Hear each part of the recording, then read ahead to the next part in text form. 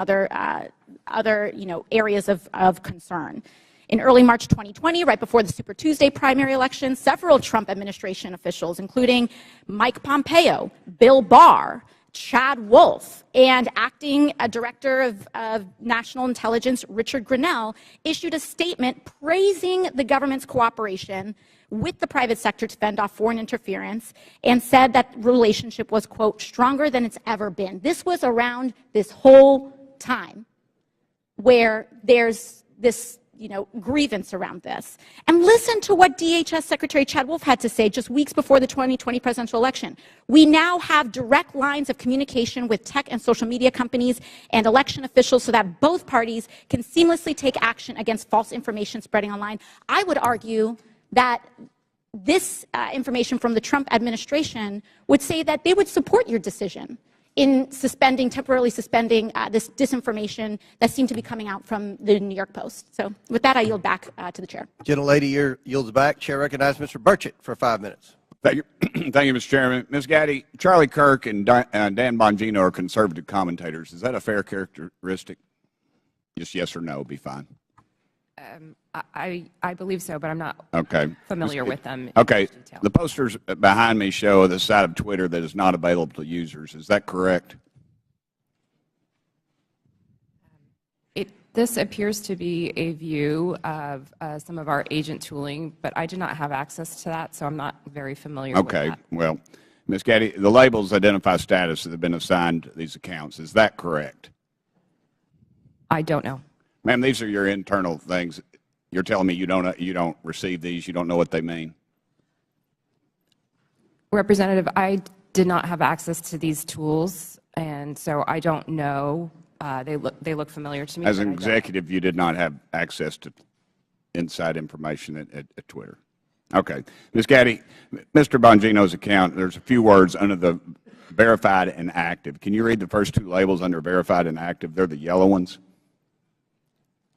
Notification spikes, search blacklist. All right, thank you. Ms. Bongino, ma'am, Mr. Bongino has more than 3.5 million Twitter followers. Is that correct, would you say?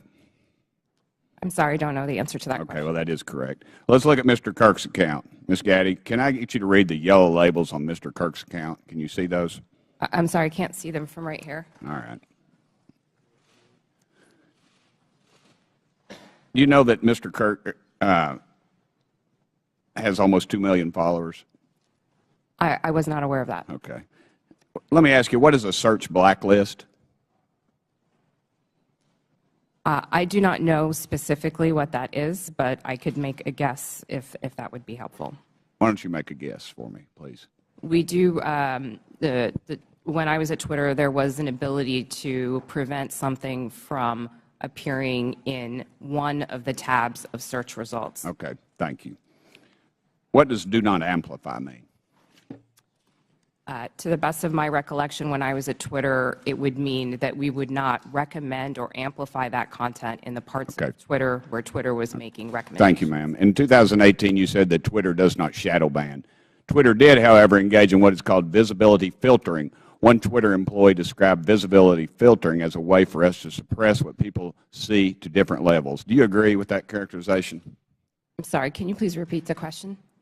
I said Twitter, okay, they engaged in what is called visibility filtering. One Twitter employee described visibility filtering as a way for us to suppress what people see to different levels. Do you agree with that characterization?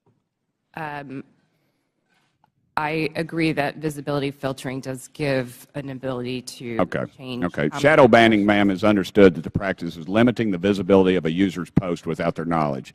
How is visibility filtering any different? Representative, I believe there are different definitions of shadow banning. Okay. But you said that Twitter in 2018 does not shadow ban. Was that a truthful statement, ma'am? Was that a lie? At that time, I had specifically defined shadow banning to mean something different than visibility filtering. You also said that Twitter does not shadow ban based on political viewpoints or ideology. Do you stand by those comments? While I was at Twitter, to the best of my knowledge, we did not do that. Okay. Mr. Roth, on January 22nd, 2017, you tweeted that there were actual Nazis living in the White House. Do you still stand by that comment? Yes or no? Sir, I regret the language I used. No, I do not. Okay, Mr. Roth, earlier in your testimony, you said you regretted tweeting that, quote, actual Nazis are living in the White House. However, Iran's Ayatollah sent anti-Semitic tweets, one stating, quote, Israel is a malignant, cancerous tumor that has to be removed and eradicated. Yes or no, did Twitter ever ban the Ayatollah or remove this hateful anti-Semitic tweet? Yes or no? To the best of my knowledge, Twitter did not remove that tweet. The answer is no. Mr. Chairman, it's clear that conservative voices are being silenced on social media in the mainstream. I appreciate this hearing. I might also suggest we look into holding one on DirecTV, Newsmax, and OAN. I give the rest of my time to Mr. Jordan. I thank the gentleman for yielding and for his good questions. So the user knows when their account's been suspended or blocked, but they don't know when they have some of these gold terms that were under Mr. Bongino and Mr. Kirk. Is that right, Mr. Roth? As of the time that I worked at Twitter, yes, that's correct. So they don't know if they're on the search blacklist. They don't know if they're on the do not amplify. They don't know that. That's correct. Twitter did not disclose that. So you did that to these two accounts. What I want to know did you know, Mr. Roth, if that was at the prompting of anyone from the government? Gentleman's time's expired, but please answer the question. No, sir, I'm not aware of any requests or orders or demands or anything from the government requesting that visibility filtering be applied to those accounts or any others.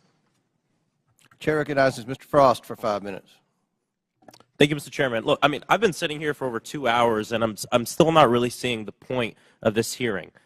Is it to solve the problems of the American people, what people are struggling with? No. We get it. My Republican colleagues wish that the Hunter Biden story would have helped them win the 2020 election, and that didn't happen. And so they're angry about it, and that's the point of this hearing. You know, it was actually the foundation of the chairman's opening statement. It's why he brought up that poll on the 2020 election. That's what this is all about. And so I want to say to my colleagues, don't worry. There's still many platforms you can spread disinformation on, Parler, Truth Social, that have questionable editorial policies but aren't here today. There was no collusion, as the witnesses have said, under oath. There was no pressuring from the United States government, as we heard under oath. We're wasting our time here bullying former Twitter employees. So that way, it's calling the ref. So that way, in the future, when they want disinformation to be put on the internet, social platforms will be scared to call them out down the road. It's called calling the ref. But let's talk about the root of this hearing. My Republican colleagues would have folks believe that Democrats are preparing for some sort of major culture war. And there's a difference between a culture war and how culture naturally changes, culture change. Some on this committee are very resistant to culture change. I mean, just yesterday we heard a member equate immigration negatively to changing our culture, black and brown folks coming to our country. The reality is that culture changes, it adopts, it welcomes more people, it becomes more understanding, and it also decides to reassess what's acceptable behavior and rhetoric. It could be different now than it was in, say, the 1950s. In this supposed culture war, they often conflate the right to free speech with the non-existent right to not be criticized or held accountable for what you say on the internet or even in real life. And just because it's legal to say something and the government won't throw you in jail for it, doesn't mean the rest of the world, and sometimes even your own family, have to associate themselves with you or your comments. Mr. Roth, you helped set up content moderation policy at Twitter. What type of user tweets were more likely to get limited? Did it have to do with racism, sexism, homophobia, violence, or were y'all looking for people who were supporting Donald Trump, President Trump, and limiting those? Our policies were built fundamentally to be viewpoint neutral. They were focused on harm reduction, looking to things like the Universal Declaration of Human Rights with a focus on protecting people's safety, people's right to free and fair elections, people's rights to free speech. And we built concern with those rights into our policies. So being a decent human being. That's certainly what we tried to do. Gotcha. Yes. Ms. Naravoli, earlier you testified about a 2019 tweet that was about President Trump, and I think it was from Ms. Teagan. What was the tweet about? Would you like me to give the direct quote? Yeah. Please excuse my language, this is a direct quote, but Chrissy Teigen referred to Donald Trump as a pussy-ass bitch. Okay. Free speech. And what happened after Ms. Teagan posted her tweet? What did the White House do? What did the Trump White House do? From my understanding, the White House reached out to ask that this tweet be removed. It was my team's job. This fell underneath the policy for abusive behaviors, and we evaluated underneath our insults policy. At that time, up to 3 insults were allowed, and so it was our job to determine how many insults were included within that phrase. So the Trump White House reached out, not an agency, but the White House reached out and requested that you remove the tweet. From my understanding, yes. Okay. Mr. Roth, you mentioned a serious problem of foreign interference in our elections. Did you see that mass interference work more in support of right-wing candidates like President Trump in 2016 or President Biden in 2020? Thank you for the question. It's an important one, and I don't think there's a clear or easy answer to this. We saw Russian operatives playing both sides and often playing them against each other. One of the most enraging interactions that my team saw were accounts operated out of the same Russian troll farm arguing with each other. And they were manufacturing drama both on Democratic sides and on the Republican So it's still a huge issue. Absolutely. 100%. Well, there you have it. There's issues of big tech. There are serious issues we need to litigate. Hunter Biden's laptop is not one of them. And like many of my colleagues have said, we need to talk about these issues, how January 6th maybe could have been prevented if Twitter had taken action due to the hateful speech, and how we have foreign interference in our elections. Why are folks on this committee so obsessed with Twitter's editorial decision on Hunter Biden's laptop? Would they hold the same hearings of the editorial decisions of Fox News and Newsmax? Free speech is about the government limiting speech around about the public. My governor, Ron DeSantis, is doing that right now. I have a venue in my district that he's revoking the liquor license of, trying to close because they had a drag show.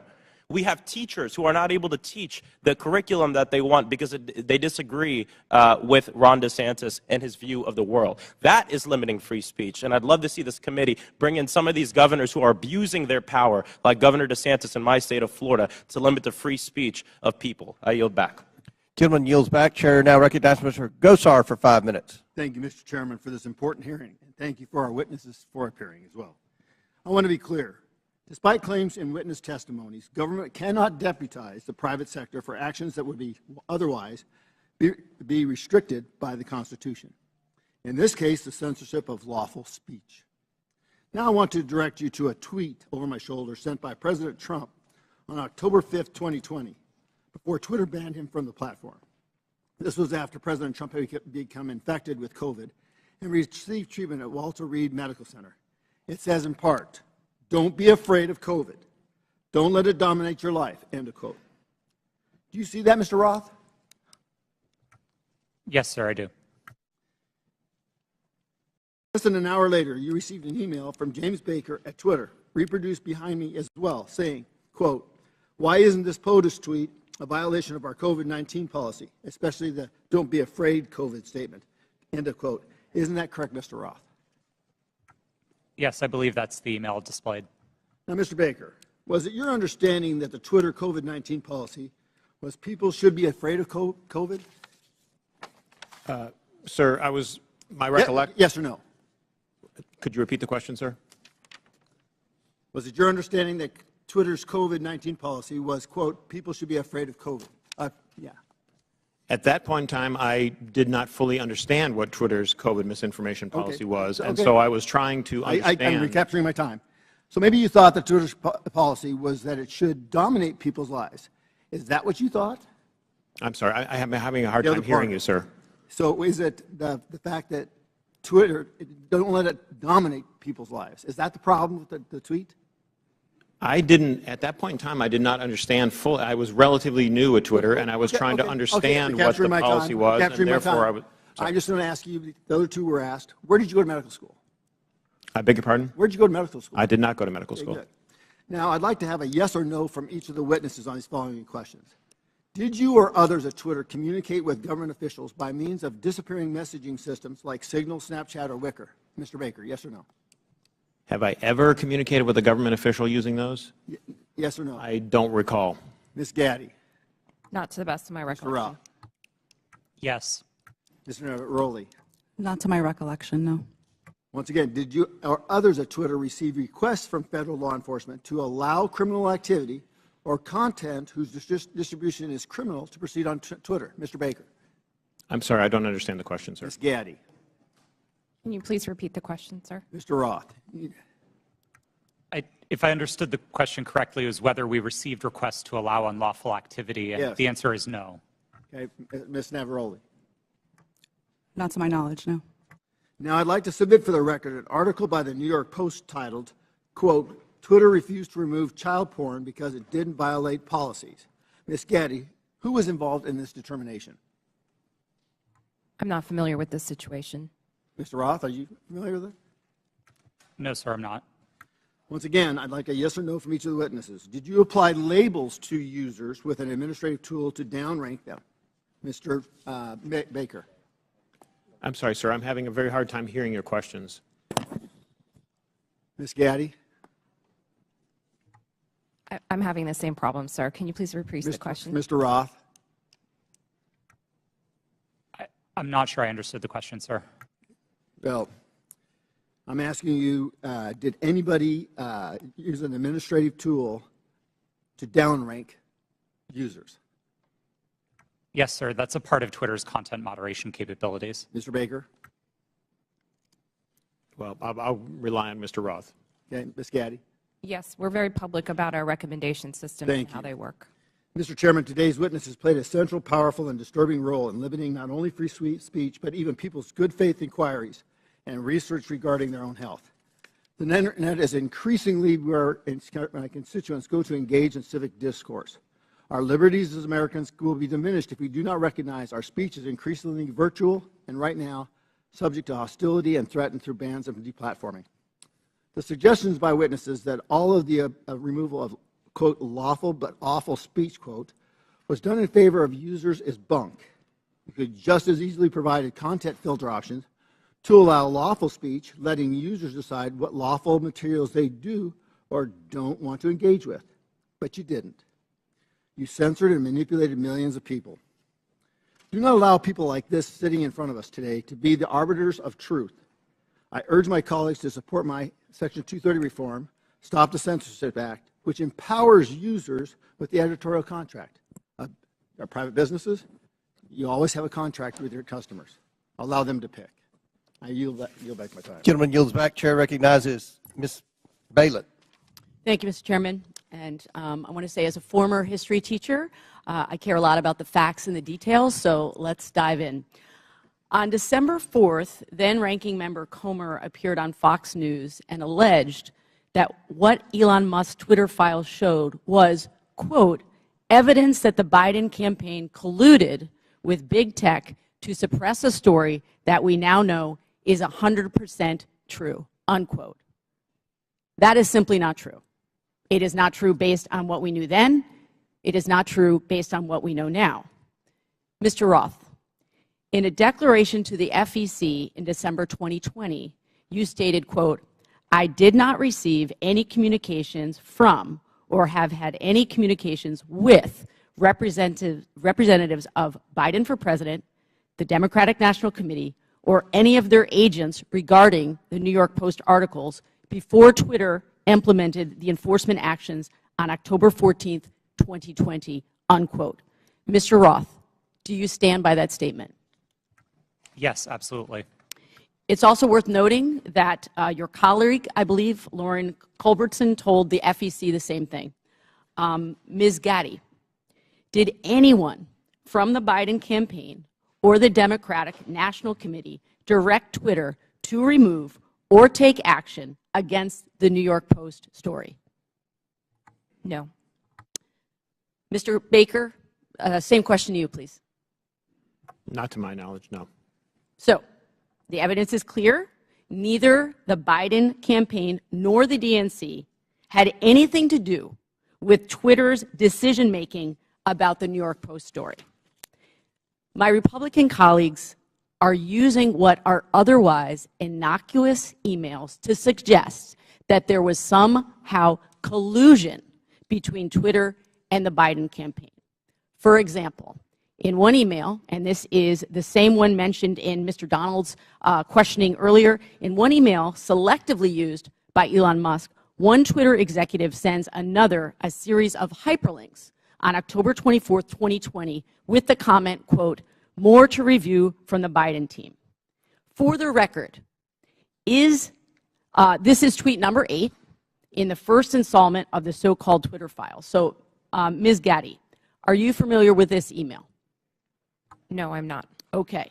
So, just to be clear, this email has nothing to do with the New York Post story. It is dated October 24th, 2020, after Twitter had both made and reversed its decisions about the New York Post story. Mr. Baker, do I have that right? Based on, I think, the exhibit that was shown earlier, that sounds correct, yes. So, Ms. Gaddy, can you clarify for the record, if you're able to, what's happening here? Can you please be more specific about With this email?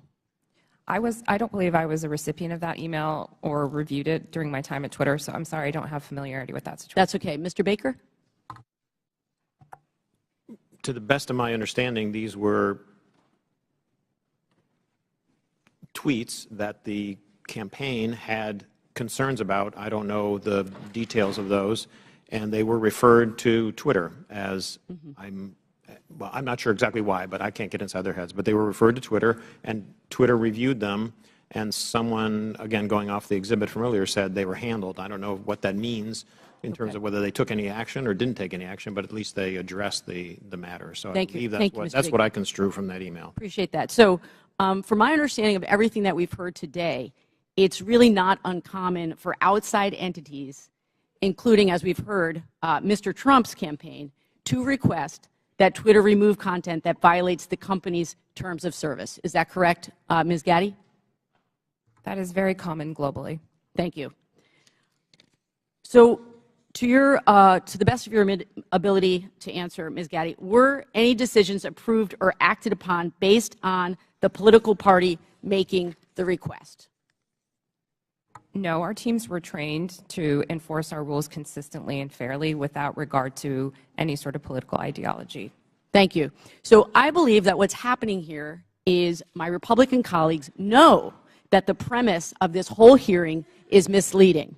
There is no evidence that the Biden campaign had anything to do with the Hunter Biden New York Post story. And the evidence we do have simply shows that the Biden campaign did what the Trump campaign and millions of Twitter users do routinely: flag content and ask Twitter to conduct its own review to determine whether it violates Twitter's own rules and policies. I yield back. Lady yield. Chair recognizes Mr. Palmer for 5 minutes. Thank you, Mr. Chairman. I'd like to submit a June 22 study conducted by Princeton University called "Powered by Twitter: The Taliban's Takeover of Afghanistan." Without objection, so ordered. This study covers the time frame of April to September of 2021, which is 4 to 5 month period between President Biden's official announcement of America's intentions to withdraw and the chaotic end of the American troop presence in Afghanistan. The study found that the Taliban weaponized Twitter and that Twitter's moderation policies failed. There were more than 126,000 accounts in the Taliban support network, and 83% of these Taliban-associated accounts were created before 2021, well before Twitter could claim that these accounts represented a government. These accounts shared graphic images and videos depicting dead and decomposing bodies and rampantly spread disinformation about the facts on the ground in direct violation of Twitter's public policies. Taliban tweets were shared millions of times in the summer of 2020. The study also found that 3/4 of Taliban content was produced by only 20 accounts, which is suggestively straightforward. By the way, the U.S. government classifies the Taliban as an insurgent group, in case some of my colleagues don't understand what real insurgencies are. Mr. Roth, why wasn't Twitter more effective at curtailing the clear-cut content violations by Taliban Twitter accounts? Thank you for the question, sir. At the time that you referenced, I wasn't responsible for Twitter's work on counterterrorism. Do you have any idea why Twitter would allow clear-cut violations by an insurgent group? And by the way, they carried out multiple suicide attacks during the time frame they were sending out these tweets, killing dozens and injuring hundreds. It's my understanding that Twitter's policies at the time distinguished between some of the more violent portions of the Taliban and some of the more political portions of it. I'm not rendering judgment on it. That stuff's still up on Twitter, and I just wonder how many content moderators were assigned, if any, to check on these accounts. Additionally, it appears that Twitter was profiting from Taliban's presence on the platform in the lead up to the overthrow of the Afghan government. Twitter placed ads from U.S. companies including Amazon, Disney, McDonald's, and on the Twitter accounts of the Taliban news organization and their spokespersons and their senior leaders. Ms. Gaddy, did Twitter make money off placed ads on Taliban Twitter accounts on August 26, 2021, when 13 U.S. men and women died in a suicide bombing? I have no knowledge of this matter. You don't have any knowledge about whether or not these ads were up? I do not. According to Twitter, the decision to ban President Trump was after a close review of his tweets and the context around them, specifically how they are being received and interpreted on and off Twitter. On June 3rd, Minutes remaining. So I now yield 3 minutes to Mr. Palmer. thank you, Mr. Chairman. Let's try this again. According to Twitter, the decision to ban President Trump was after a close review of his tweets and the context around them, specifically how they are being received and interpreted on and off Twitter. On June 3rd, 2018, the Iranian Ayatollah Khomeini tweeted, "Israel is a malignant, cancerous tumor in the West Asian region and has to be removed and eradicated. It is possible and it will happen." This tweet remains on Twitter to this day. Mr. Roth, how do you believe this tweet from the leader of Iran calling for the eradication of Israel was received and interpreted on and off Twitter? I couldn't say for sure how that tweet was interpreted. You would have a pretty good idea, though, of how many retweets and the amount of traffic it got. Only from what I can see in that illustration. Why does the Iranian leader who has explicitly pledged to eradicate the Jewish state of Israel get to remain on Twitter? Mr. Roth. Like all of Twitter's users, the Ayatollah is subject to the same set of rules. And while I can't speak for Twitter's decisions today, I can say that Twitter took a number of enforcement actions against the Ayatollah's account, the same way that we would against That's still up. else's. You understand how hypocritical this is, right? You banned a sitting U.S. president and a sitting member of Congress, Marjorie Taylor Greene, while a man who has pledged death to America and can openly call for the death of millions of Jewish people and yet not be removed from Twitter. You understand how that looks? How hypocritical that is? I'm asking Mr. Baker, Ms. Gaddy, Mr. Roth, Ms. Navarro. That's amazing. But it shows hypocrisy at Twitter. I want to pivot here, Mr. Chairman. Mr. Goldman made a very troubling statement claiming that as Vice President Joe Biden fired the Attorney General of Ukraine, since he had knowledge of this prior to becoming a member of Congress, Mr. Goldman should provide to the committee documentation about this action. We should know who authorized Vice President Biden to take this action against the Ukrainian Attorney General. We need to know, was there an investigation to justify the firing of the Ukrainian Attorney General, and if yes, who conducted it? He needs to provide all details involving this action, including Vice President Biden's threat to withhold $1 billion of U.S. funding if the Ukrainian AG was not fired, and who authorized Vice President Biden to make that threat. I would request that the committee look into this, and I yield back. Gentleman yields back. Chair now recognizes Ms. Lee for 5 minutes. Thank you, Mr. Chair. This has been an incredibly electric hearing.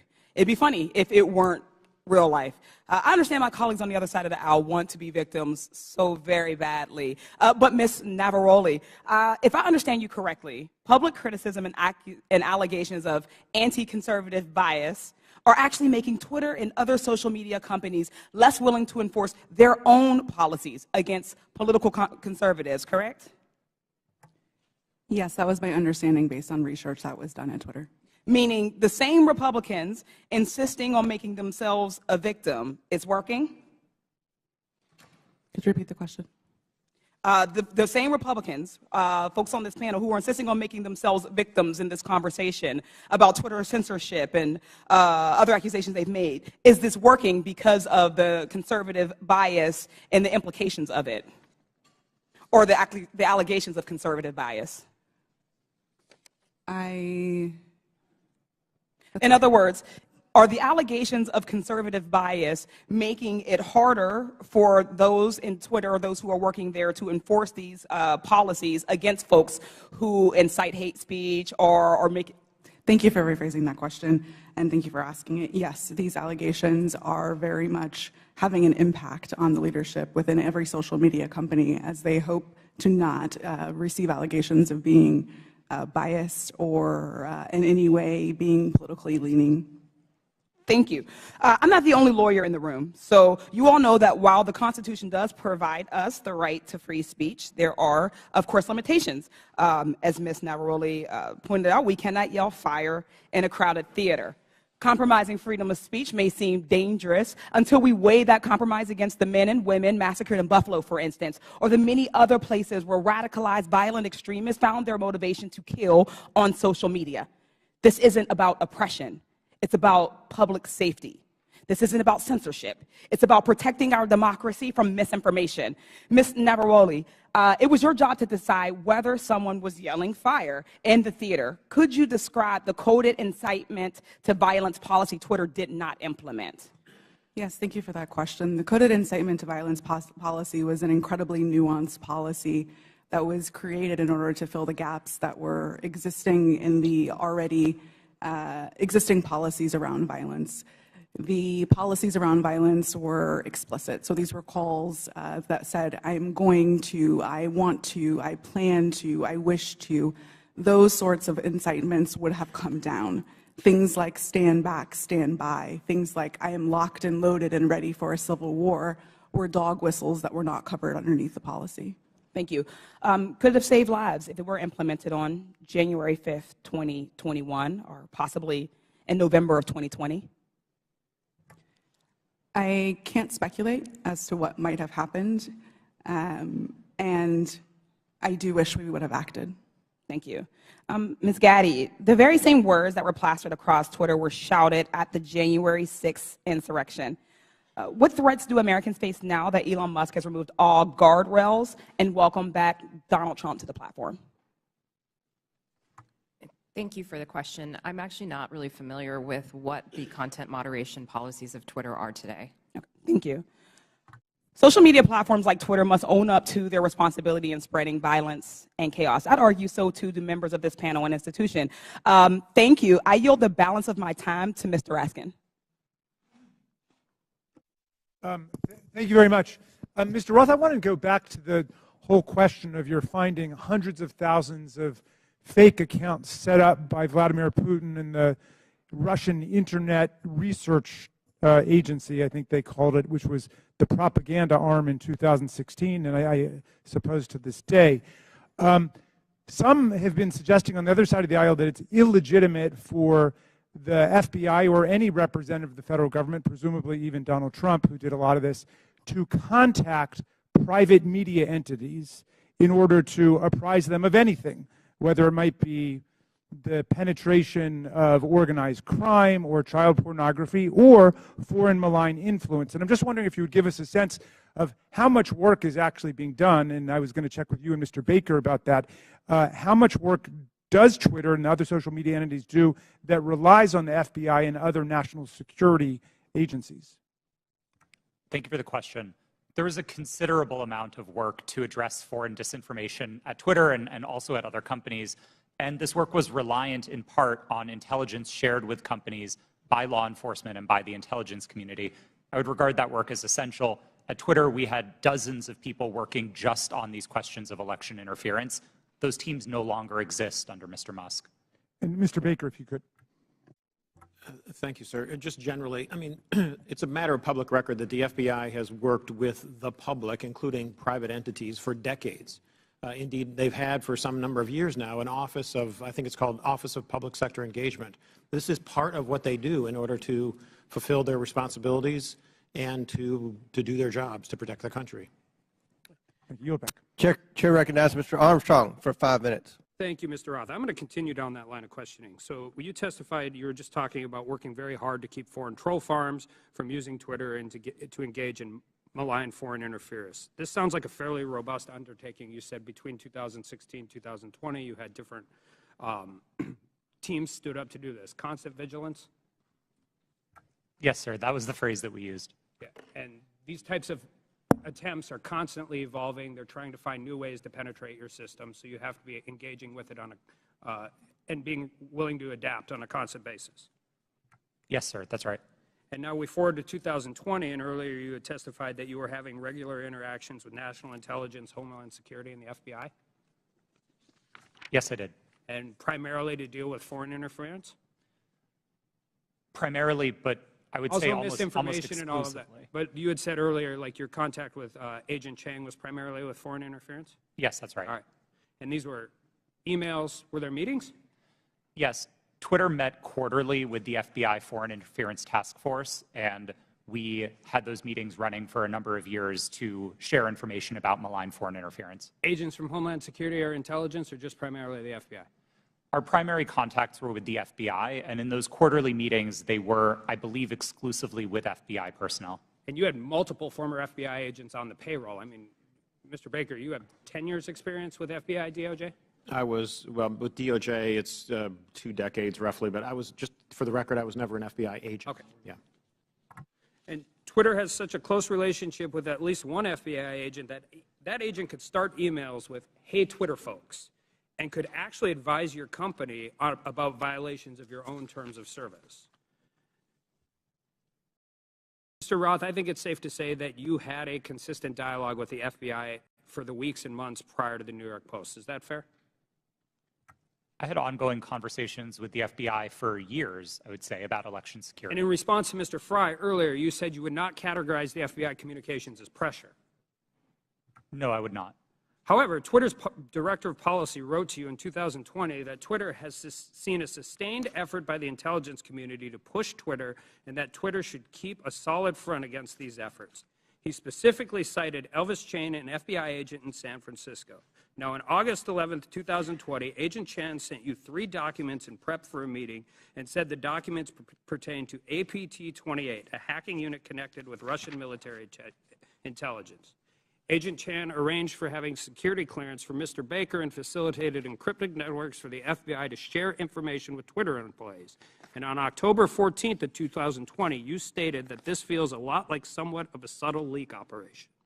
Earlier today, you testified that you were following national experts on Twitter, national security experts on Twitter, as a reason to take down the New York Post story on Hunter Biden's laptop.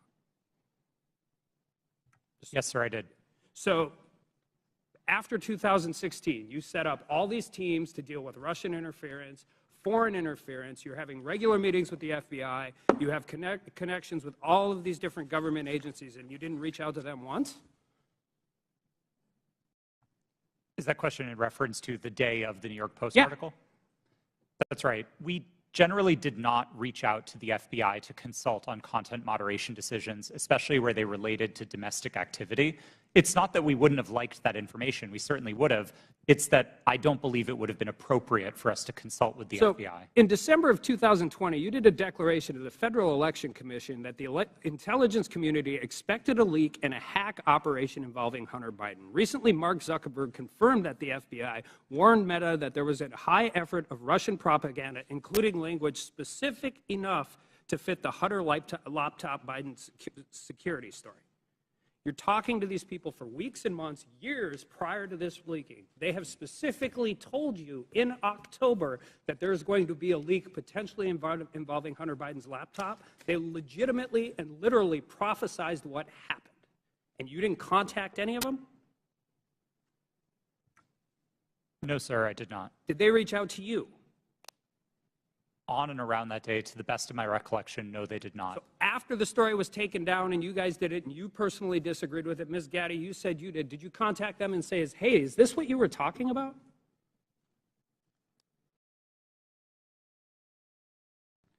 If that question was directed to me, no, I did Ms. not. Gaddy, did you talk to anybody from the FBI?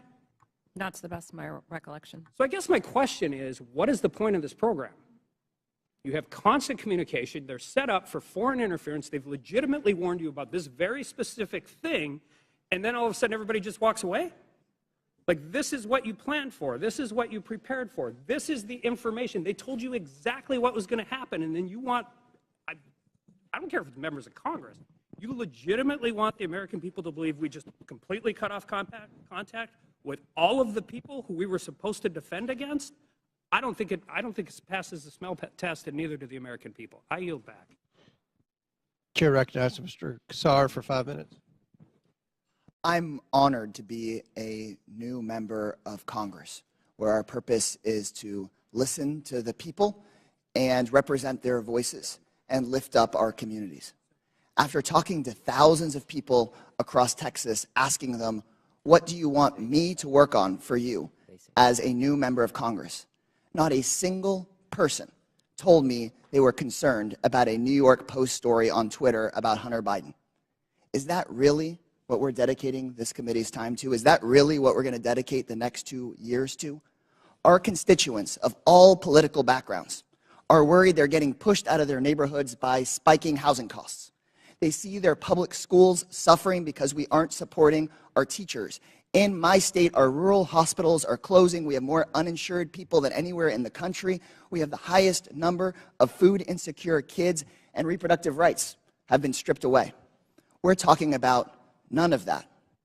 It seems to me that we're having these hearings so that people can beat their chest about Hunter Biden, maybe do some fundraising, get some headlines, and ironically post those on Twitter.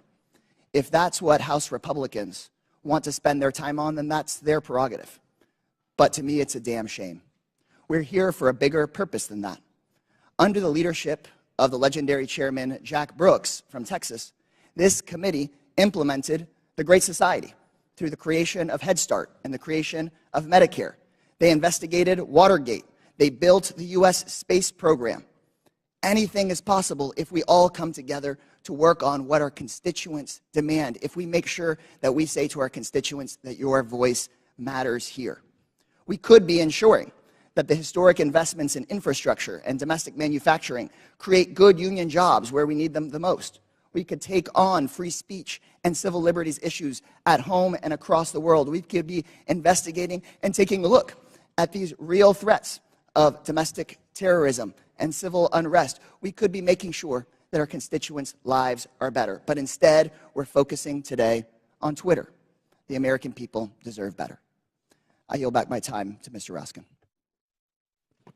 Thank you very much, Mr. Kassar. Let's go back to this point about the Russian disinformation campaign. And just to refresh everybody's recollection, Mr. Roth, you learned, was it before 2016 or after 2016, that Vladimir Putin had commanded an entire campaign to try to invade the American election with social media messages on Twitter, Facebook, and so on? Was that before the election you learned or after? While there was some public discussion of it before the election, most of the confirmed information was only declassified after Election Day. Okay, so there was this powerful, massive campaign unleashed by a malign foreign actor interested in undermining American democracy with a specific electoral objective, right? Did you find that? Was he just trying to create chaos, or did he want to put the thumb on the scale with his intervention for either Hillary Clinton or Donald Trump? A bit of both, honestly. I think there was a significant amount of the troll activity on social media in particular that wasn't tilted one way or the other. It played both sides and it played them off of each other. And I think that's bad for America and it's bad for democracy. I think the hack and leak campaign was a bit more skewed because that focused very specifically on the DNC and on John Podesta. Okay, and so the hack and leak campaign against the DNC and Hillary Clinton was one meant to damage Hillary Clinton's campaign. Is that right?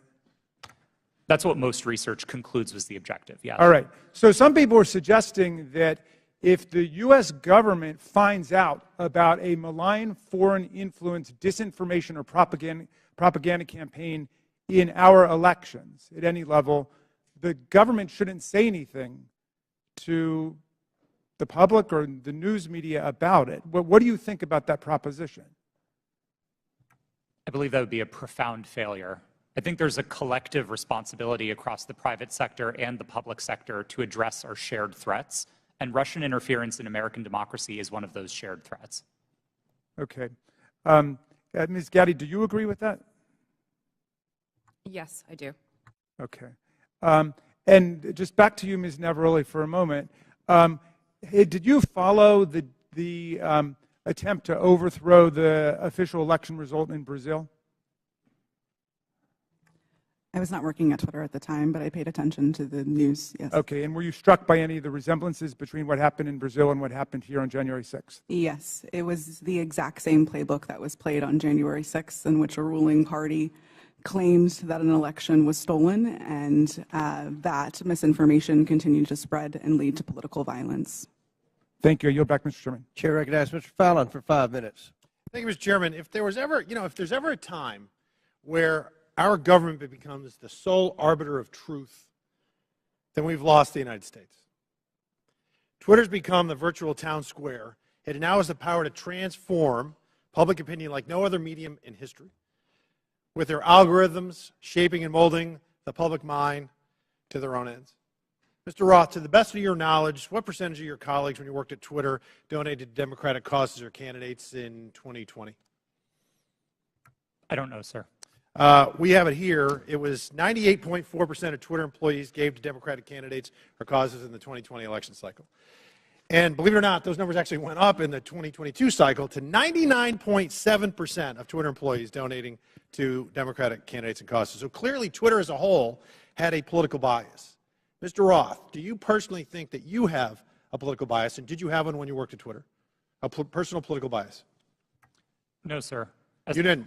That's remarkable, because it's pretty obvious you did have strong biases when you compared, ironically using Twitter, people that worked in the Trump White House to Nazis.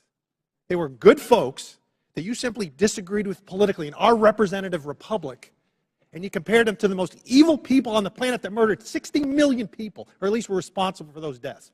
You think that was a little bit hyperbolic? Yes, I do. As I said, I regret the language. I agree with you. It was. And so your political opinion spilled over into censorship work at Twitter. I think your biases had consequences, which you intentionally expressed through your propaganda and censorship role at Twitter. Additionally, you may have collaborated with U.S. intelligence community regarding stories that you all didn't want the public to see. So namely, what we refer to as the Hunter Biden laptop story that ran in the New York Post. So I'll ask you, Mr. Roth, did you receive 10 confidential documents from Special Agent of the FBI, Elvis Chan, the night before the Hunter Biden laptop story ran? Yes. You did.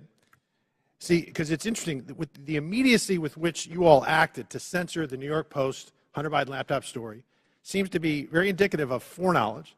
And the story was seismic, and it was rushed to be suppressed, knowing full well it was not Russian disinformation, as some here said. It was truth that was denied the American voter. And the Media Research Center polled Democratic voters in 2020 swing states and found that 17% would have changed their vote if they had known the contents and evidence of the New York Post story. President Trump lost key states, Georgia, Pennsylvania, Arizona, and Wisconsin, by collectively just over 100,000 votes. And if this is accurate, this poll, 3.2 million votes could have swung. And he only needed a teeny fraction of those 3.2 million. That decision almost certainly changed the result of the 2020 presidential election. Did you have any idea the contents of the New York Post story, Mr. Roth? Only what I read in the New York Post that day. And then it was killed by Twitter, and the mainstream media followed. So I found this interesting. In 2019, candidate for President Joe Biden said, and I quote, "I have never spoken to my son about his overseas business dealings." And yet, the evidence in that story and on that laptop revealed that two of Hunter's Mexican business associates, Miguel Magnati and Miguel Velasco, visited the White House in February 2014, and he was later photographed. Joe Biden was photographed with him in the White House. Also in October 2015, Hunter arranged a video conference with his dad, Joe Biden, the sitting vice president, and Carlos Slim, the Mexican billionaire. And then unbelievably in 2015, Hunter introduced his father, then vice president, to Vadym Pozharskyi, an executive at the now infamous Burisma Holdings Company, where Hunter would later magically make millions as a board member despite having no experience whatsoever in the energy sector. Joe Biden lied. He created the firewall, and then he was exposed because of this story and other information. He lied to the American people, and Mr. Roth, you withheld information on the eve of a presidential election, and you protected that lie. And I hope for the sake of the country that men like you that do those things, men and women, never get to put in such power, in positions of power again. And, Mr. Chairman, I'd also like to see if, I'd like to ask unanimous consent to enter into the record a tweet from Ranking Member Raskin. The tweet reads, "It's horrifying to see images of Border Patrol agents whipping Haitian refugees at the Texas border. Not exactly the feeling I get from Without objection. It's ordered. Thank you. Would you yield back? Would you yield? Yep. Oh, well, I just think that's misinformation, or at least it was a mistake, and Twitter left it up for a week, or not a week, a year, a full year. Gentleman yields. I yield. Mr. Baker, in top of page 2 in your written testimony, you said, "I did not destroy or improperly suppress Whose time is this? any documents at Twitter regarding information important to the public dialogue." The way you worded that, it sounds like there is some Chairman, kind how of much extra time is he going to get during this hearing? You finish He the had, question, he and had then you time. take it Let to him repeat the order. question, and then his time will be expired. And It please expired answer. before he started. Clearly, it's up to the chairman, so why don't you let him answer? Mr. Baker, on top of page 2 of your written testimony, you said, "I did not destroy or improperly suppress any documents at Twitter regarding information important to the public dialogue." The use of the term improperly suppressed suggests there was some kind of suppression done in a proper way. I just want to know what that was, and is this referring to your work at Twitter when the Twitter files were first released just a few months ago? Unfortunately, sir, I think I'm constrained from answering that question any more fully than in my testimony because of attorney-client privilege. So unfortunately, I'm just going to have to leave it at that. I thought that's been waived. Not the privilege, not the privilege. The non-disclosure agreement, my understanding, has been waived, but not the attorney-client privilege. Gentlemen, time's expired. I do not have anything in writing to indicate that the Twitter has waived privilege with respect to that matter. Chair recognizes Ms. Crockett. Thank you, Mr. Chair. MAGA Republicans can't let go. That should be the name of this hearing. I'm glad that seemingly we have now accepted that President Joe Biden won the election, even though now we are blaming President Trump's loss on Twitter. Can we finally let it go? This is why Democrats are reinforcing that in this hearing we should be talking about the threats to our democracy. That's the real threat, not an old article that seemingly couldn't reach the viewership it sought through its own platform to disparage and attempt to skew the election in favor of a twice impeached former president who lost a secure and fair election. As a Texan who served in the House and fled the state as MAGA Republicans there pushed an agenda just as insidious as the foreign interference we experienced in the 2016 election, we should be talking about what they don't want to talk about as they continue to cut you off as you try to talk about things such as interfering with our democracy, and how there has been an inciting of political violence against individuals as well as our democracy as a whole. We are supposed to live in the land of the free, and when some people are afraid of losing power, they engage in conspiracy theories and distractions, such as the Joe Biden, a candidate at the time, not government actor at the time, colluded with social media to win. So let me say thank you for showing up for this political theater. Unfortunately, the American people deserve better of its leaders. They deserve a robust conversation around the very real and very present threats to our democracy, the greatest democracy in this world. So with that being said, let me be clear. I believe that there has been testimony previously by Miss Navaroli. I hope I'm not just killing your name right now. At some point, you stated if January 6th and anything like it, that language, if we would have seen that happen in any other country with any other leader, Twitter would have acted completely differently. It is my understanding from this statement, and correct me if I'm wrong, that you almost felt as if Trump was treated differently. In fact, that you may have been of the impression that he was treated with more deference than other world leaders. Is that true? Yes. As I testified earlier today, Twitter bent and broke its own rules in order to protect dangerous speech, like the tweets that were directed towards Representative Ocasio-Cortez. And when we talk about bending, it's my understanding from another deposition that there were actual alarms that would go off if someone would access Trump's Twitter account other than, I believe, the CEO. It was my understanding that alarms would ring within Twitter if the account was accessed outside of a select group of individuals who had access to that account. Are you aware of this being an ongoing practice for other individuals' Twitter accounts? At my time at Twitter, the former President Donald Trump's account was the only account that I did not have access to. Okay, so we know that there weren't individual actors running around Twitter setting off alarms every other day. Is that correct? Not to my knowledge, no. Okay. Now, as we talk about January 6th, because I think that's the only thing we should be talking about, what I want to talk about is what, and anyone can answer this question.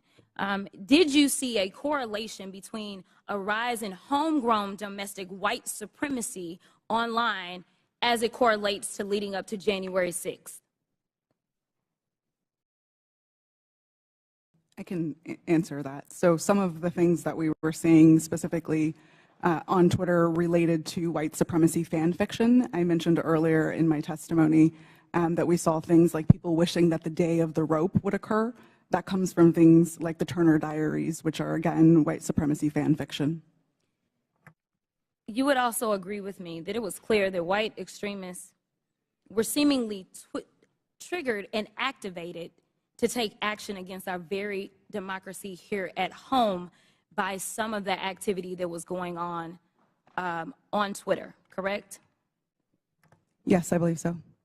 Now, just to make sure that we can summarize what we allegedly are here to talk about, you all would agree with me when I say that there was no physical damage or destruction to structures, limb, or life as it relates to this article, yet we do know that there was actual harm, physical harm, as well as destruction that occurred as a result of January 6th, correct? Yes, people died on January 6th. Thank you. With that, I'll yield the remainder of my time to Chairman Raskin, or Ranking Leader Raskin. Thank you. Mr. Chairman, I would just use the second to ask unanimous consent to submit for the record an extraordinary article just published called "Twitter Kept Entire Database of Republican Requests to Censor Posts," published on February 8th. It was just published by Rolling Stone. So for everybody's reading enjoyment, if people think it was biased against conservatives, this would lead us to believe it was definitely biased against liberals and progressives. Didn't have you pegged for a Rolling Stone reader, but without objection, so ordered. Chair recognizes Mr. Groffman. First of all, just a comment. When we talk about the Pledge of Allegiance, one of the lines in there is, "To the Republic for which we stand." Ben Franklin, when he was asked about our Constitution, he said, "We give you a republic if you can keep it." Just two lines that maybe some people around here haven't heard. Now, this is kind of a little story for the three of you on the left here. In January of 2021, the Christian magazine called The Daily Citizen tweeted about President-elect Joe Biden's announcement that Dr. Rachel Levine was his nominee for Assistant Secretary of Health. They commented that Dr. Levine is a transgender woman. This was banned from Twitter. Are you familiar with this story? I'm not familiar with it, sir. Do you have any reason why it would have been banned?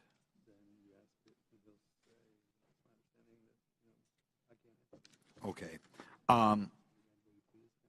There are local talk radio hosts in my area, well-known media hosts out of the Madison, Milwaukee, Green Bay media market, widely listened to. They were shadow banned on Twitter. There's some very prominent doctors in the area that didn't agree, perhaps, with everything CDC or NIH said, that were banned on Twitter. I'd like you to comment on that because, normally I think when people make a major health decision, they always like to get two separate opinions. and some of these doctors who were wildly well respected, probably two of the most prominent doctors in Wisconsin, thought outside the mainstream. And I think if we're thinking outside the mainstream, they were taken off your platform. Could you comment on why you would take somebody off a platform, or why a distinguished doctor would be considered something that the public as a whole couldn't hear their version of events?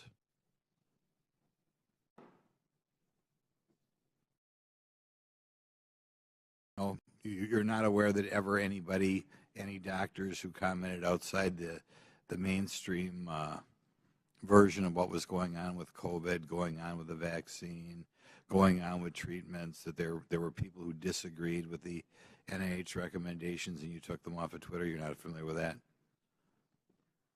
None of you are familiar with that. Okay.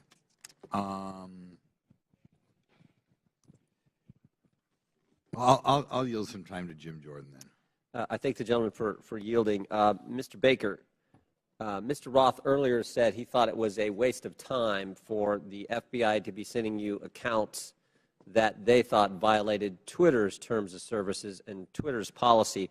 I was just curious, did you ever tell Twitter executives or FBI acquaintances that the FBI had no legitimate interest in enforcement of Twitter's policy? Sir, I'm going to give you the same answer I gave before. I think the advice that I was giving internally to folks would be covered by the attorney-client privilege. And as let me yes, stop, Mr. Baker. Although you're testified today by subpoena, you nonetheless have raised the attorney-client privilege to avoid answering this committee's question. Congress does not recognize the common law attorney-client privilege. With that, I'm going to allow Mr. Jordan to ask the question again. Well, there's been two questions I've asked that he's refused to answer. So let me, if I could, Mr. Chairman, I'll ask both again. I'll go back to the one asked a couple minutes ago. Top of page 2 of your testimony, you said, quote, "I did not destroy or improperly suppress any documents at Twitter regarding information important to the public dialogue." I would like to know what you're referring to that you, in your mind, properly suppressed, and when that took place, specifically if it took place during the time that the Twitter files were first being released just a few months ago. well, again, sir, as I think we've notified the committee and we've had these conversations with Twitter as well to try to resolve this issue prior to coming up here today, I don't have anything in writing that clears me in my ethical responsibilities to my former client with respect to answering questions that I think fall squarely within the attorney-client privilege. So unfortunately, I don't think I can go beyond what I've said there already, sir. Unfortunately, Mr. Baker, your assertion that the attorney-client privilege, it's overruled as to this particular question and answer. So will you please answer the question by Mr. Jordan? Point of order, Mr. Chairman. State your point. Well, as I understand it, because we just went through this in the January 6th committee where multiple witnesses asserted attorney-client privilege, including people who weren't covered by it at all. Ultimately, that's for a court to decide. So I don't think there's anything we can do within the committee at this point, unless I'm missing something. We'll give you one more chance to answer the question. If you don't answer it, then we'll have to deal with it after the committee hearing. Mr. Baker, could you answer the question, please? I apologize, but I believe I have ethical responsibilities to my former client, and I don't think I can go beyond what I've said already, unfortunately. Yeah, I just said that. All right. Mr. Baker, you did suppress documents then that, in your language, was important to the public dialogue? I'm going to give you an extra minute, Mr. Goldman. Oh, thank you very much. I'm sorry, sir. Could you repeat the question? Again, going on what your written testimony. So you did suppress documents at Twitter regarding information that was important to the public dialogue. That's a yes or no.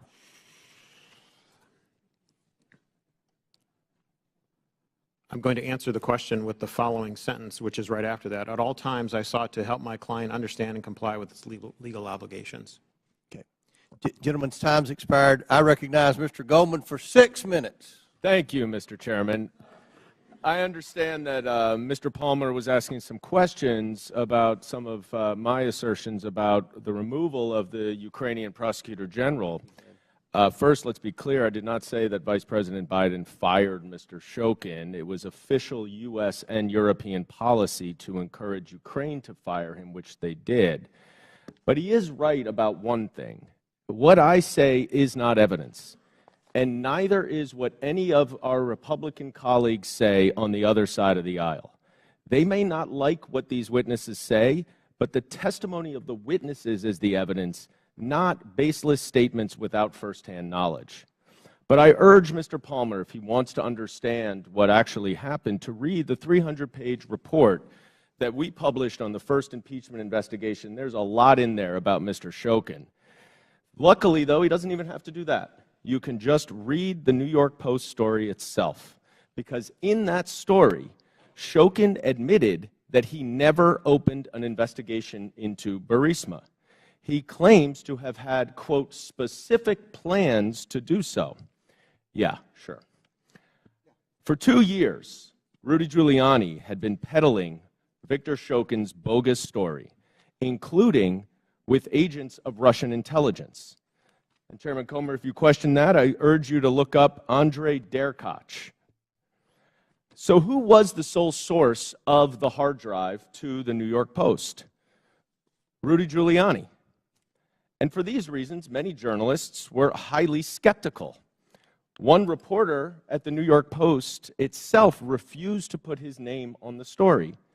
Fox News' Brett Baer said, quote, "The whole thing is sketchy," unquote. And both Giuliani and the Post refused to give the laptop to other journalists to verify and analyze it. In fact, Giuliani told the New York Times that he hoped that it would be published before it could be verified. So what is the so-called authentication for this laptop? Well, Chairman Comer said in his opening statement that it's a subpoena to the computer repair shop owner, which happened over about a year before the New York Post story. But that is not the same hard drive that Rudy Giuliani received months later from that repair shop owner and passed along to the New York Post after he was in possession of it for several months. Now, Mr. Baker, based on your understanding of Russian malign influence campaigns, does Russian intelligence have the capacity to manipulate a hard drive? Yes. So it is possible that some of the materials on a hard drive could be authentic, and some could be altered, manipulated, or even added to the hard drive. Is that right? I believe so, yes.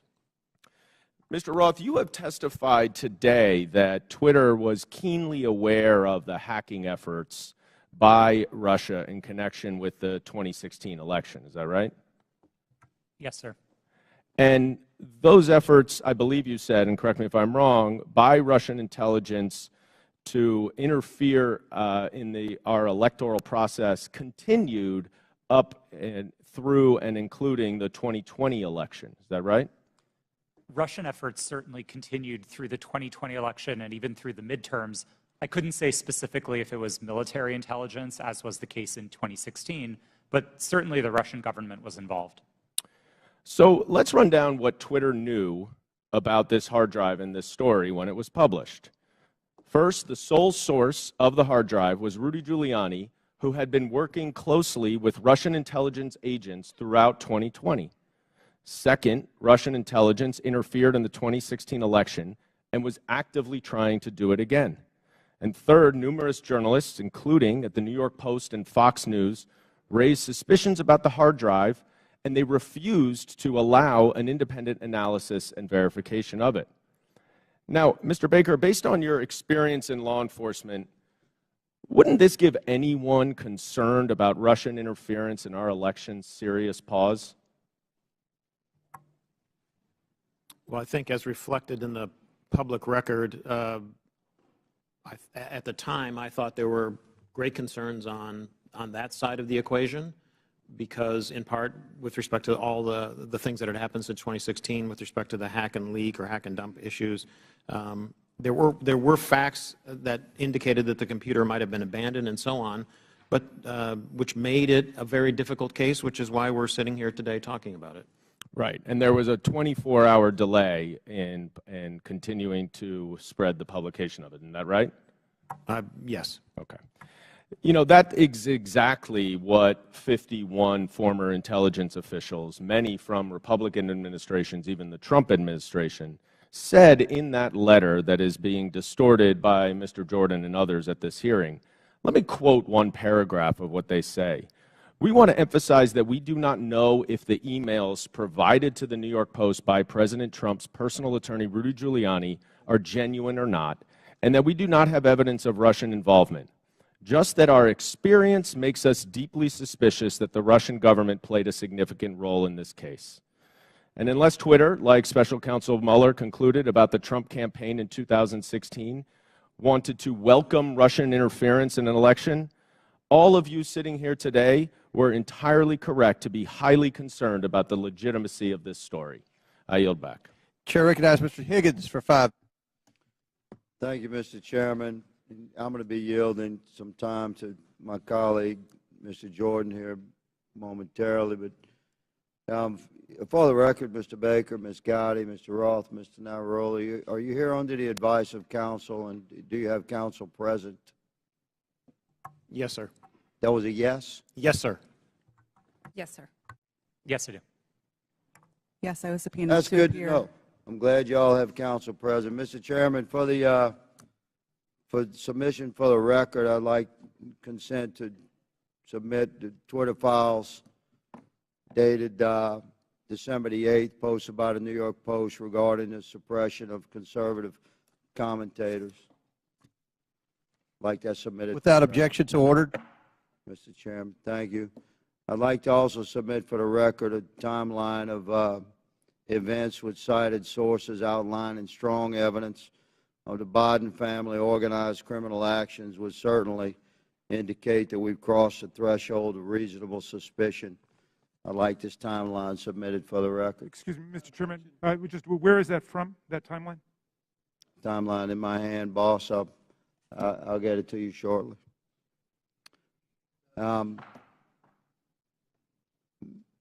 line is that the FBI had the Biden crime family laptop for a year. They knew it was leaking. They knew it would hurt the Biden campaign. So the FBI used its relationship with Twitter to suppress criminal evidence being revealed about Joe Biden 1 month before the 2020 elections. You, ladies and gentlemen, interfered with the United States of America 2020 presidential election, knowingly and willingly. That's the bad news. It's going to get worse, because this is the investigation part. Later comes the arrest part. Your attorneys are familiar with that. Mr. Chairman, I'd like to spend 5 hours with these ladies and gentlemen doing depositions surely yet to come. But for right now, I'll yield the balance of my time to my colleague, Mr. Jordan. I thank the gentleman for yielding. I think he made the right point. And I would just respond to to our colleague from New York. You know who knew the laptop was real was the FBI. They had it for, or maybe they had it for a year and just said, you know what, we're going to put it on the shelf, we're not going to look at it. But if anyone knew it was real, it's them. That's why I asked the question, again, back to my colleague from New York, what he was talking about. That's why I asked the question earlier. I said, did anyone at the FBI or Mr. Baker know, did Mr. Baker talk to any of those 51 former intel officials who sent the letter saying this has all the classic earmarks of a Russian misinformation operation? Maybe they could have checked with the FBI, because the FBI had the actual laptop in their possession. So I appreciate the gentleman from Louisiana. I think it's a great point that he made. Mr. Roth, I'm going to come back to you in something we were at a few hours ago. And we're talking about this visibility filtering, which in my mind I understand to be something short of suspending and blocking the account, which the user then knows has happened because there's a notification in a public way, like you did to Ms. Green when you suspended her account. But there's other things, this search blacklist, this do not amplify, that are some kind of filtering that account that the user doesn't know about. And I asked the question earlier, was there any bit of this visibility filtering that was hard-coded by Twitter employees into the account of specific users? And you said, you hesitated for a while, and you said, well, you wouldn't use the term hard-coded, but it seemed to me like something like that went on. Can you elaborate? Thank you for the question. Twitter's visibility filtering system, as has been reported in the Twitter files, is based on applying labels to user accounts. And so in that sense, if the application of a label is what you meant by hard-coded, yes, Twitter systems did apply those designations to those accounts. But it was seldom the case that Twitter staff would manually, individually go in and apply those labels directly. Were any government officials, were those labels and therefore that filtering done to any government officials, any elected officials where the user wouldn't know about? I don't know, sir. I didn't have access to my Twitter computer, to any Twitter systems to prepare me to answer that question. So I'm just talking your time there and your experience there. Do you know if that happened? It would not surprise me to know that visibility filtering labels had been applied to the accounts of elected officials. So visibility filtered labels applied to the accounts, but the user doesn't know. Yes, it was not Twitter's practice to notify users. But you think that happened to elected officials and government officials? Again, I couldn't say for sure. I appreciate it. I yield back. Chair recognizes Mr. Mafumé for 5 minutes. Well, Mr. Chairman, it's been a long morning and afternoon. And at this point in time, there's an adage that says everything that can be said has been said, except that not everyone has said it. So if you will indulge me for a few minutes, I'd just like to reflect on some observations having sat here and gone through this. And I'm hoping and praying that this is not a problem in search of a solution, because we're dedicating an awful amount of time here, and I don't want a few things to escape us. But having said that, I want to first associate myself with the remarks of Mr. Raskin, the ranking chair. His opening remarks succinctly, I think, encapsulated and put in place what many of us on this side of the aisle are feeling. And I also, as a point of personal privilege, would like to just express how many of us share the concern of the gentlewoman from South Carolina who indicated her ongoing medical condition, which she said she might have to live with the rest of her life. That just got me for a moment, and I wanted to make sure that that's on the record. Now, I would disassociate myself with her remarks when she said, as did the gentlewoman from Georgia, God bless Elon Musk. For me, it's God bless my country, God bless my family, God bless my friends. Mr. Musk can take care of himself. I would also caution, if I might, all of us, but particularly the gentleman from South Carolina who said earlier that there is proof that Hunter Biden committed multiple felonies. The gentleman said that without offering anything for the record. And I know we're all covered by congressional immunity in terms of when we're on the floor and when we're in these committees, but sometimes we probably don't want to feed into hot rhetoric. I mean, we campaign in that kind of poetry, but we are elected to govern in prose. And when you do that, there's a different sense of responsibility that goes with all of us. Mr. Roth, I listened to you, and I feel bad that you were attacked.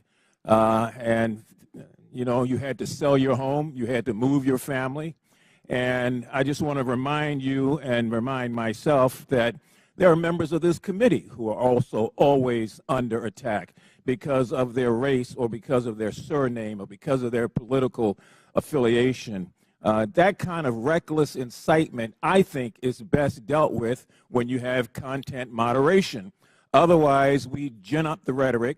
The people who can't control themselves oftentimes don't, and then we see violence occurring against whether it's members of Congress through threats or persons like yourself in the private sector. Ms. Navaroli, you in your testimony stated that on the morning of January the 6th that you sent lawyers a message warning them that your team was hamstrung by leadership. And 2 days later, when it looked like that might happen again, you asked management whether or not they wanted more blood on their hands. What was their response, and what did they do? Yes, thank you for that question. On the morning of January 6th, I did send that message to a Twitter lawyer, specifically because I believe that Twitter was going to be facing liability for what was going to occur that day. I do not remember their exact response, but I do remember there coming in a response of confirming that the information had been received. Would you repeat the second question that you asked? I wanted to know, what was their response? What did they do? Nothing. Okay, you went on to say that in January of 2020, after the United States assassinated an Iranian general, that the president at that time, Mr. Trump, decided to justify it on Twitter, and management literally instructed you to make sure that we were not about to start World War III on that platform. Is that correct? Yes, that did occur. And what happened after that? It was up to me and my team to create what we called enforcement guidance, so a document that explained how we would apply our policies specifically related to content moderation in that specific instance. I believe the document was relating to foreign policy discourse. So my point here about content moderation on the front end prevents some of the crazy things we see on the back end. Mr. Chairman, I have from the Anti-Defamation League their latest report on murder and extremism in the United States, oftentimes fueled by the lack of content moderation, that I would ask unanimous consent be entered into the record. And I also have the National Threat Assessment done by the Secret Service of our country. This was just released, and it talks about how 25% of all of these acts are being conducted by people who are not moderated, but who in fact end up breaking the law and threatening the lives of people. And I would ask unanimous consent that also be. Without objection, so ordered. Thank you, sir. Chair recognizes Mr. Sessions for 5 minutes. Mr. Chairman, thank you very much. So I will say it, God bless Elon Musk, because I think I feel that way. It was Elon Musk that revealed data that uncovered a disturbing cabal. Let's be clear, we're here today because Twitter got caught, not because people wanted to admit mistakes got made, or perhaps because they got bought. If not for the Twitter files released by Mr. Elon Musk, this activity we're discussing today would still be going on. It's no secret that the political bias of Twitter and their previous leadership bled into politics and merged that with practices of the company. And that is a big concern. But a bigger concern is where our government, on a political basis by law enforcement, becomes engaged in things that a timeline would show were not truthful. That's the concern. The fact that Twitter was working hand in glove with the Federal Bureau of Investigation and the intelligence community to suppress free speech and things that were not true is disturbing. That is why we are here today. So, Mr. Roth, I would engage you, if I could, for a minute. By the way, I want to compliment all four of you. You've been here all day. This is hard to do. You've kept your cool. To the best of your ability, you're expressing honesty. I admire that. Mr. Roth, can you please tell me about the meetings with the FBI? How many? Where did they take place? How do they accomplish what they wanted? Thank you for the question. Yes, sir. Twitter met with the FBI, I would estimate, several dozen times over the course of multiple years. These meetings happened in person, in the Twitter office, in the offices of other technology companies, and at times they happened virtually. We issued press releases about these meetings. They were not happening in secret. They were not anything that the public sector or the private sector strove to hide from anybody. But in these meetings, we used it as an opportunity to discuss the shared threats of foreign malign interference, to discuss the preparations that the public and private sector were implementing, and to use that as an opportunity to make sure that we were having open channels of communication about those malign interference threats. Ms. Roth, did you at any time believe that the Bureau might not be honest about the things they knew and the information that they shared and passed to you?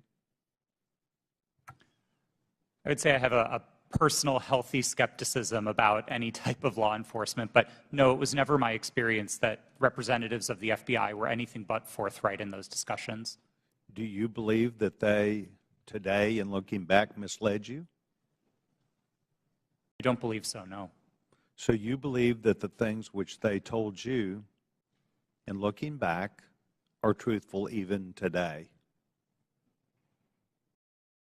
To the best of my recollection, yes. So the chance for FBI numerous times, dozens of times, to meet with you, did you put out information of the substance when you said you provided the public with information? Did you discuss what those meetings were about? I believe the public statements were fairly high level and talked about preparations for upcoming elections in the United States. Any internal records or meeting minutes would be on my Twitter computer, which I don't have access to. And does that reside, to the best of your knowledge, currently at Twitter? Yes, sir. I returned all Twitter property to the company when I chose to leave. Yes, and that would be a requirement, generally speaking. Yes. So you believe that the Bureau met with you, they did not mislead you, that you were as forthright as you could be to the public, and that you were playing the role that you felt like was responsible. Is that your testimony today? Yes, sir, it is. Thank you very much, Mr. Chairman. I yield back. Gentleman yields back, and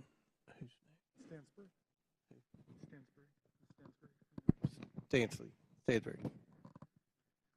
Yeah. Oh, yeah, yes. I'm sorry. Thank you, Mr. Chairman. You know, I'm beginning to feel like a little bad for the majority. Like I just feel guilty because you guys have come today to try to prove that the Biden administration, in coordination with Twitter, is impugning free speech.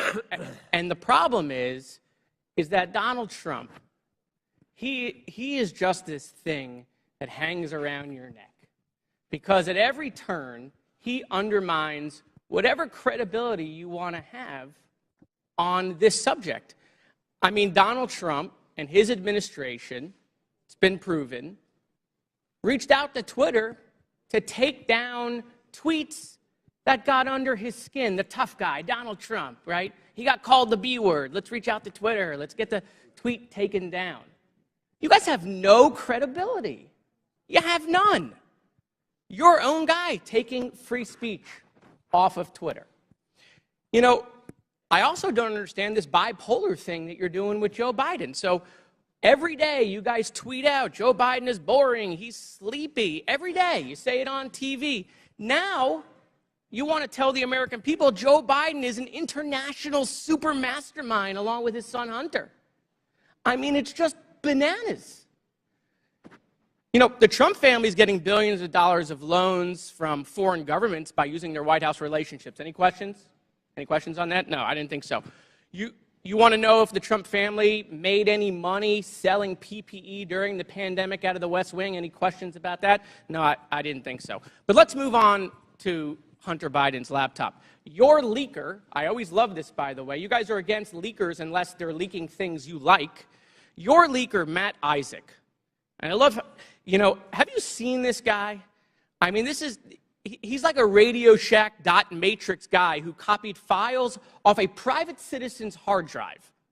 Okay? That's your entire theory is based off of. But I want to use his words. This is his own words. Your guy, your leaker, the guy who gave you the information. there have been several attempts by several individuals to modify and insert fake data. I do know there has been multiple attempts over the past year and a half to insert questionable material into the laptop, to pass off information or disinformation as coming from the laptop. He continued, "This is a major concern of mine because I fought tooth and nail to protect the integrity of the drive, and to jeopardize that is going to mean everything I sacrificed will be for nothing." Your guy, your leaker, questioning the integrity of the information you guys are peddling. By the way, why isn't he here? Bring him here. Let's ask him questions. And why haven't we seen the hard drive? You guys aren't shy. Why won't you show it to the American people? Let's talk about Twitter. Let's talk about God bless Elon Musk. See these? God bless the guy who is allowing Nazis and anti-Semitism to perpetrate Twitter. There's been a 66% increase of anti-Semitism on Twitter since Elon Musk set it free. Mr. Chairman, I agree with you. It's not fair to say all conservatives are Nazis. That's preposterous. That's not true. But your Lord and Savior Donald Trump is having tea and dinner with them at Mar-a-Lago. Nick Fuentes right here, who is a picture that is tweeted at me all the time saying Jews are a virus in response to my tweets. Donald Trump's having dinner with him. Nazis at Mar-a-Lago. And so, no, not all Republicans are Nazis, but I got to tell you, Nazis seem really comfortable with Donald Trump. So I have questions about that, Mr. Chairman. Why is that? Why do I get these tweets? Let's talk about Kanye West, right? The chairman of the Judiciary Committee for 3 months praising Kanye West. We love Kanye, right? A Nazi. Clearly now. It took months for that tweet to come down. How come? I mean, these are things I'd love to know. Is it because maybe they're your voters? I mean, they certainly aren't voting for me. I yield back. Chair recognizes Mr. Langworthy for 5 minutes. The Twitter files revealed the unrestricted power and censorship regularly exercised by the 3 witnesses in front of us today, Mr. Roth, Ms. Gaddy, and Mr. Baker. Now, Ms. Navaroli, in your opening, you stated that too few people and companies have too much power. Well, I think you're right. The witnesses here today, they had too much power at Twitter. And they tried to play the role of God as they interfered with the natural right of the people to a free and fair election. Twitter knowingly suspended the New York Post's account, one of the most reliable conservative voices in the country, in fear that an honest story would swing the most divisive election in American history into the hands of their enemy, former President Donald Trump. Now, Mr. Roth, you were part of the secretive SIP-PES censorship team at Twitter, correct? No, sir, I'm not sure what that refers to. Mr. Roth, the Twitter files revealed that you rarely adhered to company policy in making your censorship decisions. One reporter from the Twitter files called your group a, quote, high-speed Supreme Court of moderation, issuing content rulings on the fly, often in minutes, based on guesses, gut calls, and even Google searches in cases even involving the president. Do you recall making decisions in this manner? No, I do not. Can you explain the process for these quick decisions? Thank you for the question. I think the core of content moderation, whether it's fast or slow, begins with a written set of rules and policies, and that was the primary responsibility of my group at Twitter. It wasn't about making a one-off decision in the moment. It was about having a written and codified set of, well, laws for the platform that we followed in each instance.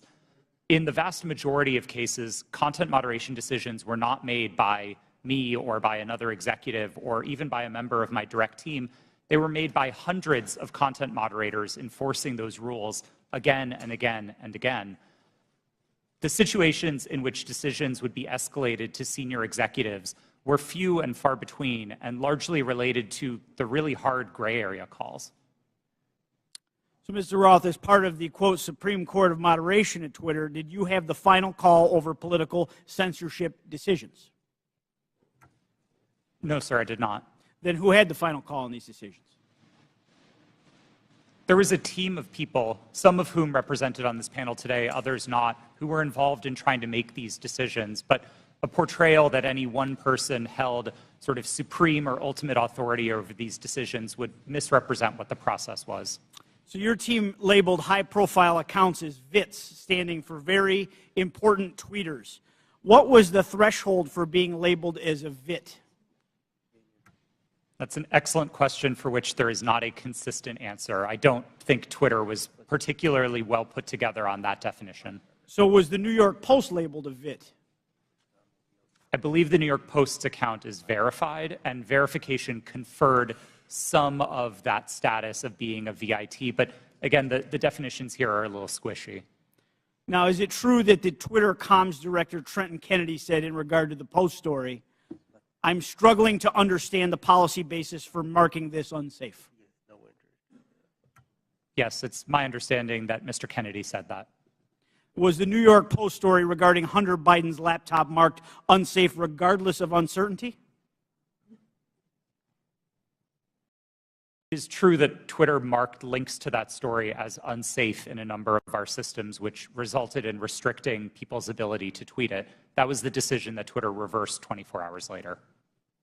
Well, it's clear from this panel that too few people had too much power. The New York Post Twitter account was suspended in an attempt by Democrats and big tech to go ahead and play God and interfere in a natural, free, and fair election and the free flow of information in this country. The censorship is unbounded. The New York Post has been a reliable source for decades, including their coverage of the nursing home scandals in New York during the pandemic. Now that you and many others are gone from the company, there is hope that this platform will once again be a place where voices can be heard and respected, and it can return to be a town hall for all points of view, no matter if you agree with them or not, sir, and that our elections will never again be controlled by big tech. I yield back. Gentleman yield? Will the gentleman yield to Jordan? Mr. Jordan. Okay, thank you. Mr. Roth, in Missouri v. Biden, your declaration to the FEC, you said, I also learned in these meetings with the government that a hack and leak operation would involve Hunter Biden. Mr. Chan has testified in his deposition in that same case. In my estimation, we never discussed Hunter Biden specifically with Twitter. Who told you about Hunter Biden in these meetings? Gentleman's time has expired. My recollection is that a representative of another tech company may have mentioned it, but those meetings were several years ago. I truly don't recall. Okay. Chair recognizes Ms. Stansberry for 5 minutes. Thank you, Mr. Chairman. And I want to just start this afternoon by thanking our panelists who have been sitting here all afternoon, and many of the members of the public who are with us. I see a lot of tired faces out there, and I want to thank you all for spending your day with us. But I also want to start out by asking, what are we doing here in this committee today? Why are we here? Why is this committee devoting a day-long hearing to a political conspiracy theory that was planted in the media by Rudy Giuliani to support Donald Trump's re-election campaign? Of all the topics we could be focused on in this committee to support the American people, how people are going to put food on their table at the end of the day, how we're going to address the economy, how we're going to address critical issues that are on people's minds every day. We are devoting an entire day to this conspiracy theory involving Twitter. Now, the mission of this committee is to root out waste, fraud, and abuse, and to conduct oversight on behalf of the American people. And if you need any evidence of waste, fraud, and abuse, how about the use of this committee's precious time, space, and resources to commit to this hearing? You know, I don't even understand why we're here right now, but I do want to clarify some key facts about what we've heard today. So I'm going to get into it for just a few moments. Ms. Gaddy, thank you for being here today. Mr. Baker, you have already stated publicly that Twitter's handling of this issue was a mistake. Is that correct? Yes or no is fine. Yes, that's correct. I don't think I have stated that publicly yet, but that is what the CEO of the company said. Yes, and at the time, only weeks before, one of the most consequential elections of our lifetime in 2020, Twitter made a decision based on policies put into place to protect the public from political disinformation and from foreign interference. Is that correct, Mr. Roth? Yes. In fact, the failure of Twitter and other social media companies to moderate political disinformation not only fueled its use in election tampering in 2018, but allowed for election denialism to run rampant in 2020, and that is exactly what led to the insurrection here on January 6th in the Capitol. So, Ms. Navaroli, I want to ask you, thank you for sitting here all day answering these questions. Do you believe that Twitter has put into place policies that would adequately protect free speech, but also protect the American people from another violent insurrection and the kind of hate speech that we are seeing run rampant right now on the platform? Thank you for that question. I cannot speak to Twitter's current policies because I have not worked there in quite some time, but I can say that my job at Twitter was to balance free expression and safety. And one of the things that I constantly pushed for was for us to include more analysis within that simple balancing act. And instead of asking just free expression versus safety, to say free expression for whom and safety for whom. So whose free expression are we protecting at the expense of whose safety? And whose safety are we willing to allow to go to the wind so that people can speak freely? Exactly, right? Because Twitter refused to sanction Donald Trump's account long before it was actually banned. When violent rhetoric and other rhetoric was already being used on the platform. And in fact, since the latest acquisition of Twitter by Elon Musk, the company's Trust and Safety Council, as represented here today, has been dissolved. And the accounts of individuals like Donald Trump who incited violence in the Capitol have been restored. And we are seeing anti-Semitism, hate speech, dangerous rhetoric, violence being put on Twitter every single day. Election tampering, disinformation, violence, the attack on our Capitol. Mr. Chairman, that is what we should be holding oversight hearings on in this committee. I have traveled to every corner of my district, and New Mexicans are depending on us to defend our democracy and to ensure that we are holding not only those who are committing waste, fraud, and abuse accountable, but ourselves. So let's not waste the precious taxpayers' time and dollars holding hearings about Four Seasons landscaping style conspiracy theories and actually get to work for the American people. Would the gentlelady yield to a question? Mr. Chairman, I yield back. All right, Chair recognizes Ms. Boebert for 5 minutes. Thank you, Mr. Chairman. Mr. Matt Taibbi, a respected reporter who published much of the Twitter files, said, quote, Twitter's contact with FBI was constant and pervasive, as if it were a subsidiary. Now, I want to better understand why he would suggest that. Mr. Roth, while at Twitter, how many meetings did you have with the FBI? I couldn't say for sure, but I would More say than 10? That's a More reasonable than 20? estimate. I couldn't say for sure. More than 50? That seems a bit high. Many meetings with the FBI. Well, we know how many FBI agents worked at Twitter while you were there? I don't believe any active FBI Former agents. FBI agents. How many worked there while you were there? I'm aware of perhaps 2. Well, we know of at least 9 because they started the BU group chat, BU for Bureau. Now, Mr. Roth, did the FBI ever ask you to share information like users' communication data without going through proper legal channels? No, they did not, and I would have refused if they had. That's correct. I see that you denied Agent Chan's request for access to Twitter's data feed. What's sick isn't that you would deny it, it's that the FBI would even ask you for the private data of American citizens without going through legal channels of the law. Now, I want to remind you, Mr. Roth, that you are under oath. Did the FBI ever ask you to do anything that was illegal or questionably legal? I'm not a lawyer, but certainly not to the best of my recollection or knowledge. Now, from the hearing that I've been a part of today, it's almost impossible to tell where the FBI ends and where Twitter begins. We have Mr. Baker here, a former FBI agent, and there seems to be a revolving door between the FBI and Twitter itself. Even Mr. Baker said that there was no collusion with the federal government and Twitter. But Mr. Baker, that's you. You are the collusion between the federal government and the FBI. And now this is such a problem because we're seeing censorship all over. Mr. Roth, Ms. Gaddy, did either of you approve the shadow banning of my account at Lauren Boebert? Yes or no? No, I did not. Not to the best of my recollection. Well, let me refresh your memory, because on March 12th, 2021, and Mr. Roth, I know you looked at it because Fascist Twitter 1.0 had a public interest exceptions policy, which means for members of Congress to be shadow banned, it had to go before you, Mr. Roth. So I'll ask again, did you shadow ban my account? Yes or no?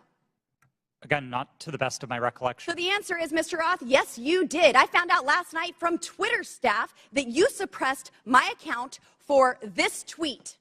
It's a freaking joke about Hillary Clinton being angry that she couldn't rig her election. It's a joke. But in response, being the sinister overlords that you all are, you placed a 90-day account filter so I could not be found.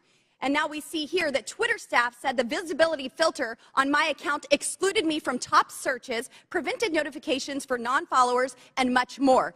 This is considered an aggressive visibility filter. You silenced members of Congress from communicating with their constituents. You silenced me from communicating with the American people over a freaking joke. Now, who the hell do you think that you are? Election interference? Yeah, I would say that that was taking place because of you four sitting here. The Hunter Biden laptop story was suppressed. A sitting member of Congress was suppressed. A sitting president was banned from Twitter. You know, I bet that Putin is sitting in the Kremlin wishing he had as much election interference as you four here today. We've heard about threats to democracy. Well, what about shutting down a duly elected member of Congress? This is fundamental to our nation's governance, and you all attacked that very foundation. 230 protections? Well, those are for publishers, not for editors. And it's clear you were not acting as publishers, you were acting as editors. And Mr. Chairman, I think it's far past time that we remove 230 protections for big tech platforms who are abusing this protection. And let me just say, I'm not angry for myself. I'm not angry because I was silenced. I can reach out to Elon and to his staff, and I can see what's happened. And I can sit here today and hold you all in account. I am angry for the millions of Americans who were silenced because of your decisions, because of your actions, because of your collusion with the federal government. They can't reach out to Elon. They can't sit here today and hold you into account. We don't know where the FBI ends and Twitter begins. But I do want to thank Mr. Chairman, Elon we're over Musk for 17 firing seconds now. you four and saving free speech and even Twitter. Mr. Chairman, I yield. The lady yields. Went over 24 seconds. I'll give Ms. Porter 24 extra seconds. Well, I appreciate your indulgence, Chairman Comer, but I won't need it. So today's hearing gavelled in at 10 a.m. For nearly 6 hours. Power outage. We have been going back and forth about this supposed suppression of a single news story from a single outlet for a single day. This hearing has been, in its length, nearly 1/4 of the amount of time that Twitter users could not share the link. We are spending almost as much time screaming about this as we are this was ever a problem. Look, criminal activity is always a concern, but if there is criminal wrongdoing on Hunter Biden's laptop, that is a matter for the FBI and our law enforcement agencies. Today's hearing is merely an exercise in misinformation and disinformation, a free-for-all hellscape. That's what now CEO Elon Musk said Twitter would become if the platform became a place where anyone could say anything with no consequences. It is unbelievable to me that I am quoting Elon Musk, but that is how ridiculous this hearing has become. The Oversight Committee, like Twitter or any other social media company for that matter, cannot become a free-for-all hellscape where anything goes. With that, Mr. Chairman, I yield back. The lady yields back. Thank you. Mr. Chairman, Ms. Boebert.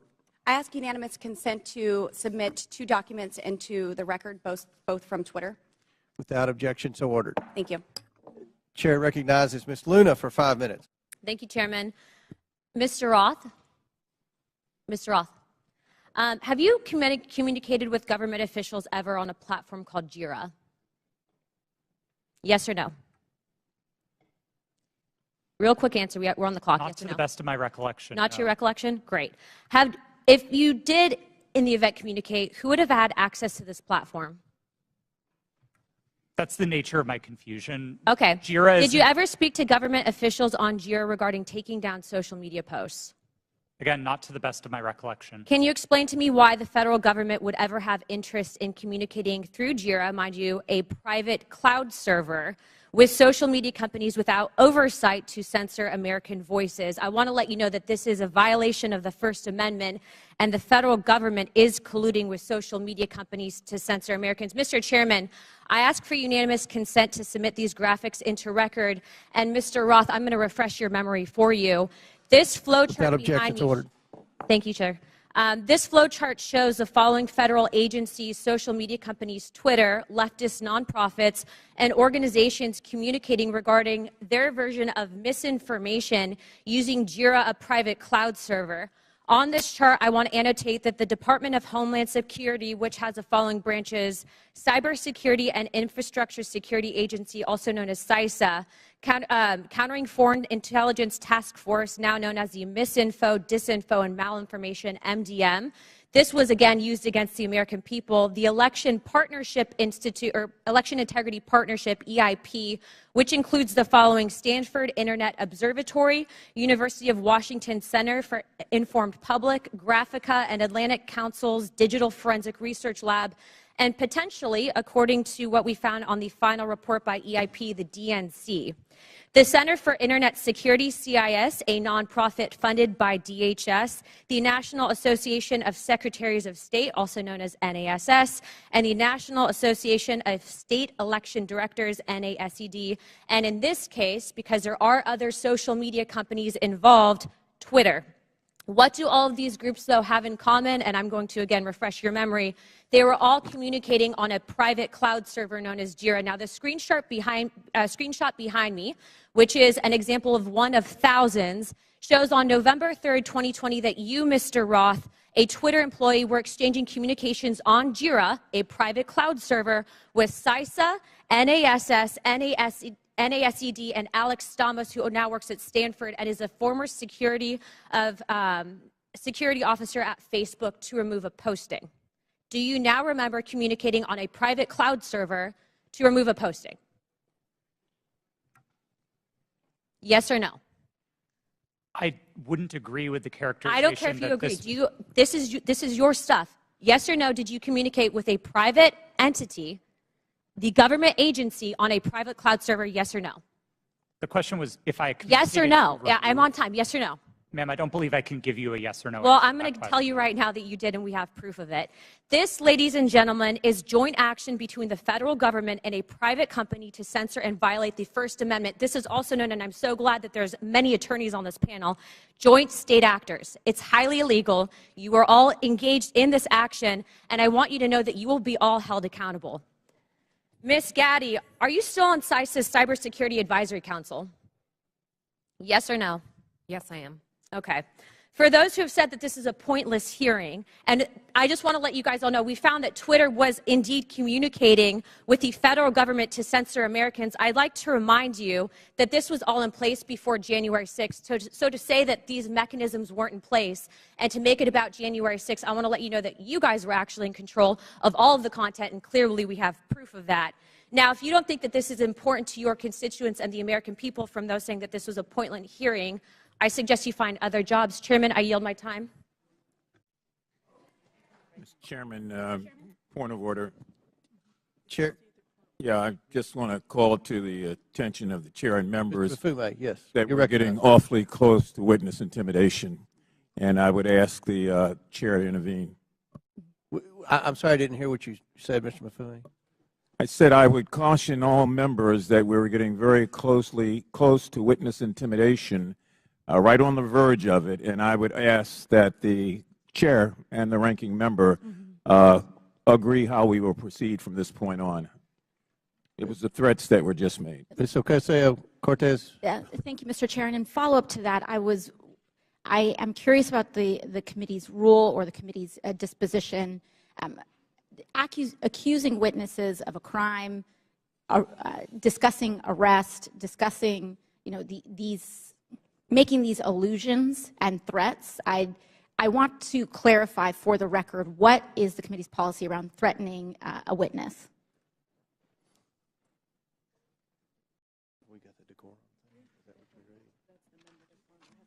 We have the member decorum. Do we have a witness decorum?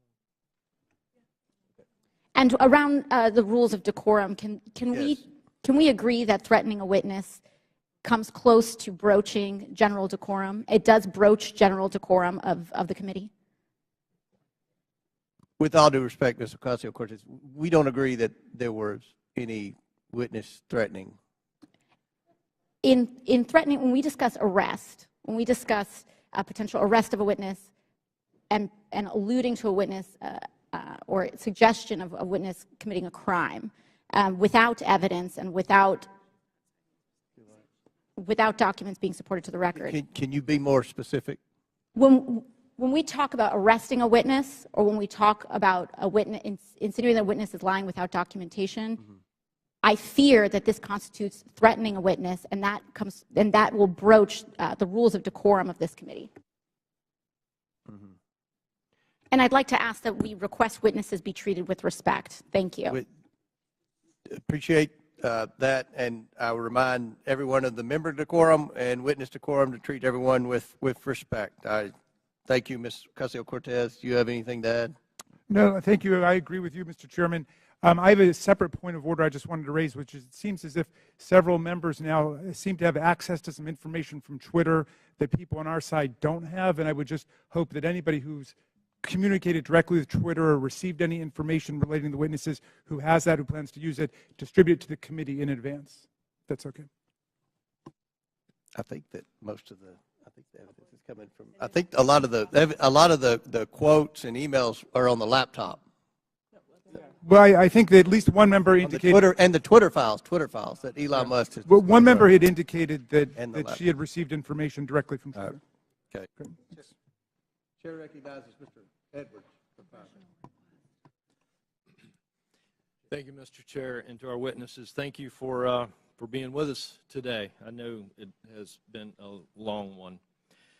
Just so that we're clear and to stage my next line of questioning, in December 2019, we've established that the FBI subpoenaed Hunter Biden's laptop from a computer store owner. And then we've established that nearly a year later, in October 2020, the Hunter Biden laptop story is published by the New York Post. Within hours, Twitter and other social media companies began limiting the distribution of the Hunter Biden story. My question is for Mr. Roth. In September 2020, a few weeks before the New York Post published the first story on the Hunter Biden trading on his name, you participated in an exercise hosted by the Aspen Institute with other media outlets, social media companies, and national security reporters. Isn't that correct? Yes, I did. And Mr. Roth, that event was hosted specifically by the Aspen Digital Hack and Dump Working Group. Is that correct? I know it was hosted by the Aspen Institute. I couldn't say who specifically within that. Mr. Roth, this event was before the release of the Hunter Biden laptop story, correct? That's my recollection, yes.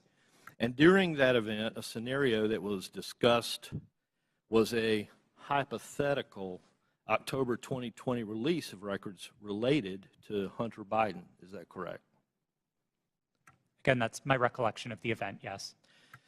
And Mr. Roth, did you participate in the design of this hypothetical scenario? Not to the best of my recollection, no. Are you telling me that you never had any conversation with anyone regarding the contents of this scenario? No, sir, I didn't say that. I met with the Aspen Institute on a number of occasions. I wouldn't say that I was involved in the development of the scenario in a specific way, no. So you're telling me that I will find no witnesses that would testify they had conversation with you regarding the development of this scenario? I genuinely could not say what other witnesses might or might not say. Why was Hunter Biden chosen as the subject of this scenario just weeks before the October 14th, 2020 publication of the first Hunter Biden story?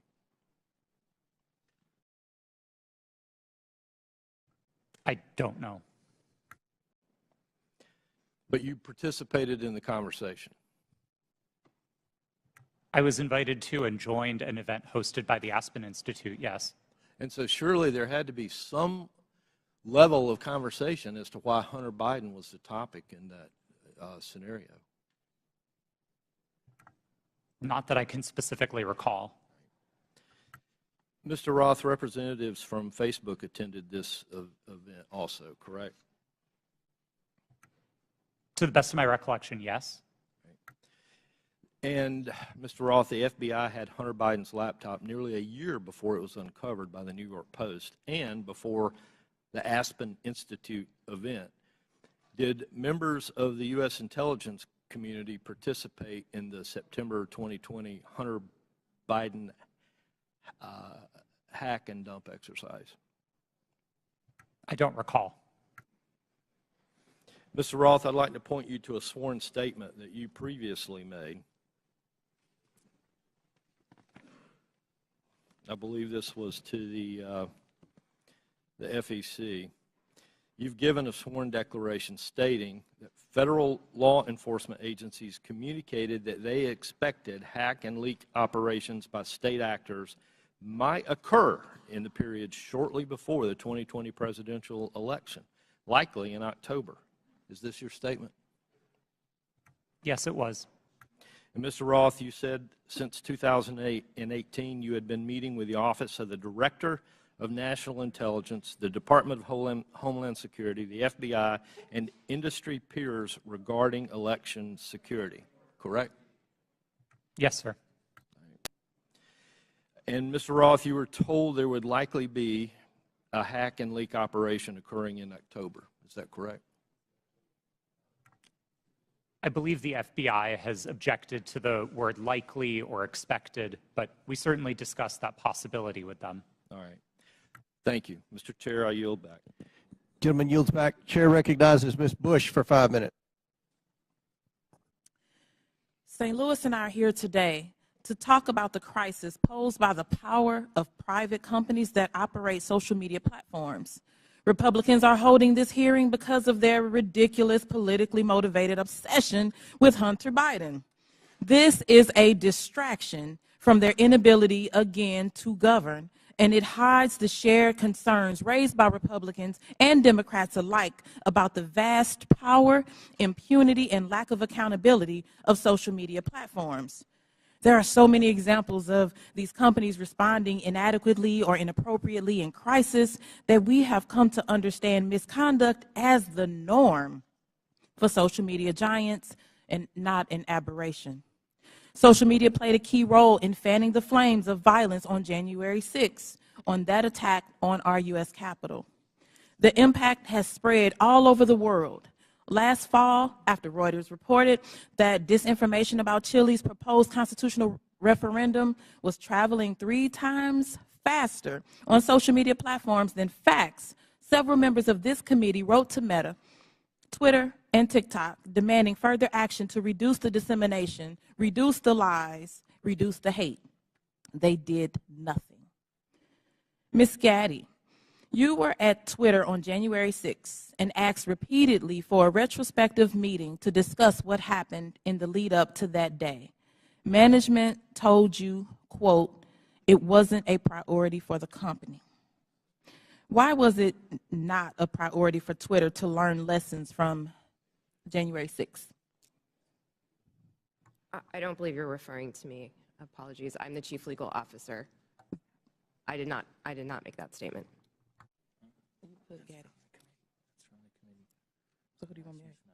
Okay, Ms. Navaroli. Would you mind repeating the question? Sure. On January 6th, you were at Twitter and asked repeatedly for a retrospective meeting to discuss what happened in the lead up to that day. Management told you, quote, it wasn't a priority for that company. Why was it not a priority for Twitter to learn the lessons from January 6th? I can't speak to leadership's motivations or why it would not have been a priority for them. What I can say is myself and individual members of my team repeatedly asked that we do a retrospective to understand not just what happened on January 6th, but leading into January 8th and the permanent suspension of the president. And what can you say is Twitter's top priority? I can't speak to Twitter's top priority at this moment. I can say that, again, my team's responsibility was to balance free expression and safety and to ensure the safety and lack of harm for people on the ground. Thank you. Twitter's top priority seems to be to maximize its profit. The people on this panel were among the top experts moderating content for equity and safety at Twitter, and your concerns were consistently steamrolled by executives pursuing profit. We know this situation must change, but I would argue that the structure of these corporations ensures this malpractice will continue. These social media companies have shown themselves unfit to maintain a digital public square with almost universal usage and vast power. Their purpose is not to facilitate healthy, fact-based discourse. It is to aggressively pursue profit for their billionaire executives and shareholders. Even when they make a good decision about removing a post or a user, it is only to make a profit. This existential problem will not be solved by asking these for-profit corporations to tweak their approach around the edges. We need to re-envision what the internet can be. Digital platforms, including social media, are here to stay, but we need to make sure that they operate for the public good and not the private interests. We need to invest in better alternatives to big tech, and we need to establish public ownership and control to ensure these platforms serve everyone fairly. Thank you, and I yield back. Chair recognizes Mr. Perry for 5 minutes. Thank the chairman. I thank the witnesses. It's been a long day. Mr. Roth, going back to your statement Mr. Edwards talked about, I want to just kind of revisit that a little bit, where it was communicated to you, at least per your statement, by the FBI that there was expected hack and dump or hack and leak operations, and that they would occur before the election, and that these, at the bottom here, the meetings that were rumored, and those meetings were rumored that the hack and leak operation would involve Hunter Biden. Subsequent to that, well, first of all, who told you that? Did you get that Can you tell us where you got that information, if you know? The subject of a possible hack and leak was raised by a number of representatives of the FBI. Was one of them Mr. Chan? Elvis Chan?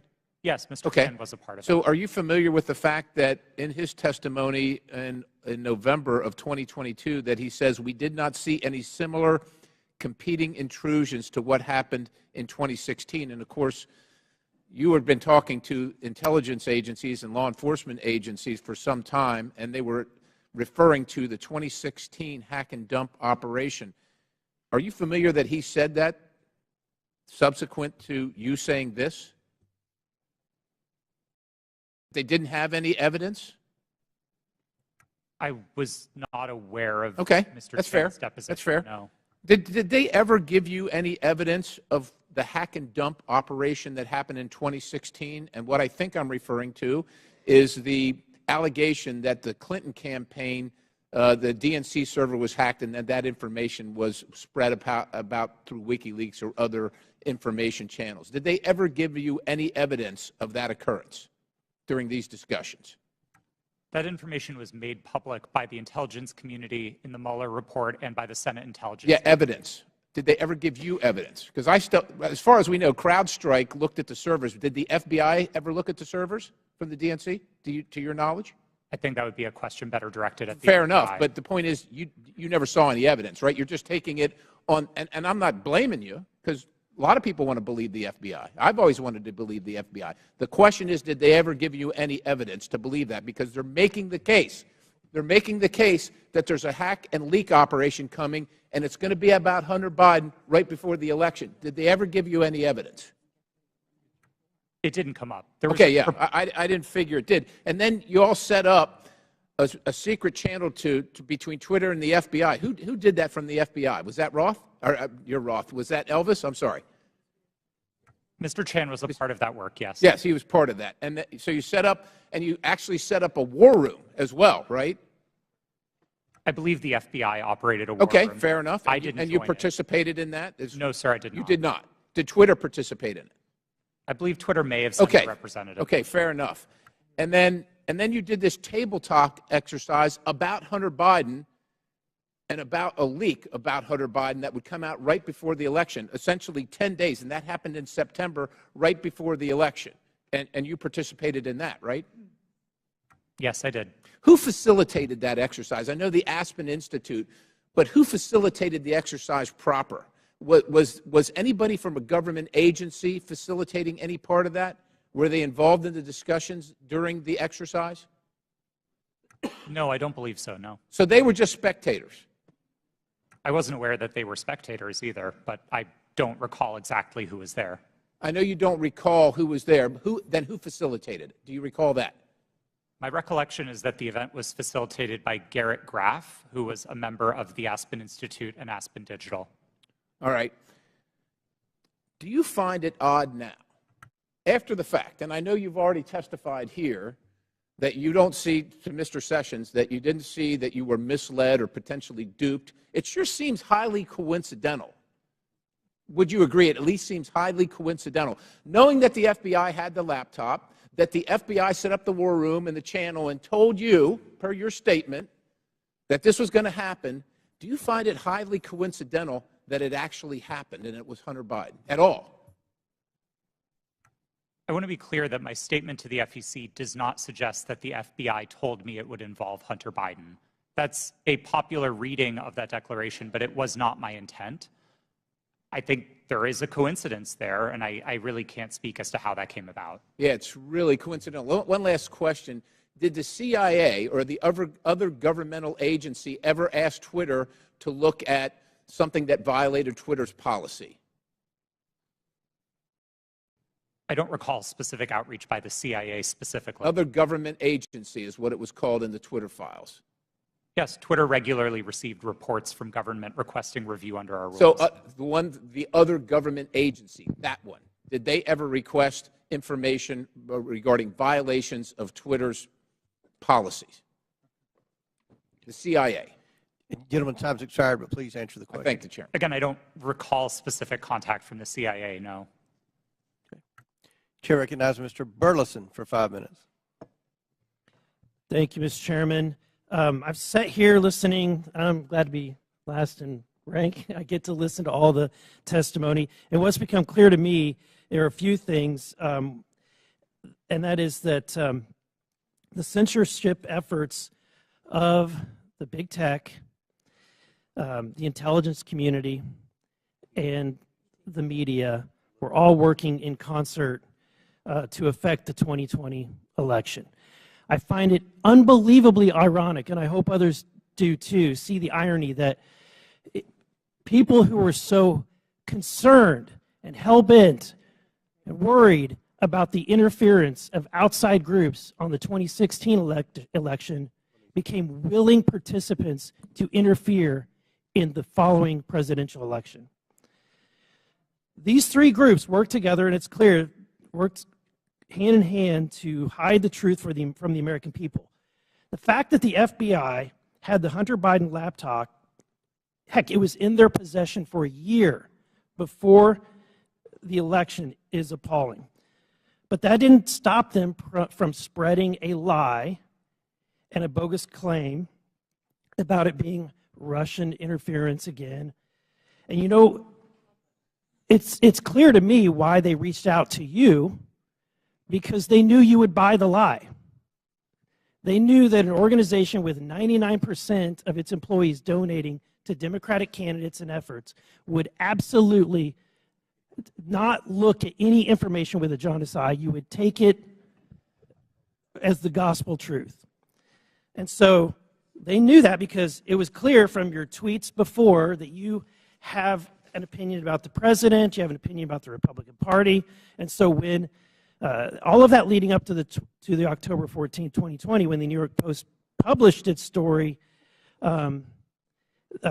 everything was already in place. So, Mr. Roth, my question to you is, when 51 intelligence officials told us that the Hunter Biden laptop was Russian disinformation, the Democrats, the mainstream media, the president, all repeated this lie. Now that you know what you know years later, do you still believe that the Hunter Biden laptop is not real? Or do you believe it's real? Sir, I never held that belief. Do you believe that the story is Russian disinformation? No, sir. I didn't then, and I don't now. Okay. I have a question for Mr. Baker. You started your role as Twitter's deputy general counsel in June of 2020, correct? Yes, sir. Who hired you for that role? Who specifically hired me? My boss was a person named Sean Edgett, who was the general counsel. Sean Edgett? Edgett. Edgett. E-G-E-T-T. And that's who you interviewed with? I interviewed with numerous people, but Sean was my boss. Anyone that comes to mind outside of Sean? Ms. Gotti I interviewed with. You're saying other people that I interviewed with at Twitter? But ultimately, the hiring agent was Sean Edgett. I'm not sure exactly who made the decision, to be frank with you, but Sean was my boss. Okay. My next question is, when you were fired from Twitter in December of 2022, after the release of the first installment of the Twitter files, did you destroy any internal communications related to that first batch of the Twitter files? As I said in my testimony, I didn't destroy any documents, period. What reason were you fired? You'll have to ask Mr. Musk about that. That was not given. You were not given any information. He made a public statement about it in a tweet, but I think you would have to ask him for the precise reason. Okay, thank you. Back to Mr. Roth. Is it true that Twitter whitelisted accounts for the Department of Defense to spread propaganda about its efforts in the Middle East? Did they give you a list of accounts that were fake accounts and asked you to whitelist those accounts? That request was made of Twitter. To be clear, when I found out about that activity, I was appalled by it. I undid the action, and my team exposed activity originating from the Department of Defense's campaign publicly. We've shared that data with the world, and research about it has been published. Was that only in efforts against foreign entities, or were there any efforts against citizens of the United States? I think the nature of public social media activity means that anybody might have seen it, but My understanding was the activity was predominantly focused outside of the United States. Okay. Thank you. And Mr. Chairman, I want to just say thank you for this hearing. I would hope that we would be asking for documents or in communications, whether it's on personal devices or private devices between these individuals and government officials. So noted. Very good. Thank you. Chair recognizes Ms. McClain for 5 minutes. Thank you, Mr. Chairman, and thank you all for being here today. It is a long day. I'm going to try and make this quick and easy. Mr. Roth, part of your job at Twitter dealt with assessing dis and misinformation, correct? Yes. Here today. It is a long day. I'm going to try and make this quick and easy. Mr. Roth, part of your job at Twitter dealt with assessing dis and misinformation, correct? Yes. Wonderful. How did you determine what disinformation and misinformation was? What's your criteria for making that decision? Twitter had established policies covering each of those areas, and I'll take them in turn. We used the term we actually generally didn't use the term disinformation, but we focused on platform manipulation. So behaviors like running inauthentic accounts out of a Russian troll farm, we would address as the behaviors that they are, and we would look for technical signs of that type of manipulation, and we would remove those accounts. So technical, it was all technical? On that side of things, yes. Okay. When it comes to misinformation, which broadly is a question of the content of tweets, Twitter would establish written policies. Which was? I'm sorry? Which was? Which policies did Twitter maintain? Yeah. I mean, I think what the problem with America is we have one set of rules for this team and another set of rules for this team. So we're trying to look at what is the equal playing field. I'm under the assumption that when we use disinformation and we use criteria, the criteria is the same for both sides. So I'm trying to figure out what is the criteria that you had in place to determine which information was misinformation, and did you apply that equally, equitably, inclusively, so to speak, to all sides? So what is the criteria? Thank you for the question. We used a three-part test across all of our misinformation policies. Okay.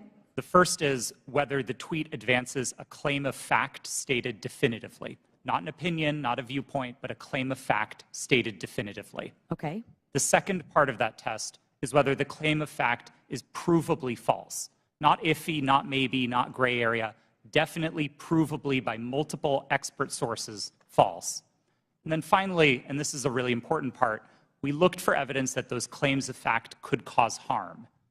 So if a tweet met all three parts of that test, that it's a claim of fact, that it's provably false, and that it's dangerous, Twitter might intervene under its policies. No part of that test is viewpoint-based. And in your opinion, was that applied to all tweets? No. Thank you. Mr. Roth, you're familiar with the reports that the Biden administration was considering establishing a disinformation governance board under the Department of Homeland Security. I am aware of public reporting about that, yes. Thank you. And that board was never established, correct? That's my understanding. That is correct. It seems to me that the federal government had far more powerful disinformation governance board in its relationship with Twitter. Again, Mr. Roth, question, how often were you meeting with people from the federal government while you were at Twitter? Weekly, daily, monthly? I would estimate somewhere between weekly and monthly.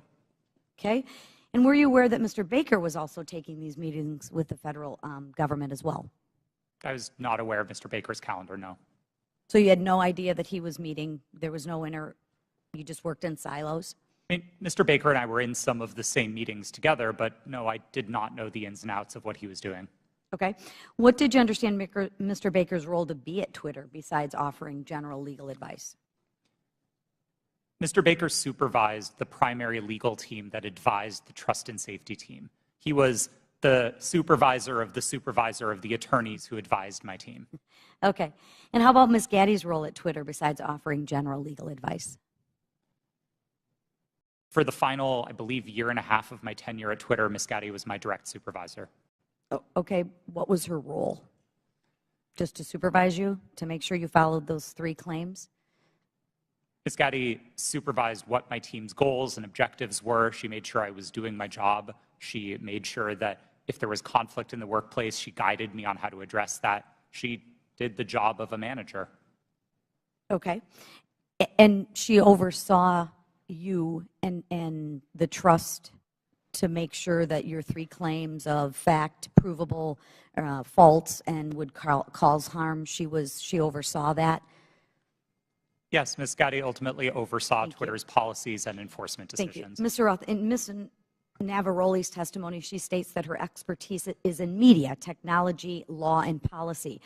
How often per week did you meet with Ms. Navaroli to discuss these areas while you were both at Twitter? We did not. You did not. Okay. Thank you so much. Gentlelady's time has expired. Chair Thank you. Chair recognizes Mr. LaTurner for 5 minutes. Thank you, Mr. Chairman. Based on everything I have seen regarding this issue, it is clear to me that government officials colluded with Twitter employees to censor the New York Post's legitimate reporting of the Hunter Biden laptop story. Democrats on this committee have so far characterized this hearing as unnecessary and a waste of time. I'd invite any of my colleagues across the aisle to talk to folks in Kansas, because I can promise you they do not feel that way. In fact, my constituents are very concerned, and rightfully so, that a social media company collaborated with a government entity and a political party to suppress certain social media accounts and filter news ahead of an election cycle.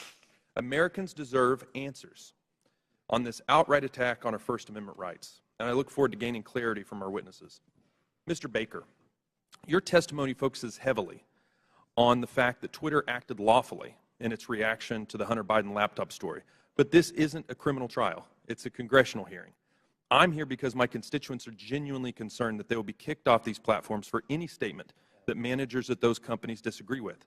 They feel that social media companies like Twitter are forcing them to play a game that they don't know the rules to. I want to know your opinion on if you think it is appropriate for people in positions of power to determine what information gets shared. If not, what criteria is acceptable for making those determinations? Excuse me, sir, that's a very broad question on people in power. I'm not sure I can answer that effectively and address your... Could you try? Well, I mean, the Congress is in power. Congress is restricted by the Constitution of the United States. Congress passes laws. Those laws impact how, for example, private sector actors exercise their power or spend their money, that type of thing. Government agencies have to act in accordance with the Constitution, the laws you pass, internal regulations, executive orders. There's a whole panoply of ways that that people in power, writ large, are held accountable and have to comply with rules and regulations and laws and the Constitution. Mr. Chairman, I would like to yield the rest of my time to Mr. Jordan. Mr. Jordan. I thank the gentleman. Mr. Roth, I want to go back to your statement in your declaration to the FEC. I learned that a hack and leak operation would involve Hunter Biden. Who did you learn that from? My recollection is it was mentioned by another technology company in one of our joint meetings, but I don't recall specifically whom. You don't know the person's name? I don't even recall what company they worked at. No, this was a long time ago. And you're confident that it was from a tech company, not from someone from the government? To the best of my recollection, yes. Did anyone from the government in these periodic meetings you have, did they ever tell you that a hack and leak operation involving Hunter Biden was coming? No, Did Hunter Biden's name come up at all in these meetings? Yes, his name was raised in those meetings, but not by the government, to the best of my recollection. Okay. Mr. Baker, I want to go back to the question we had a few hours ago. But I want to frame it in a way I think you can answer. Did you ever tell the FBI that they had no legitimate interest in enforcement of Twitter's policies?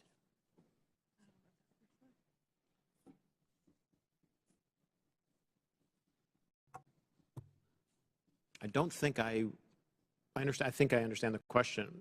I don't recall ever having such a conversation with the FBI. Okay. Did you think there was a problem with the FBI sending you a list of names and accounts and saying, hey, these violate your policies? Did you see that as as some kind of potential concern? I was always concerned that the FBI adhered to the Constitution and laws of the United States, period. And you didn't think that crossed the line? Well, what crossed the line, sir? What I just asked you. That the idea that they're sending you a list of accounts that they say these violate your terms of service. Again, I'm making sure that I can answer the question.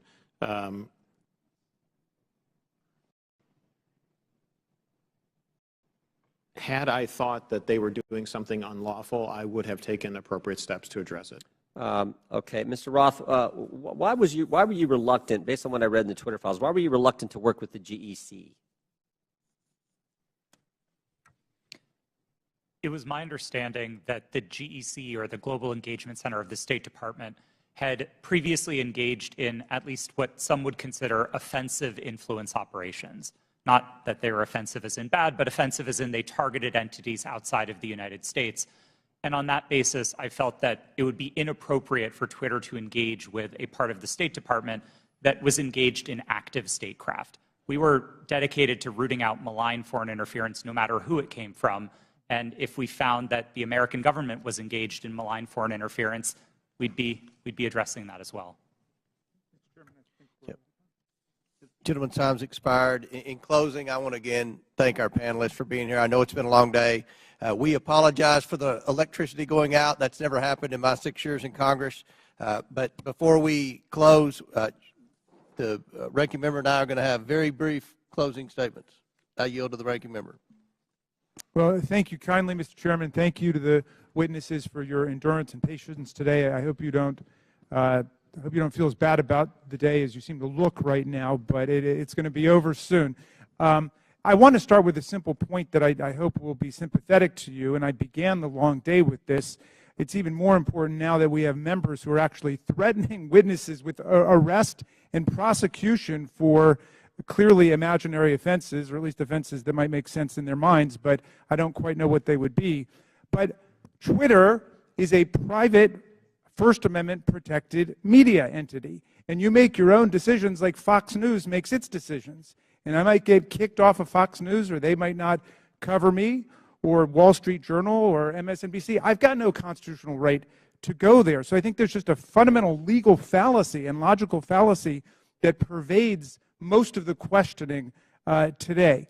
And my friend, the chairman, and my friend, Mr. Jordan, certainly know that under our First Amendment, there's a state action requirement. There is no state action here.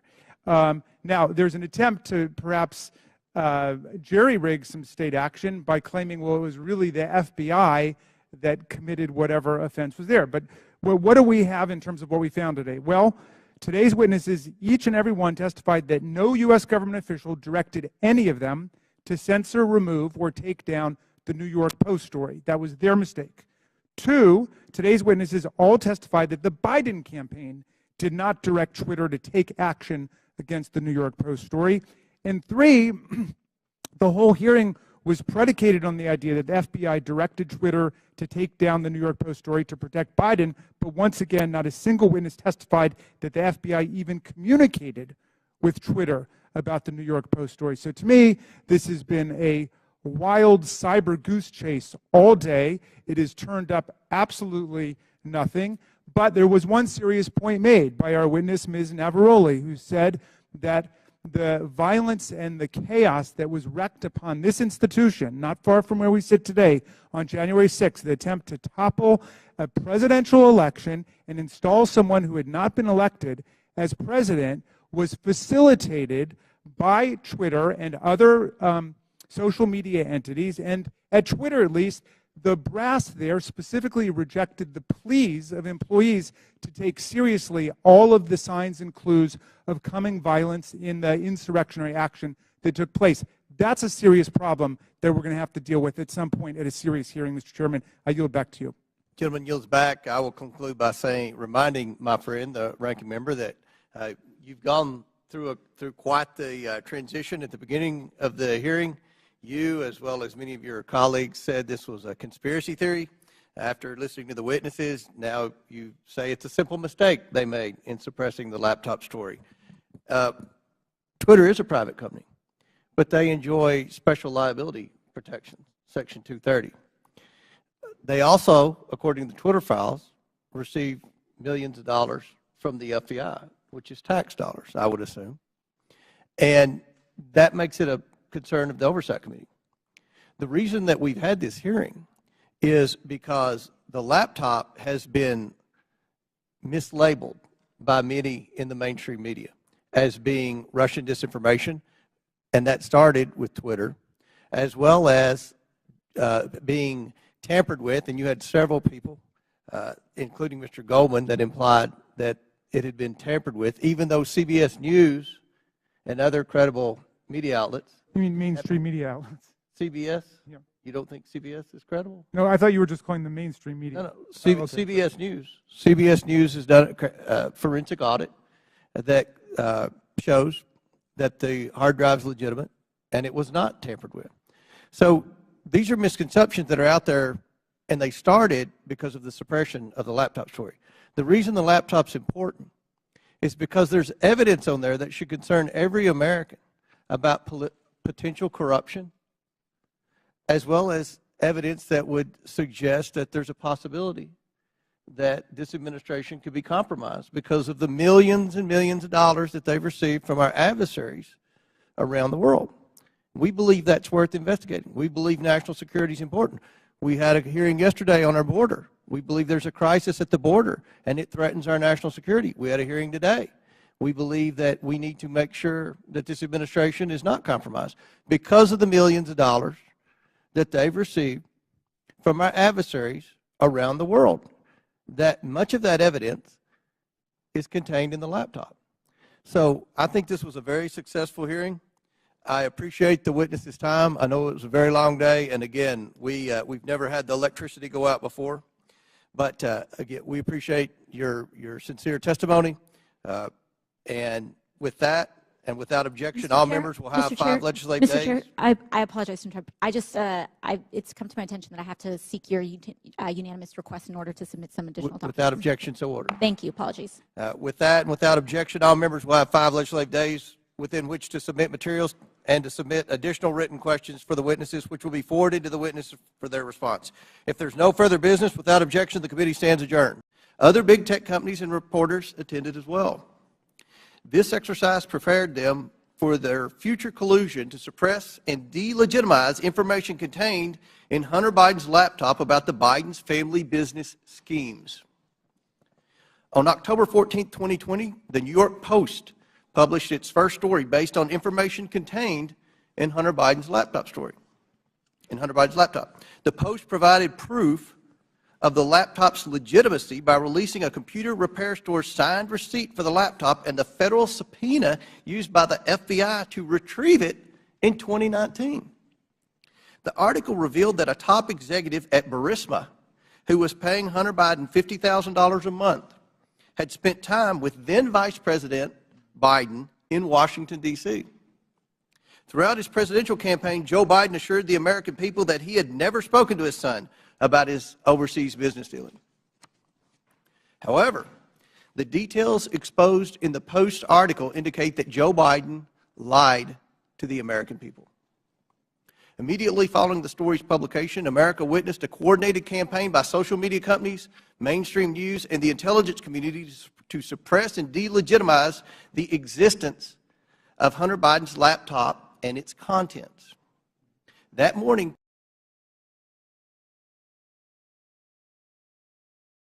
Twitter and other social media companies took extraordinary steps to suppress that story.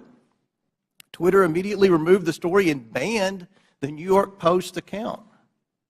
Twitter also banned accounts who shared the story, including White House Press Secretary Kayleigh McEnany, and blocked its transmission via direct message.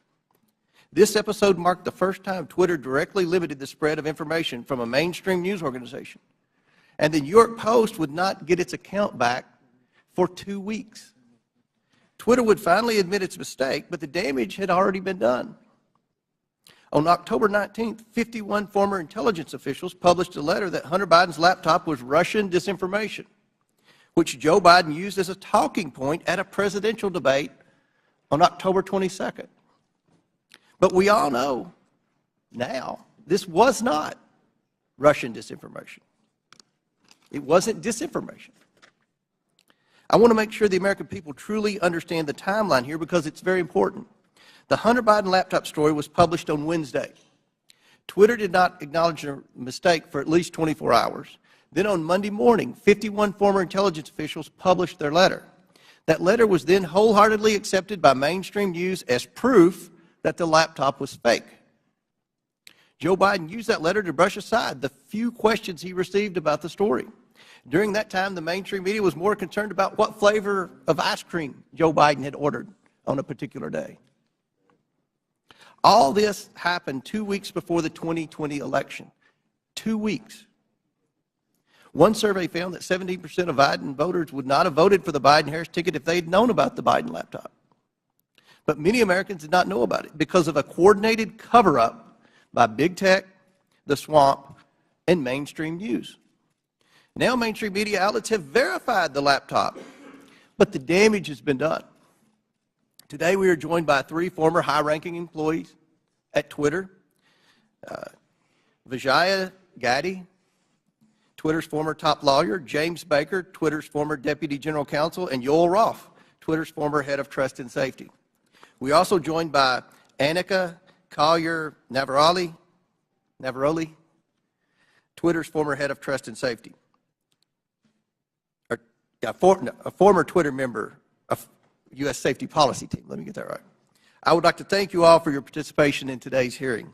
We owe it to the American people to provide answers about this collusion to censor information about Joe Biden's involvement in his family's business schemes.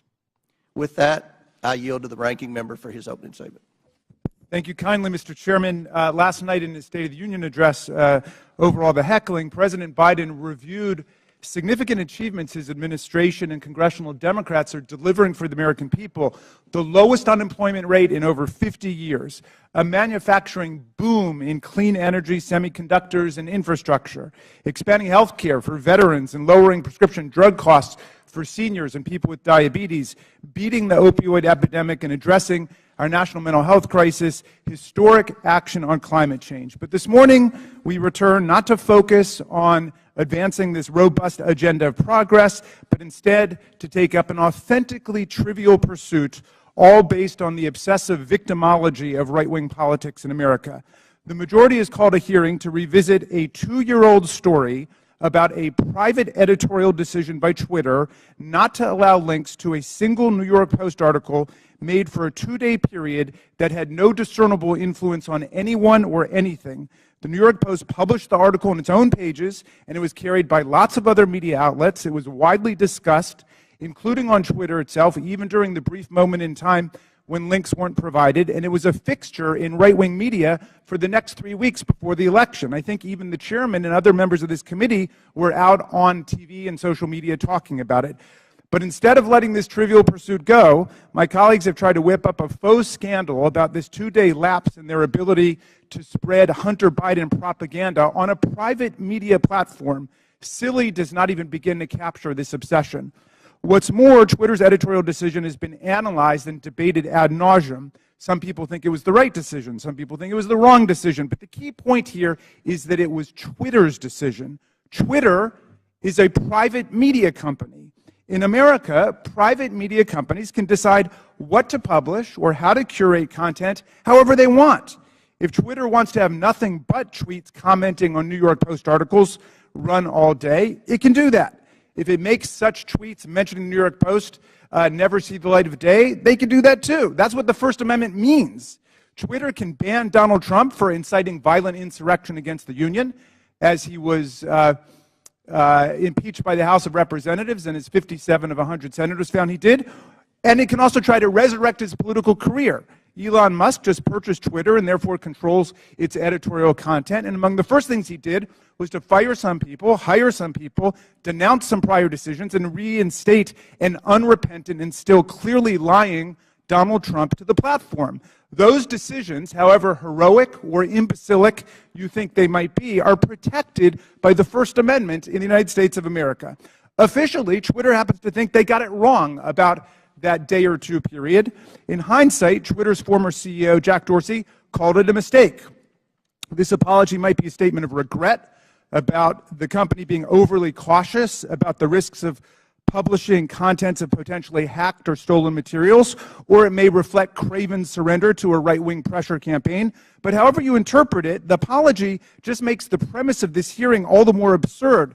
The professional conspiracy theorists who are heckling and haranguing this private company have already gotten exactly what they want, an apology. What more do they want? And why does the U.S. Congress have to be involved in this nonsense when we have serious work to do for the American people?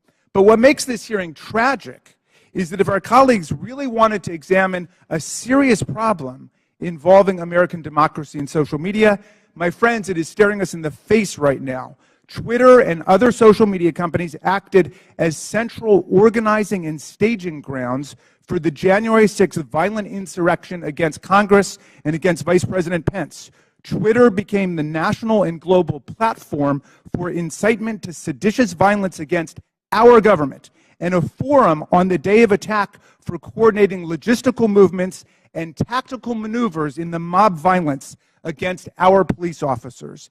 In the lead up to January 6th, Twitter decided to allow Donald Trump and countless MAGA extremists to use the platform to spread Trump's ridiculous big lie and disinformation about the election. And soon the internet was replete with incitement for civil war, race war, insurrection, revolution, and mob violence.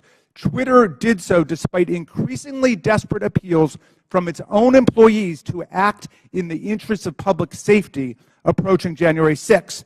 The First Amendment is robust and expansive, but it stops at this point. It does not protect anyone's right to engage in incitement to imminent lawless action and violent action against the government or against other people. This is the Brandenburg Principle. There's no carve-out to free speech for speech relating to the New York Post or Hunter Biden or laptops, but there is a significant carve-out when the speech is deliberately calculated to produce imminent violence and chaos against the government.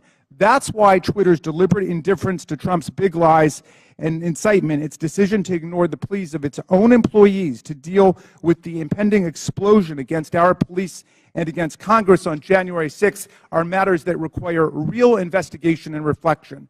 Rather than conspiring to suppress right-wing MAGA speech, as my colleagues astonishingly claim, Twitter and other media companies knowingly facilitated Trump's spread of disinformation, or what his own sycophantic Attorney General William Barr would come to call bullshit, and gave voice to his followers' glorification of violence and calls for civil war. Today, we will hear from Anika Collier-Navaroli, a former Twitter employee turned corporate whistleblower and patriotic hero who raised the alarm inside Twitter and about numerous accelerating warning signs that she saw leading up to the violent and catastrophic attack on the Capitol on January 6, 2021. Ms. Navaroli is here today to publicly testify about how senior officials at Twitter resisted her efforts to put policies in place or to enforce existing policies to promote public safety and to defend our national security. Twitter management, however, did not want to cross Donald Trump. I don't know precisely how we will solve the problem of private social media platforms being used for the organization of coups and incitement of violent insurrections against the United States or Brazil or any other country. But this is a grave problem confronting democracy, not just in America, but all over the world. It is not a silly, concocted partisan issue. We must analyze it carefully and legislate effectively to address it, and we must never forget that the enemies of democracy, led by autocrat and war criminal Vladimir Putin, are spending hundreds of millions of dollars on social media propaganda and disinformation to destabilize democracy all over the world, even as they wage their genocidal, illegal, aggressive war against the people of Ukraine. How are we going to prevent the liberal democracies from being overrun by propaganda, disinformation, and violent incitement? Well, listen to Anika Collier-Navaroli, because she has something important to say. She poses a problem that would be worthy of a serious congressional hearing, and we should have one. Thank you, Mr. Chairman. I yield back. Gentleman yields back. I want to thank, again, the witnesses for appearing here today. Today's witnesses are former Twitter employees. Vijaya Gaddy, Twitter's former general counsel. James Baker, Twitter's former deputy general counsel. Yoel Roth, Twitter's former head of trust and safety. And Anika Collier-Navaroli, a former member of Twitter's U.S. safety policy team. I want to remind everyone you all are appearing under subpoena by your own request. Pursuant to Committee Rule 9G, the witnesses will please stand and raise the right hands. Do you solemnly swear or affirm that the testimony you are about to give is the truth, the whole truth, and nothing but the truth, so help you God? Let the record show that the witnesses all answered in the affirmative. We will begin the 5-minute question portion of our hearing today. The chair recognizes. Oh, I apologize. Ready to get to the questions. We'll start with the opening statements, then we'll go to the questions. So each witness will get 5-minute opening statements, and we'll begin with you, Mr. Baker. Thank you, Mr. Chairman. Mr. Chairman, Ranking Member Raskin, and members of the committee, thank you for the opportunity to appear before you today. I hope that we will have a useful conversation about matters that are of great importance to the nation and the world. My main goals for this statement are simply to attempt to set the record straight with respect to certain false assertions that have been made about me in the public arena, and to offer a suggestion with respect to potential legislation in the area of social media regulation. As the committee is aware, however, based on the advice of counsel, I believe in good faith that I'm constrained today by my legal and ethical obligations as a former lawyer for Twitter, as well as by certain non-disclosure agreements. Within those constraints, however, I will endeavor to respond to the committee's questions as fully as I possibly can. And I believe I can make the following statements. First, I was not aware of and certainly did not engage in any conspiracy or other effort to do anything unethical, improper, or unlawful while I was at Twitter, period. I did not act unlawfully or otherwise inappropriately in any manner with respect to Hunter Biden's laptop. Indeed, documents that Twitter has disclosed publicly reflect that I urged caution with respect to the matter and noted that we needed more information to fully assess what was going on and to decide what to do. Hardly a surprising piece of advice from a corporate lawyer. Moreover, I'm aware of no unlawful collusion with or direction from any government agency or political campaign on how Twitter should have handled the Hunter Biden laptop situation. Even though many disagree with how Twitter handled the Hunter Biden matter, I believe that the public record reveals that my client acted in a manner that was fully consistent with the First Amendment.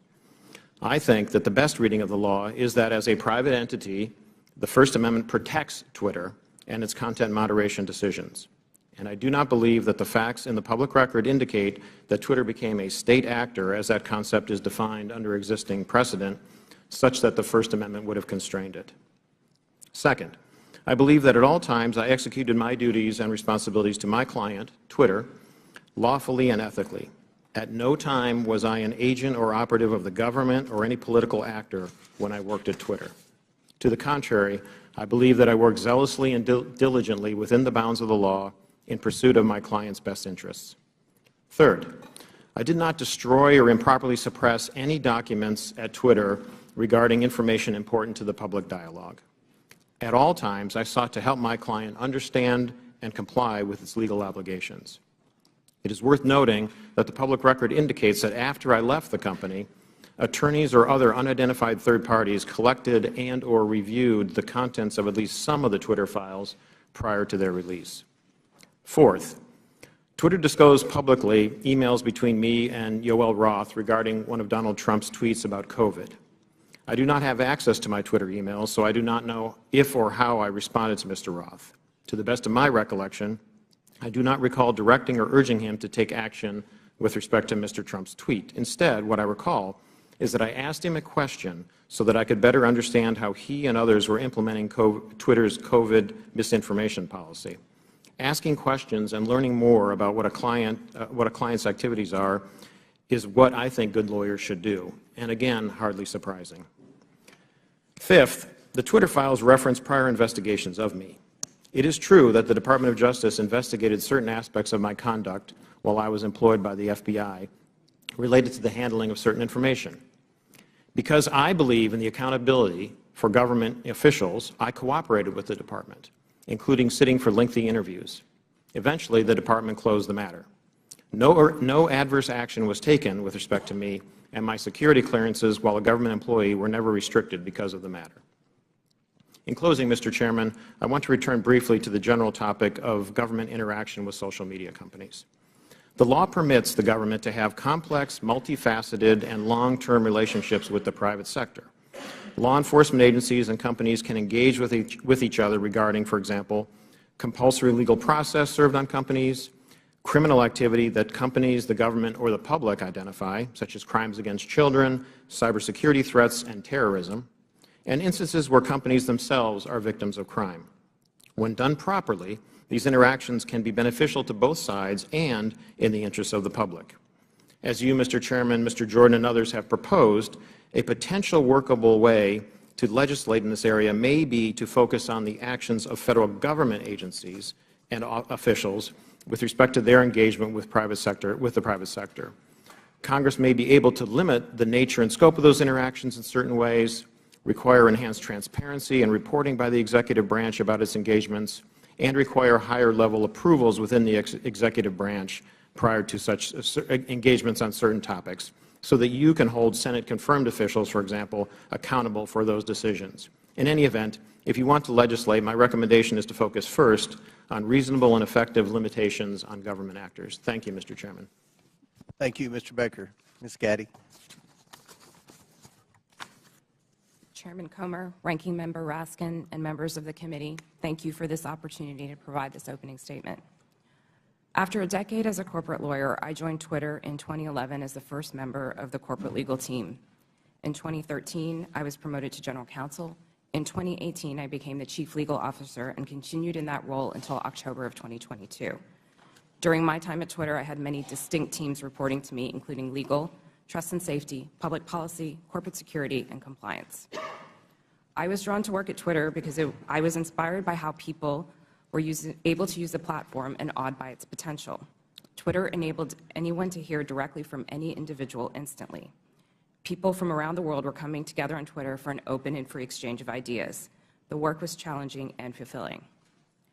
After Jack Dorsey returned as CEO in 2015, one of his top priorities became what we called the health of the public conversation. This was based on customer research, advertiser feedback, Twitter's declining revenue, user growth, and stock price. Teams across Twitter were focused on making the platform safer, better, and more profitable.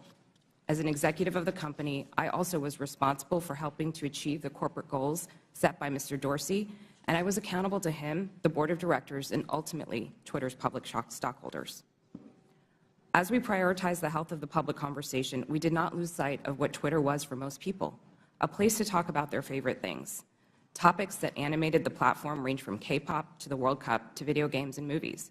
We needed to ensure that differences of opinion would not cross the line, for example, into sending death threats to soccer players who missed important goals, distributing non-consensual intimate photos, or cyberbullying so vicious that it could compromise a teenager's mental health.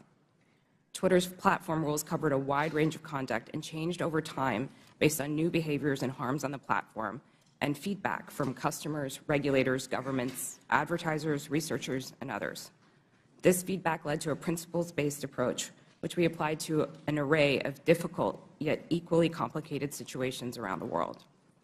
These rules were also benchmarked against industry standards. We all knew how difficult it would be to design, much less apply, one set of global rules for hundreds of millions of accounts that shared billions of tweets a week. While I was at Twitter, the company never lost sight of its deep commitment to promoting and defending free expression around the world. For example, to protect human rights defenders, we fought for the right of people to use pseudonyms on the platform. We litigated in courts around the world to protect the rights of people to express their opinions, often defending them against their own governments who are acting unlawfully or violating international human rights.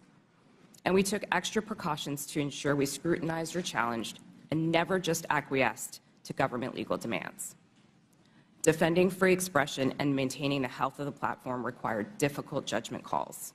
Most applications of Twitter's rules were fact-intensive, subject to internal debate, and needed to be made very quickly. We recognized that after applying our rules, we might learn that some of them did not work as we imagined and that we would need to update them. We always remained open to new information from our customers and critics regarding our policies and enforcement. At times, we also reversed course. For example, on October 14, 2020, The New York Post tweeted articles about Hunter Biden's laptop with embedded images that looked like they may have been obtained through hacking. In 2018, we had developed a policy intended to prevent Twitter from becoming a dumping ground for hacked materials. We applied this policy to the New York Post tweets and blocked links to the articles embedding those source materials. At no point did Twitter otherwise prevent tweeting, reporting, discussing, or describing the contents of Mr. Biden's laptop. People could and did talk about the contents of the laptop on Twitter or anywhere else, including other much larger platforms, but they were prevented from sharing the primary documents on Twitter. Still, over the course of that day, it became clear that Twitter had not fully appreciated the impact of that policy on free press and others. As Mr. Dorsey testified before Congress on multiple occasions, Twitter changed its policy within 24 hours and admitted its initial action was wrong.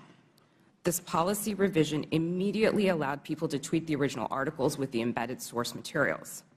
Relying on its long-standing practice not to retroactively apply new policies, Twitter informed the New York Post that it could immediately begin tweeting when it deleted the original tweets, which would have freed them to retweet the same content again. The New York Post chose not to delete its original tweets, so Twitter made an exception after 2 weeks to retroactively apply the new policy to the Post's tweets. In hindsight, Twitter should have reinstated the Post account immediately. There is no easy way to run a global communications platform that satisfies business and revenue goals, individual customer expectations, local laws, and cultural norms, and get it right every time. Still, while I was at Twitter, we worked hard every day to make Twitter a healthy platform and ultimately a healthy business. Thank you for your attention. I look forward to your questions. Thank you very much. Mr. Roth. Thank you, Chairman Comer, Ranking Member Raskin, and members of the committee for the opportunity to speak with you here today. In nearly 8 years at Twitter, I worked in and led a division called Trust and Safety. Trust and Safety's core duty is content moderation, removing tweets that violate Twitter's terms of service and suspending users who repeatedly break the rules. This work is sometimes dismissed merely as censorship, but it represents a key way that Twitter and other companies live up to their responsibility to keep the users of their products safe. Much of this work is uncontroversial. For example, taking down accounts that engage in child sexual exploitation or promote terrorism. The gray area of this work, though, is when trust and safety teams have to make decisions about so-called lawful but awful material, content that may be legal in many jurisdictions, but isn't something most people would want to experience. Think of things like posting someone else's home address without their permission, or bullying somebody for a disability or for how they look.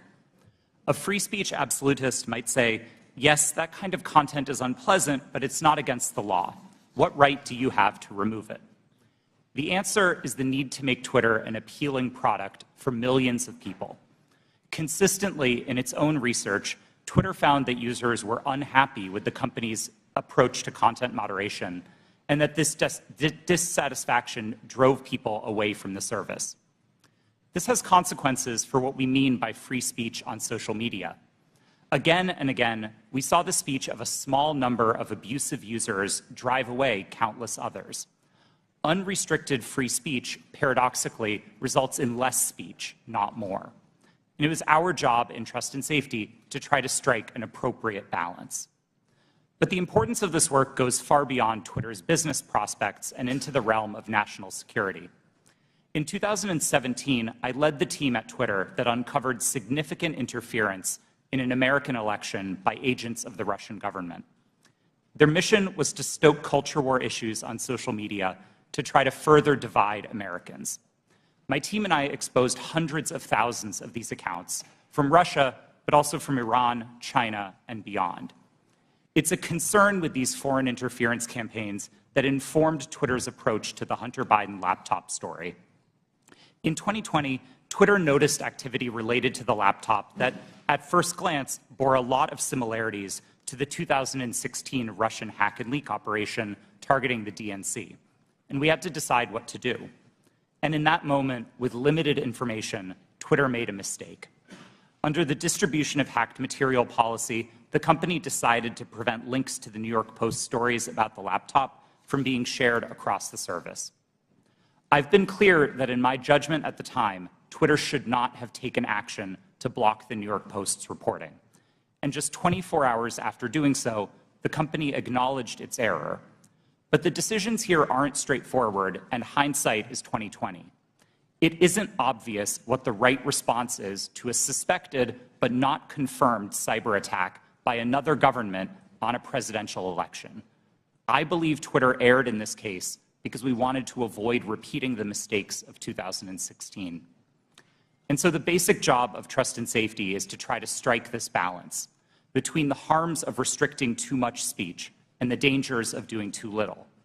I'll be the first to admit that we didn't always get it right. Even rare mistakes add up when you're carrying out content moderation at the scale of hundreds of millions of unique posts per day.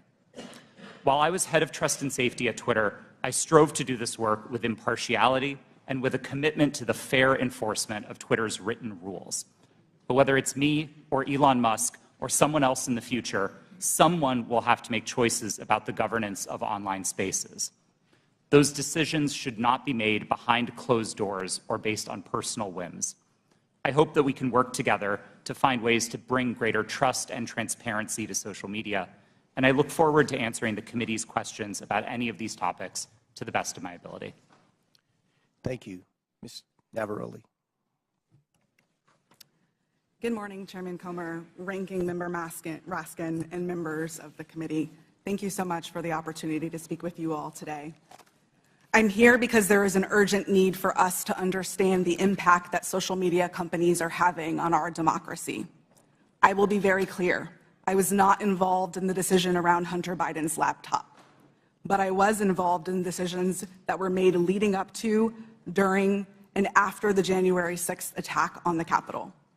If we are going to talk about social media in the government, we need to talk about Twitter's failure to act before January 6th. I am here to tell you that doing nothing is not an option. If we continue to do nothing, violence is going to happen again. My background is as a trained lawyer and journalist, and my expertise over the past decade has been in the areas of media, technology, law, and policy, with a particular focus on social media and free expression. I joined Twitter in 2019, and by 2020, I was the most senior expert on Twitter's U.S. safety policy team. My team's mission was to protect free speech and public safety by writing and enforcing content moderation policies around the world. These policies included things like abuse, harassment, hate speech, violence, and privacy. So if no other algorithm or no other human could decide if a tweet violated my team's policies, the safety team policy acted as the final moderators.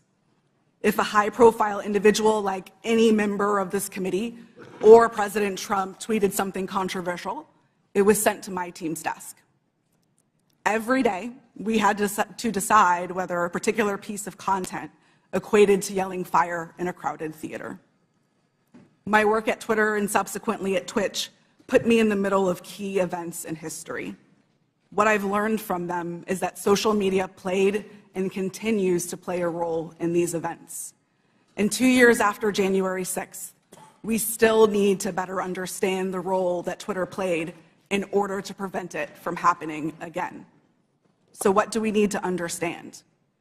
First, Twitter's leadership bent and broke their own rules in order to protect some of the most dangerous speech on the platform. I'm going to talk a little bit about what happened in the months leading up to January 6th.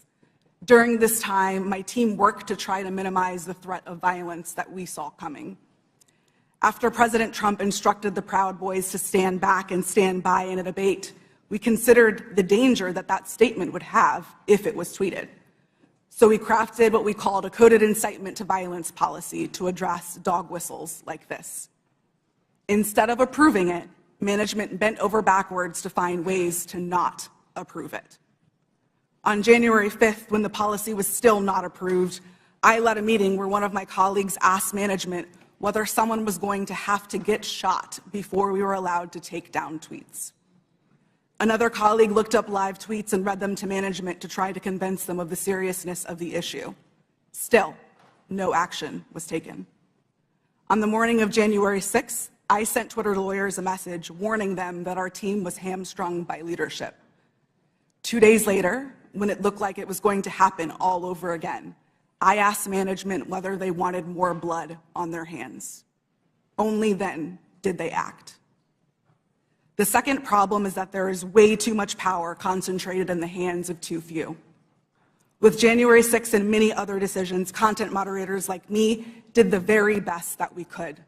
But far too often, there are far too few of us, and we are being asked to do the impossible.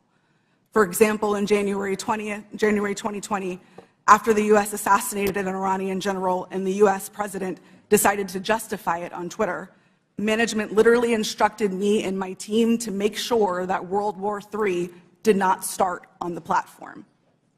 No person, people, or company should have that kind of unchecked power or that kind of responsibility. The modern-day public conversation should not be susceptible to the whims of any one individual or any one company. Fixing the systemic issues that lead to bad decisions is not going to be easy, but people like me who have been in the trenches can help lead the way. But I must say, coming forward and offering this information is risky and it is difficult. Doxing and harassment are real, and people are afraid to tell what they know. So we need to make sure that there are protections for those who speak the truth. We need to create space to hear from people on the front lines. We need to give them protection so they can share their experiences. Only then can we begin to understand the full scope of the problem and to find solutions. There is far too much at stake for us to do nothing. Thank you. Thank you all. Excellent opening statements. Now we'll begin with the question portion. We'll begin by recognizing Mr. Biggs for 5 minutes.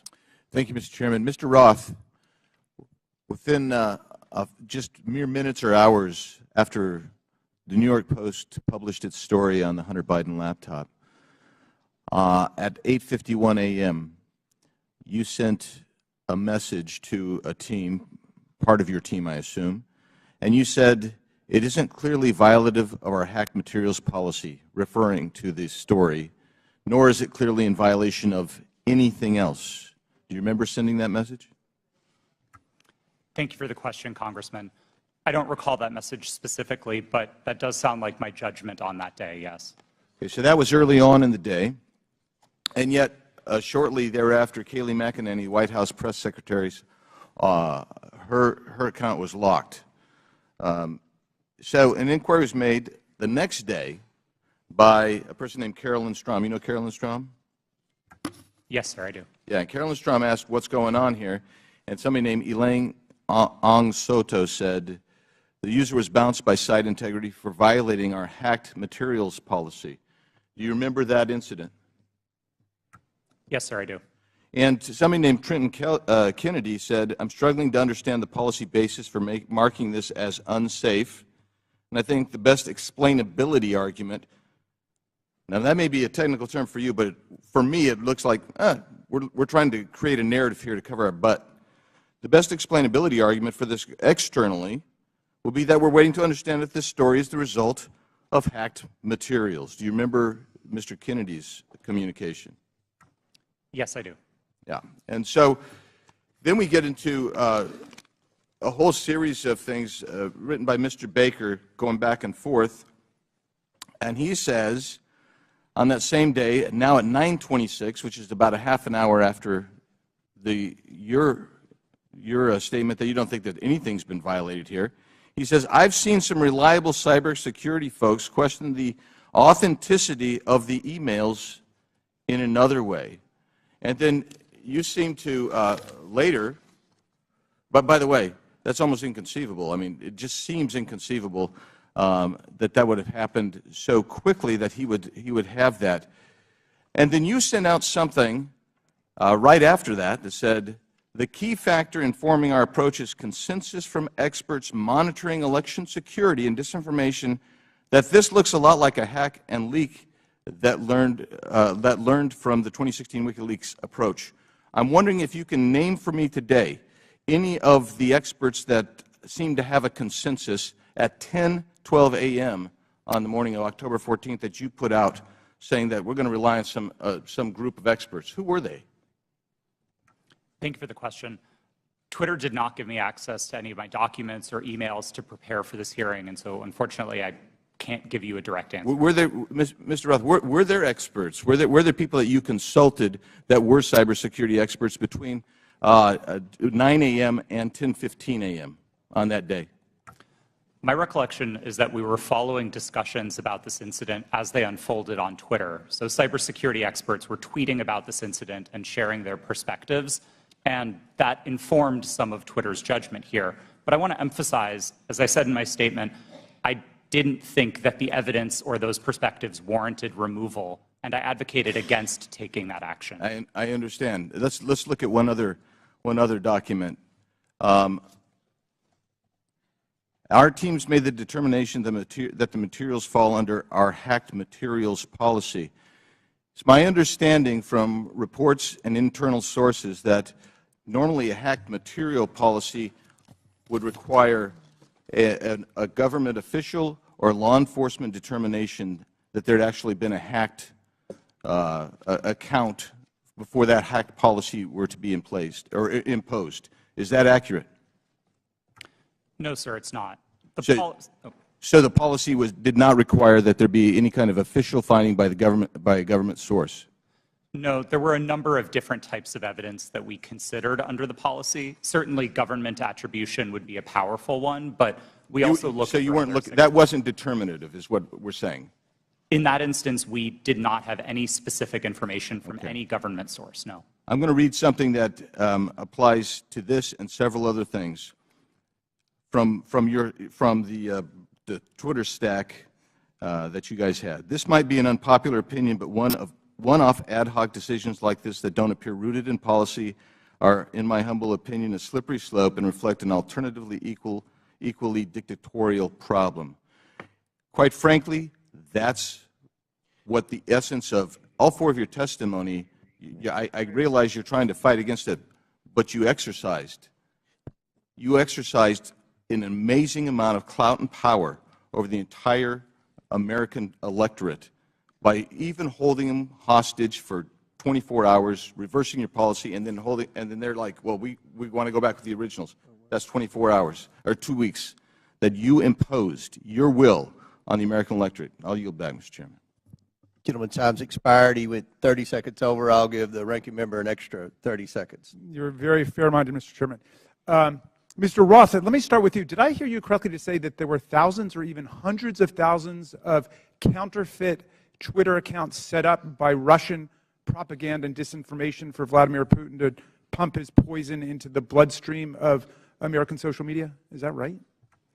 That's right, sir. And that's not just past tense. Those accounts are active on social media today. This is an ongoing campaign. Well, we should be having a hearing about that. I appreciate your alerting to us what's taken place. Ms. Navaroli, so you've testified that in the months leading up to the November 2020 election and then in the weeks before January 6th, you were growing increasingly anxious about the violent rhetoric and incitement that you saw posted on Twitter. Can you describe specifically what made you so concerned during that period? And did you raise your concerns with people at Twitter? Thank you for that question. As I said in my opening statement, after former President Trump in his debate said the statement, stand back, stand by to the Proud Boys, my team, in discussion with other teams at Twitter, realized that we had a gap in our policies and that that could not be said on the platform because it would have gone too far. What we did see continue to happen was those statements, in addition to other coded incitement to violence or dog whistles, began to spring up on the platform. And so what was once fringe ideology or fringe statements that were calling for the overthrow of the government became a loud roar. And so we heard individuals beginning to say that they were locked and loaded, that they were ready for Civil War Part 2, that they were ready for another revolution, that they were ready for the day of the rope, in very clear English on Twitter. And on the January 6th committee, we have tens of thousands of statements like that being made on Twitter and other parts of social media. So we got a little taste of what you were experiencing on a daily basis. Now, there was this meeting on January 5th at Twitter. I don't think it was called specifically to look at what was going to happen the next day. That just happened to be a regular meeting. But at that meeting, you and other employees raised urgently the problem of what you saw coming on January 6th. How did Twitter management respond to the concerns that you raised? That's a great question. And yes, that meeting was a regularly scheduled meeting. Within the meeting, I believe I referred to it in my testimony to the January 6th committee as I was at my wit's end. I had argued, I had asked questions, I had asked for clarification. We had found dangerous tweets within the meeting, and yet the individual who is the most senior leader within the team in that meeting told us that we were not allowed to take that content down and that we were not allowed to use the coded incitement to violence policy. The reason that she gave us mirrored what we had been told by the former head of trust and safety, Del Harvey, that individuals might be saying things like locked and loaded or stand back and stand by in ways of self-protection. That was not what we were seeing on the platform. So when you were seeing things like locked and loaded and Civil War Part 2 and race war and so on, were you warning your superiors at Twitter that you thought there was going to be real violence, that this was not hyperbole that was being spoken at that point? Absolutely. I specifically told Del Harvey herself that someone was going to get shot, as I testified to to the January 6th committee. You stated that Donald Trump described his own tweets as little missiles. Why did that stick in your mind? Yes, the quote that you're referring to, I don't remember exactly what news article that it was in, but it was a news article that I had read in which the former president said that he liked to send out his tweets like little missiles. To me, that sounded exactly like weaponization of a platform, in his own words, and yet Twitter was not concerned. All right. Well, again, this bears a complete hearing on its own. This is a real issue, unlike something that happened a couple of years ago for 24 hours that has already disappeared in the sands of time. But this is facing us today. As you say, those right-wing violent forces are still out there, and the social media can still be used as a channel for incitement to violent action against state legislatures, school boards, the Capitol of the United States, Congress, and so on. How do we prevent this from happening in the future, and do you think that Twitter is dealing with this problem effectively now? As I said in my opening statement, we have to do something. There is too much at stake for us to continue to do nothing. And this question of how do we prevent it is a big one. Unfortunately, I do not believe that we are at a place that we can come to solutions because we do not know how these companies work. We must continue to hear from individuals like myself. We must have a seat at the table to be able to share our experiences, because our experiences and the ways that we have succeeded, the ways that we have failed, hold the key to our futures and the key to our democracies. All right. Thank you, Mr. Chairman. I would just say I was skeptical about revisiting the whole New York Post thing, where there have already been congressional hearings and they've already apologized for their little lapse. But this is a serious issue, and so I'm glad we at least have the opportunity to begin to talk about it in public. And I yield back to you. Thank you. Gentleman yields back. I'll recognize myself now for questioning. The Biden family investigation begins with the story of how big tech, the media, former intelligence agents, and the Bidens themselves suppressed the story of Hunter Biden's laptop weeks before the 2020 election. Today, we're hearing from Twitter executives who buried the New York Post laptop story, claiming it violated the platform's hacked materials policy. In reality, the Twitter executives were hostile towards conservatives and biased towards anyone who opposed their points of view. For example, Mr. Roth, did you write this tweet? I regret the language that I used in some of my former tweets, but yes, I did post that. And I'll read the tweet so it's in the record. Yes, that person in the pink hat is clearly a bigger threat to your brand of feminism than actual Nazis in the White House. Mr. Roth, do you think all conservatives are Nazis? Certainly not, sir. What about the hundreds of people who worked in the Trump administration? Certainly not. Did Ms. Gaddy or any other lawyer at Twitter ever tell you to take down that tweet? No, Twitter did not have a practice of restricting employees sharing their personal viewpoints on the service. Okay. Turning back to the laptop, Ms. Gaddy, are you aware that Hunter Biden's lawyers, as recently as last week, wrote the Department of Justice about Hunter Biden's laptop? I've seen some articles about that. Yes, they did. And it appears that Hunter Biden's attorney is admitting that the laptop and emails on it are authentic. So, Ms. Gaddy, on October 14, 2020, did Hunter Biden report to Twitter that he was the victim of a hack? No, I don't believe he did. Ms. Gaddy, when the New York Post initially broke the story about the laptop, did you call Hunter Biden's lawyer to ask if it was authentic? No, I did not. Isn't it correct that the Biden campaign had contact with Twitter in the run-up to the 2020 election? Not to my knowledge. And you're telling this committee that you didn't ask any Biden representative if the laptop was real or for Hunter Biden's attorney's phone number to confirm its authenticity? We did not speak to anybody related to that. Mr. Baker, are you aware that the FBI had Hunter Biden's laptop since December of 2019? I'm sorry, am I aware of that now?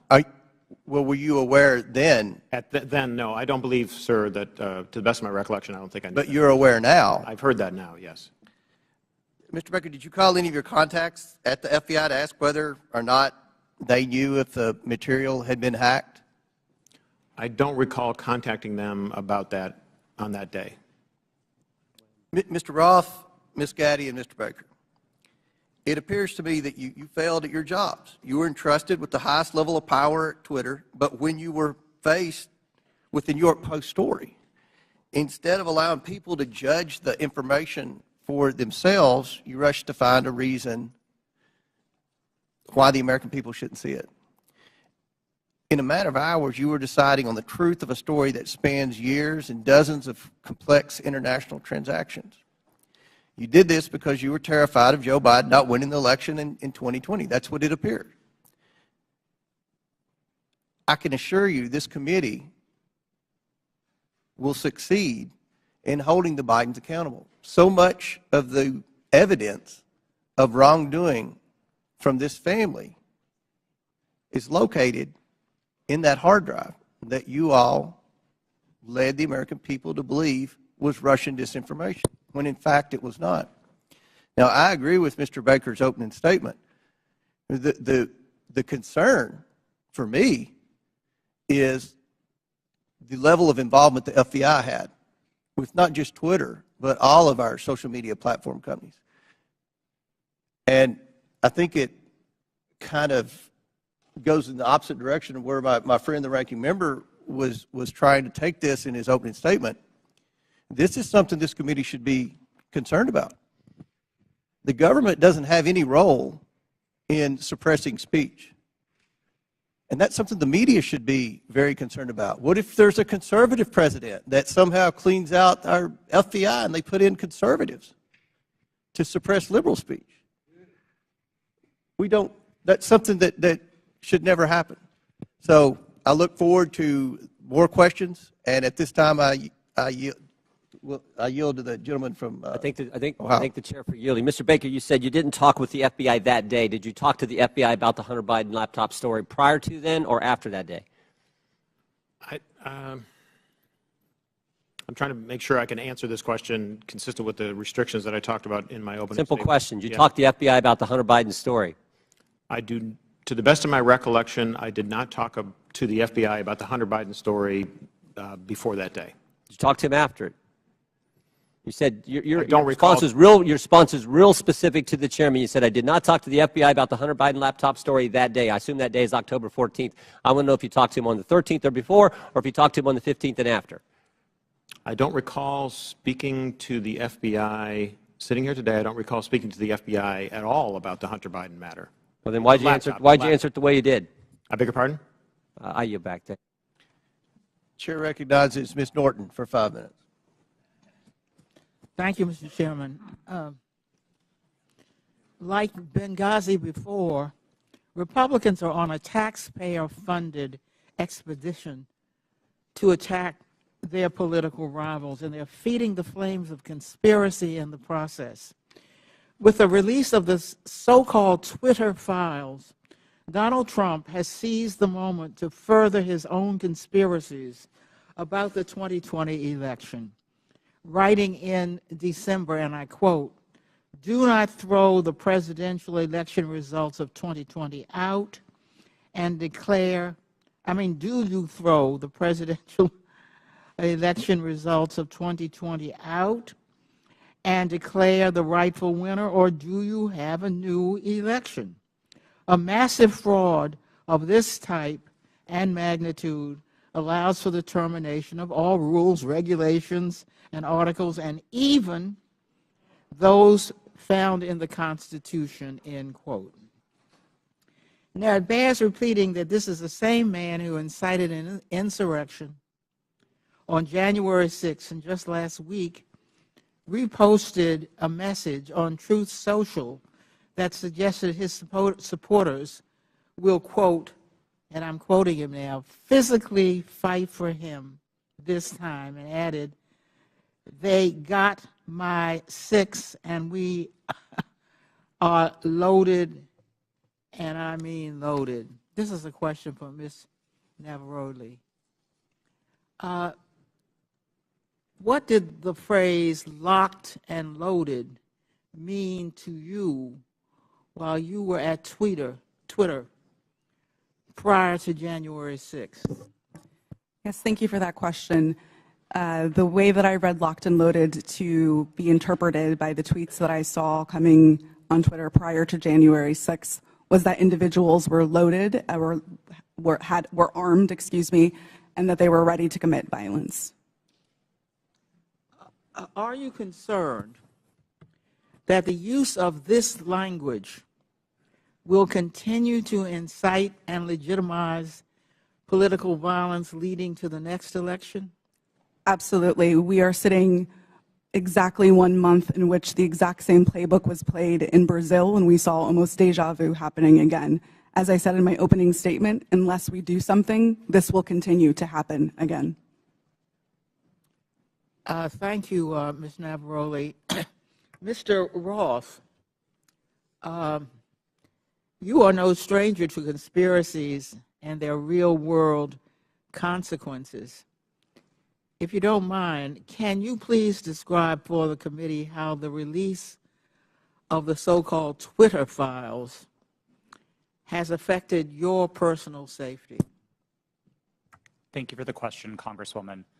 The Twitter files, I would note first and foremost, didn't just affect me, but affected much more junior employees at Twitter. Employees as far away as Manila in the Philippines were doxxed, had their families threatened, and experienced harm equal to or greater than what I've experienced. But concurrent with the Twitter files, Elon Musk also made the decision to share a defamatory allegation that I support or condone pedophilia. And this lie led directly to a wave of homophobic and anti-Semitic threats and harassment against me, of which Twitter has removed vanishingly little. And following the Daily Mail's decision to publish where I live, ultimately I had to leave my home and sell it. Those are the consequences for this type of online harassment and speech. Well, I must say, those are very real consequences. By legitimizing unsubstantiated conspiracy theories about the deep state, big tech, and government censorship for political gain, committee Republicans are holding a match to a powder keg. We all saw the consequences of this kind of rhetoric on January 6th, and we continue to see it play out as political violence and hate crimes grip communities around the country. And I yield back, Mr. Chairman. That lady yields back. Chair recognizes Ms. Mace for 5 minutes. Thank you, Mr. Chairman. The Twitter files were not just about Hunter Biden's laptop. Twitter files make it apparent Twitter worked overtime to suppress accurate COVID information. Dr. Jay Bhattacharya is a professor of medicine at Stanford who once tweeted an article he wrote about natural immunity. Thanks to Elon Musk's release of the Twitter files, we learned some of his tweets were tagged with the label of Trends Blacklist. Apparently, the views of a Stanford doctor are disinformation to you people.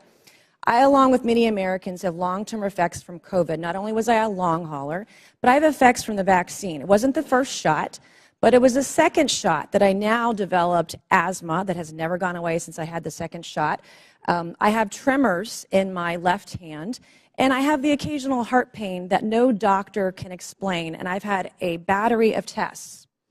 I find it extremely alarming Twitter's unfettered censorship spread into medical fields and affected millions of Americans by suppressing expert opinions from doctors and censoring those who disagree with the CDC. I have great regrets about getting the shot because of the health issues that I now have that I don't think are ever going to go away. And I know that I'm not the only American who has those kinds of concerns.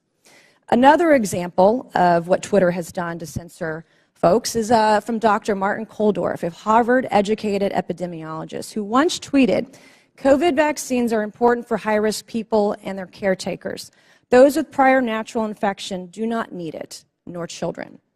The Twitter files reveal this tweet was deemed false information because it ran contrary to the CDC. So my first question this morning of Ms. Gaddy, may I ask of you, where did you go to medical school? I did not go to medical school. I'm sorry? I did not go to medical school. That's what I thought.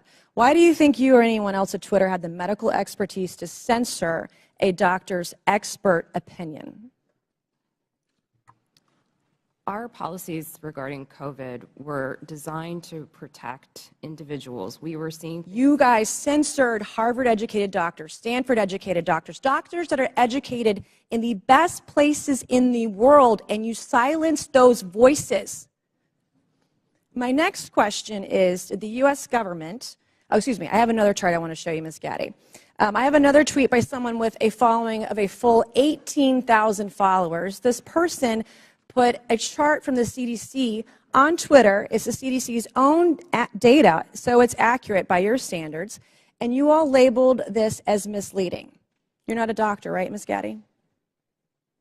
No, I'm not. Okay. What makes you think you or anyone else at Twitter have the medical expertise to censor actual, accurate CDC data? I'm not familiar with these particular situations. Yeah, I'm sure you're not. But this is what Twitter did. They labeled this as inaccurate. It is the government's own data. It's ridiculous that we're even having to have this conversation today. It's not just about the laptop. This is about medical advice that expert doctors were trying to give Americans because social media companies like Twitter were silencing their voices. I have another question, my last one for you, Ms. Gaddy. Did the U.S. government ever contact you or anyone at Twitter to pressure Twitter to moderate or censor certain tweets? Yes or no? We have a program. Did the U.S. government ever contact you or anyone at Twitter to censor or moderate certain tweets? Yes or no? We receive legal demands to remove content from the platform from the U.S. government and governments all around the world. Those are published on a third-party website, and anyone can review Thank them. God for Matt Taibbi. Thank God for Elon Musk for allowing to show us in the world that Twitter was basically a subsidiary of the FBI, censoring real medical voices with real expertise that put real Americans' lives in danger because they didn't have that information. I also want to thank one of my colleagues, Ro Khanna, because as it turns out, censorship isn't just an important issue to conservatives. Some of my colleagues on the other side of the aisle, like Ro, found this censorship very concerning, and even wrote to you and to folks at Twitter that he was concerned about the First Amendment being censored. So I want to thank him for speaking up and speaking out about this issue, because this should not be a partisan issue. This should be an issue that's an American issue. Mr. Chairman, I would like to enter into the record, I ask unanimous consent, to enter into the record a Wall Street Journal article from December 9th, 2022 by Justin Hart entitled "The Twitter Blacklisting of Jay Bhattacharya." Enter the record, please, Mr. Chairman. Without objection, so ordered. Thank you, and I yield back. Chair recognizes Mr. Lynch for 5 minutes. Thank you, Mr. Chairman. I just want to go over the chronology here, Mr. Roth. Back in 2016, Russia and Vladimir Putin engaged in what bipartisan Senate Intelligence Committee investigators called a, and I quote, aggressive, multifaceted effort to influence the outcome of that year's presidential election. The campaign included hacking of the systems of a major political party and leaking illegally obtained information, scanning U.S. election systems for vulnerabilities, and exploiting the weaknesses of social media platforms to spread disinformation to the American people. Again, in a 2017 declassified report, the U.S. intelligence community assessed that Russia's 2016 election operations signaled a, quote, new normal in Russian influence efforts, and that the Kremlin would, quote, apply lessons learned going forward against the U.S. and its allies. Mr. Roth, in a December interview with journalist Kara Swisher, you state that this declassified assessment was, quote, and I'm quoting you, a watershed moment in the history of content moderation and the Internet, close quote. You also stated in that interview that Twitter discussed potential threats to the integrity of the 2020 elections, and it was, quote, and I'm quoting you again, obvious to think about the most influential thing that impacted the 2016 election, which was the hack and leak campaign organized by the Russian government, and that, quote, we would have been stupid not to think about that risk. Mr. Roth, why would Twitter have been stupid to ignore that risk? Thank you for the question, Congressman. I think Twitter and the entire social media industry were, frankly, caught with their pants down in 2016 and missed an opportunity to do the critical work of protecting election security. This isn't my judgment. This is the judgment of academics and researchers who have spent years studying Russian active measures. And most of their conclusions suggest that the #1 most influential part of the Russian active measures campaign in 2016 was the hack and leak targeting John Podesta. It would have been foolish not to consider the possibility that they would run that play again. Right. And so let me ask, was that top of mind for Twitter? You're trying to measure the credibility of incoming intelligence. Was that top of mind in regard to your decision, the company's decision to temporarily limit the distribution of the October 14th New York Post story that was delivered by Mayor Giuliani? Yes, that was one of the animating concerns for us. For nearly 2 years, we had engaged in scenario planning exercises for potential risks tied to the elections, and one of them appeared to be happening that day. Now, again, I think the facts were complicated, and I do believe Twitter made a mistake then, but our judgment was colored by the experience of 2016 and by the very real Russian activities that we saw play out that year.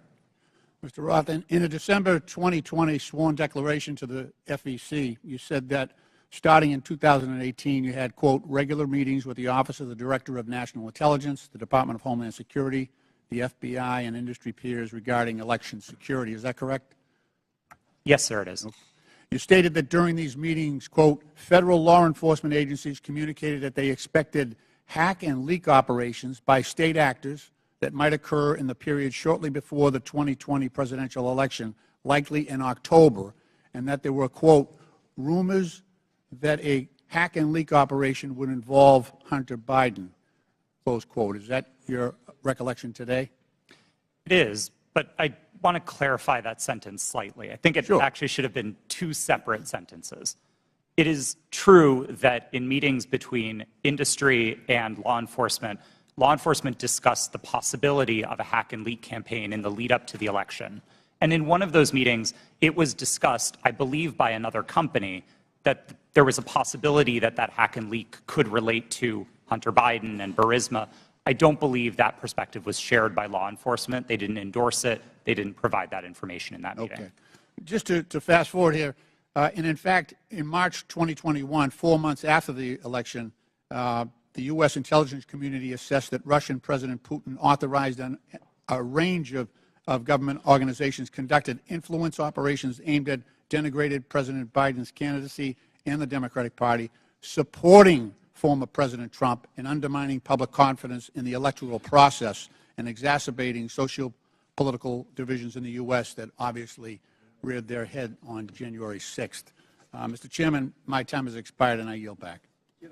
Gentleman yields back. Chair recognizes Mr. Jordan for 5 minutes. Thank you, Mr. Chairman. Mr. Roth, did the government tell you that the Biden laptop story was fake? No, sir, they did not. Did they tell you it was hacked? No, sir, they did not. On October 14, 2020, Twitter blocks the New York Post story on the Hunter Biden, the New York Post story on Hunter Biden, and suspends their account. The night before, FBI Special Agent Elvis Chan sends you an email. The email says this: heads up, I will be sending a teleporter link for you to download 10 documents. It's not spam. Please confirm receipt when you get it. 2 minutes later, 6:24 p.m., you respond back, received and downloaded, thanks. What were those 10 documents? Twitter didn't give me access to my laptop, but Special Agent Chan has said publicly, and the FBI has confirmed, that those documents did not relate to Hunter Biden, and that's my recollection of them. What did they relate to? My interactions with Agent Chan and with the FBI almost entirely focused on what the FBI called malign foreign interference, things like Russian troll farms and Iranian involvement in the elections, not on any type of domestic Any of the activity. information on there classified? No, sir, I do not hold a security clearance, and so I would not have received any classified information. Who does hold a security clearance? I just got a second email here. I'm just curious about this. What I propose is that 30 days out from the election, this is another email to you from Mr. Chan. 30 days, we get temporary clearances. You pick who they are. Who were the people at Twitter who had a security clearance? To be honest, sir, I'm not sure, and we never ultimately followed through on this plan to get temporary clearances. Did anyone at Twitter have a security clearance? It's my understanding that at least some current or former employees did hold clearances, but I wasn't certain about that. Ms. Gaddy, do you know if anyone took up Mr. Chan's offer to hand out security clearances 30 days before the 2020 election? Not that I'm aware. So we don't know how many people had security clearances. Twitter, do we know? Mr. Baker, Mr. Gaddy, Ms. Gaddy, anyone know how many people at Twitter had a security clearance in the 30 days prior to the election? I don't know the answer to that question, Ms. sir. Gaddy? I do not know. Mr. Roth, you don't know? No, sir. Well, how about the last one? Ms. Navaroli, do you know? No. I mean, it seemed like the offer was to sort of just hand them out like candy. I just wondered who had them. No one knows? Okay. So the FBI didn't tell you that it was fake, didn't tell you that it was hacked. And Mr. Roth, did the story violate your policies? In my judgment at the time, no, it did not. Yeah, that's what you said. Said what I would propose, you said it isn't clearly a violation of our hack materials policy, nor is it clearly a violation of anything else. So I think what a lot of people are wondering is if it didn't violate your policies and they didn't tell you it was fake, didn't tell you it was hacked, why'd you take it down?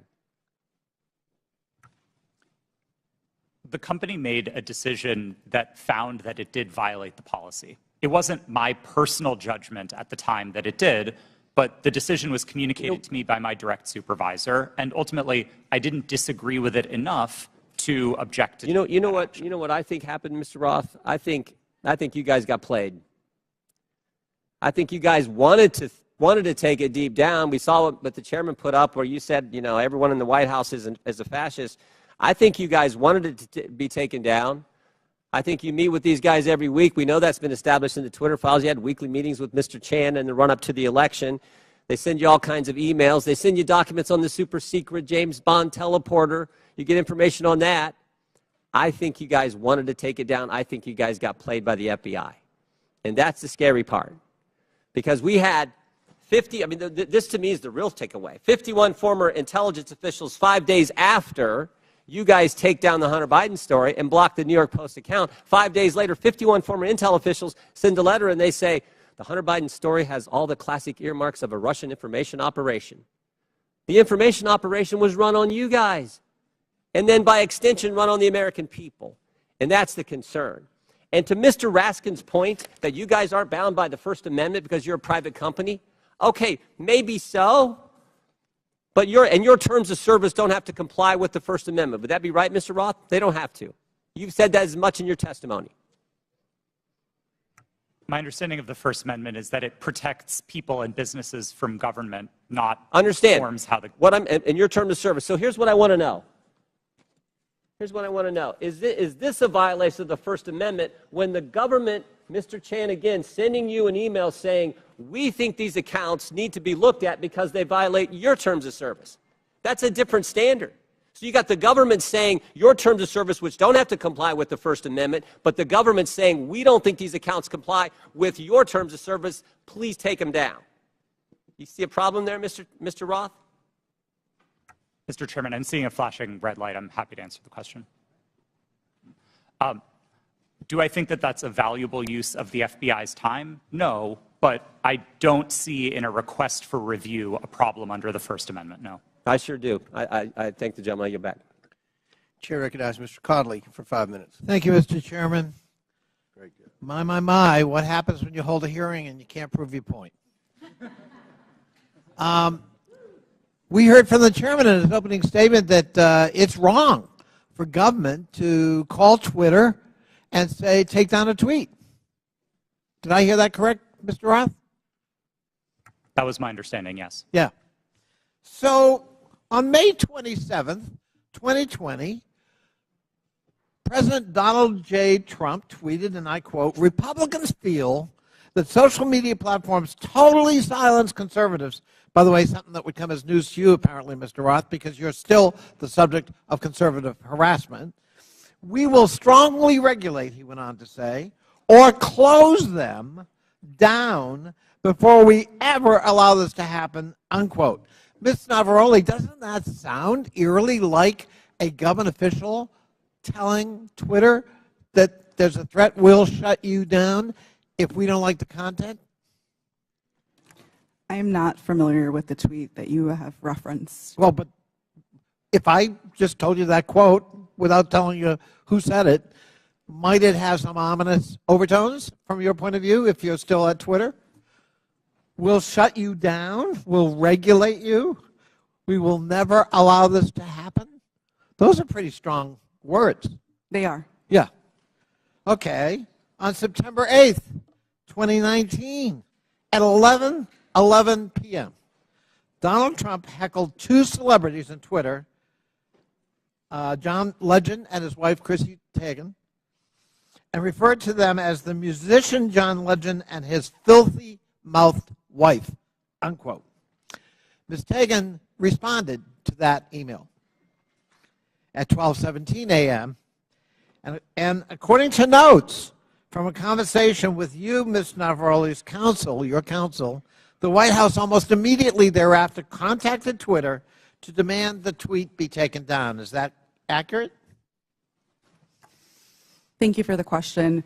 In my role, I was not responsible for receiving any sort of request from the government. However, what I was privy to was my supervisors letting us know that we had received something along those lines or something of a request. In that particular instance, I do remember hearing that we had received a request from the White House to make sure that we evaluated this tweet and that they wanted it to come down because it was a derogatory statement directed towards the president. They wanted it to come down. They made that request. To my recollection, yes. I thought that was an inappropriate action by a government official, let alone the White House. But it wasn't Joe Biden about his son's laptop. It was Donald Trump because he didn't like what Chrissy Teigen had to say about him. Is that correct? Yes, that is correct. My. You ever think it's appropriate for the President of the United States to direct or otherwise influence a social media company to take down its content? I think it's a very slippery slope. Mr. Roth, Ms. Gaddy, Mr. Baker, any evidence that Joe Biden's ever done that?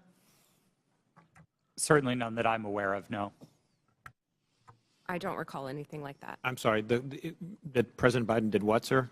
Has Joe Biden ever called Twitter, to your knowledge, or his White House at his behest, to take down content or urge you to take down content? I don't know the answer to that question, sir. Well, I'm going to have to conclude at least from 3 of the 4, you don't know. There's no evidence he's ever done that, but there's plenty of evidence Donald J. Trump tried to do that.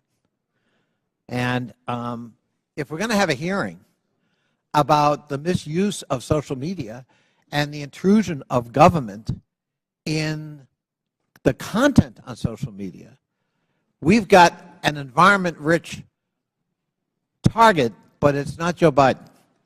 It's Donald J. Trump, and of course we don't want to talk about that.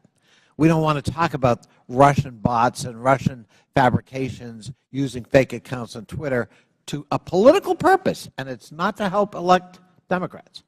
And we don't want to talk about 4 years of Donald Trump manipulating the truth and trying to manipulate social media and threaten it, or directly to try to shape it by taking down content because it was critical of him personally. And that's what we ought to be talking about as we move forward. not the subject of today's hearing. I yield back. Gentleman yields back. Chair recognizes Mr. Donalds for 5 minutes. Thank you, Mr. Chairman. Real quick, Mr. Roth, you've stated already that what happened with the New York Post story was similar to the hack and leak scenarios from 2016.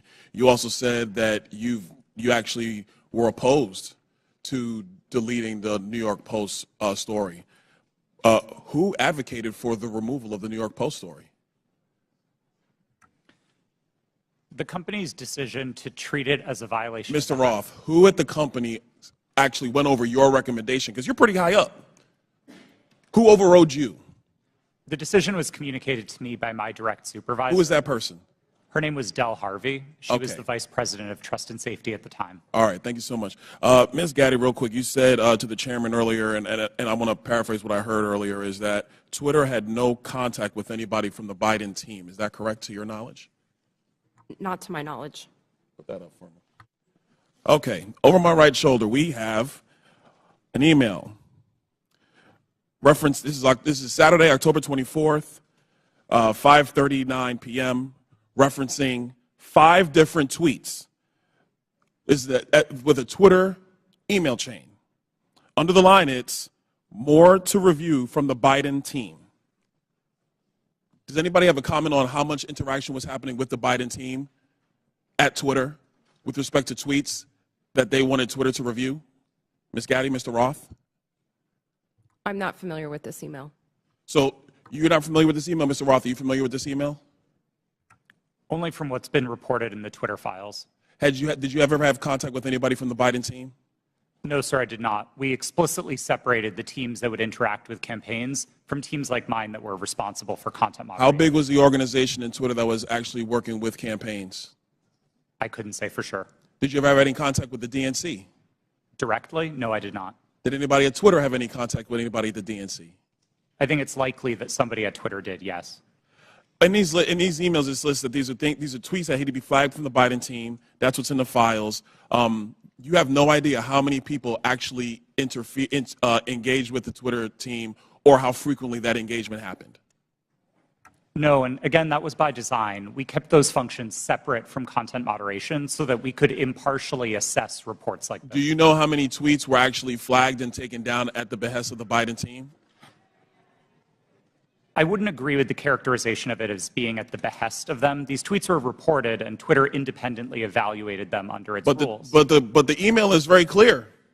More to review from Biden team. The response 3 hours later at the bottom, hold this up real quick so you can see. The request at the bottom, it says, handled these. What does handled these mean?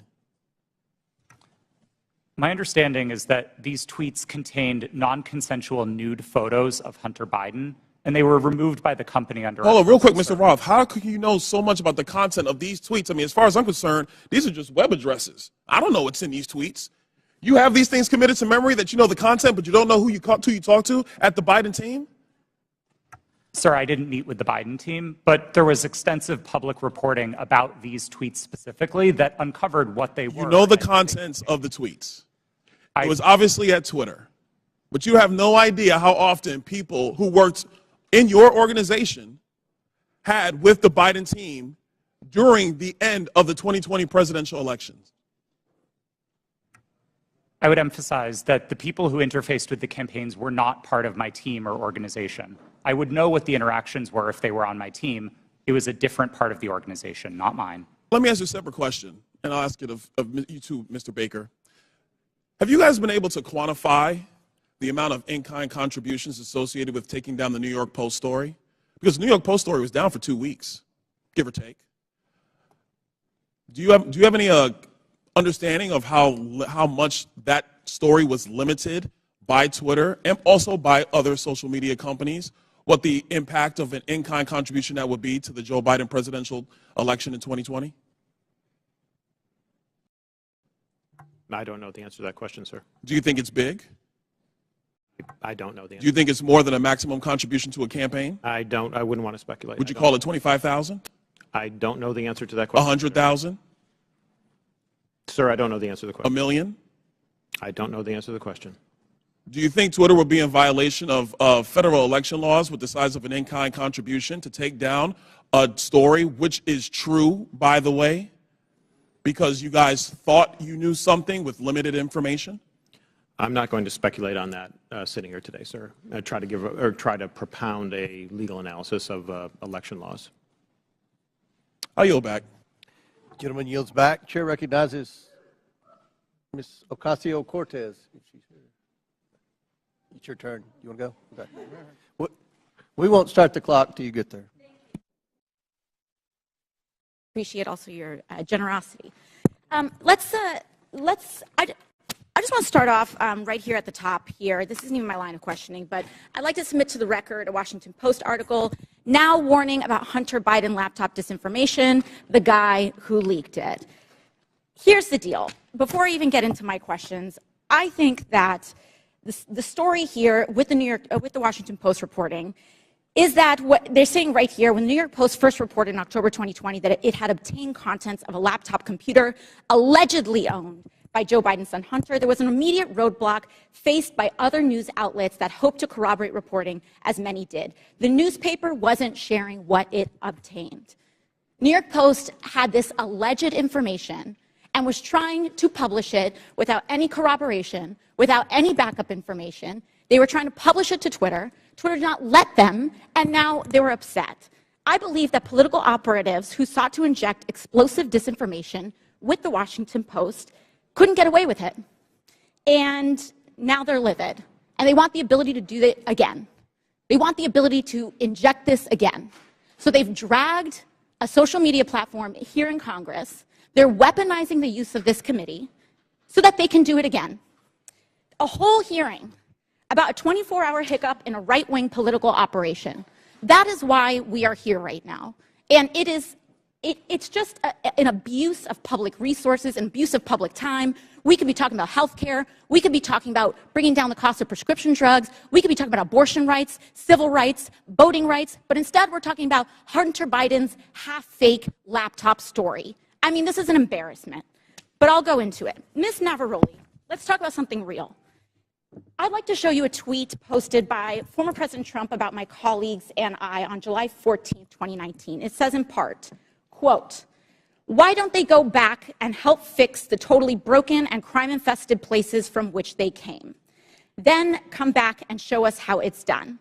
These places need your help badly. You can't leave fast enough. I'm sure that Nancy Pelosi would be very happy as quickly to work out free travel arrangements." A day or two after that, Donald Trump publicly incited, violence at a rally, targeting 4 congresswomen, including myself, saying, "Go back to where you came from." Ms. Navarrete, as I understand it, you were the most senior member of Twitter's content moderation team, or a senior member of Twitter's content moderation team when this was posted. As part of your responsibilities, did you review this tweet? Yes, it was my team's responsibility to review these tweets. And what did you conclude? My team, Ray, made the recommendation that for the first time we find Donald Trump in violation of Twitter's policies and use the public interest interstitial. For the first time? Yes. And at the time, Twitter's policy included a specific example when it came to banned abuse against immigrants, as they specifically included the phrase, "Go back to your country," or go back to where you came from, correct? Yes, that was specifically included in the content moderation guidance as an example. You brought this up to the Vice President of Trust and Safety, Del Harvey, correct? I did, yes. And she overrode your assessment, didn't she? Yes, she did. And something interesting happened after she overrode your assessment. A day or two later, Twitter seemed to have changed their policies, didn't they? Yes, that trope, "Go back to where you came from," was removed from the content moderation guidance as an example. So Twitter changed their own policy after the president violated it in order to potentially accommodate his tweet? Yes. Thank you. So much for bias against right wing on Twitter. Additionally, Ms. Navarrete, are you familiar with the account Libs of TikTok? I have heard of it from the news, yes. Mr. Roth, are you familiar with this account? Yes, ma'am, I am.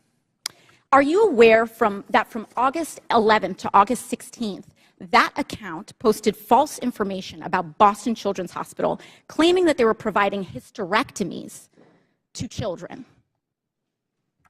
Yes, I am aware of that and other claims from the account. And are you aware that this lie was then circulated by other prominent far-right influencers?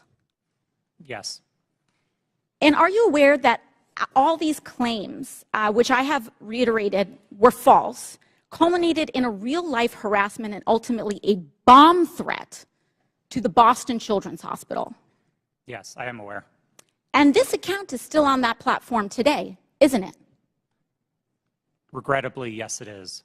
Despite inspiring a bomb threat due to the right-wing incitement of violence against trans Americans in this country, because they cannot let go of this obsession with fixating violence and inciting violence against trans and LGBT people, in addition to immigrants, in addition to women of color.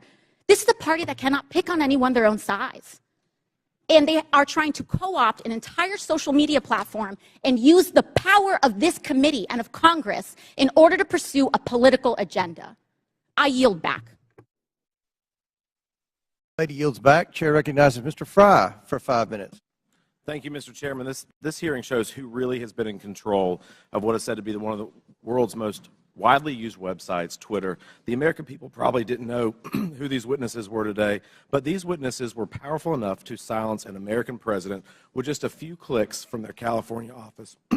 We're also learning that some of those in Washington, D.C. have forgotten their role and exercised their power to achieve ends antithetical to American principles of free speech and expression. The FBI is the lead federal agency responsible for investigating foreign influence operations.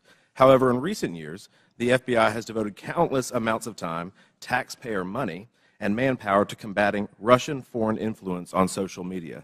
The FBI, as one reporter noted, acted as a, quote, doorman to the vast program of social media surveillance and censorship encompassing agencies across the federal government, from the State Department to the Pentagon to the CIA.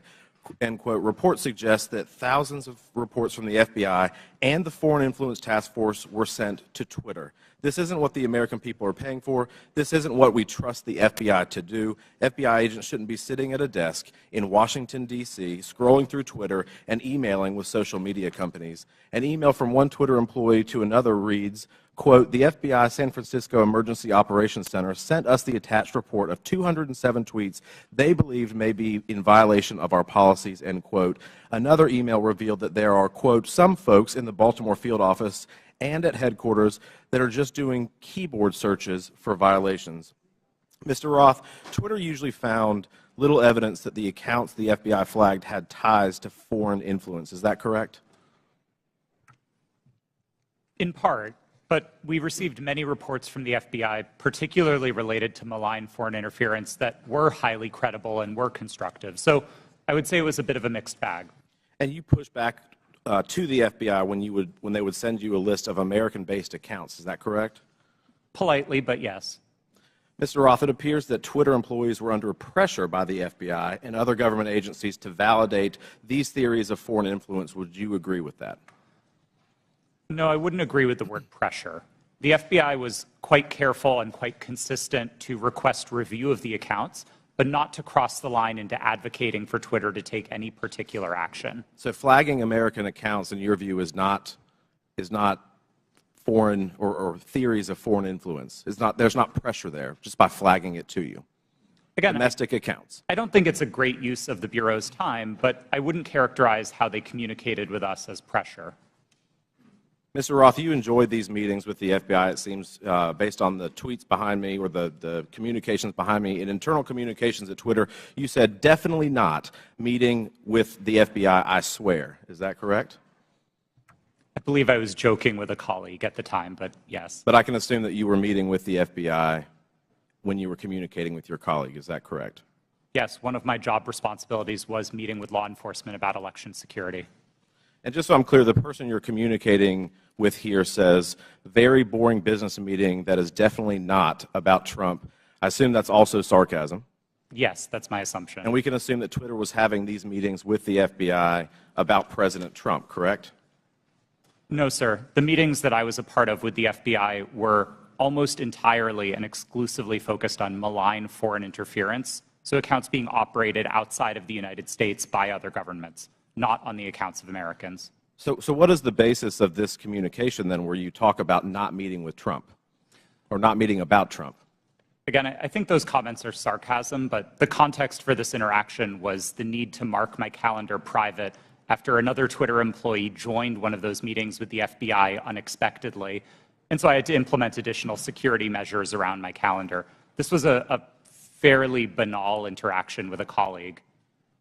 Mr. Chairman, I yield the rest of my time to Mr. Jordan. Can I ask Mr. Jordan? I thank the gentleman for yielding. Mr. Roth, was there ever any visibility filtering that was hard-coded by Twitter employees into accounts of specific users?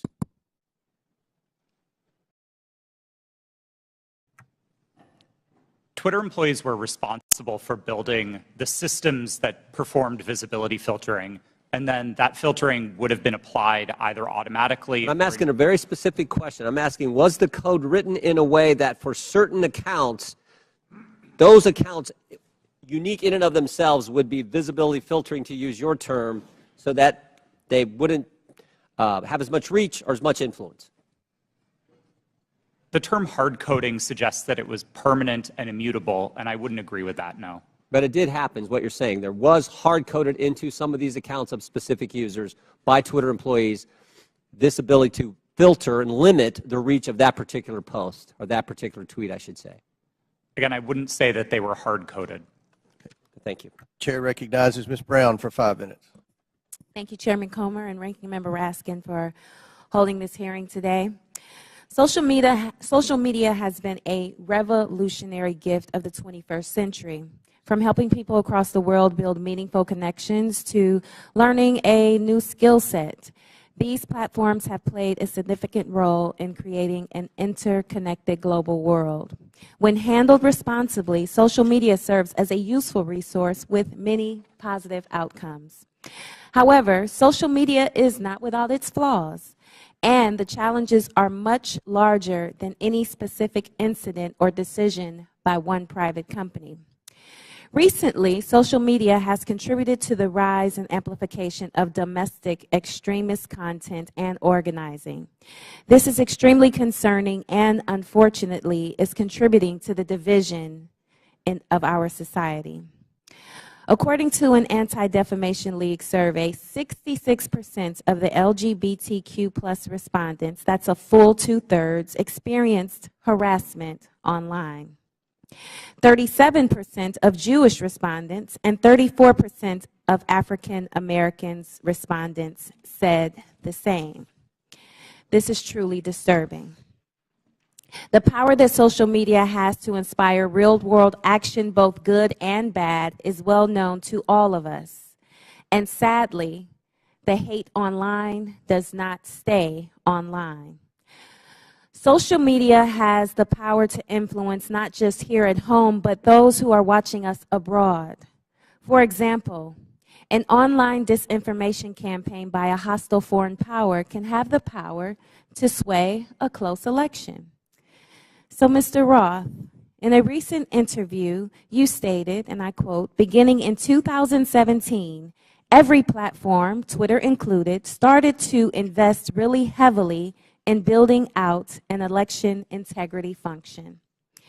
So I ask, were those investments driven in part by bipartisan concerns raised by Congress and the U.S. government after the Russian influence operation in the 2016 presidential election? Thank you for the question. Yes, those concerns were fundamentally bipartisan. The Senate's investigation of Russian active measures was a bipartisan effort. The report was bipartisan.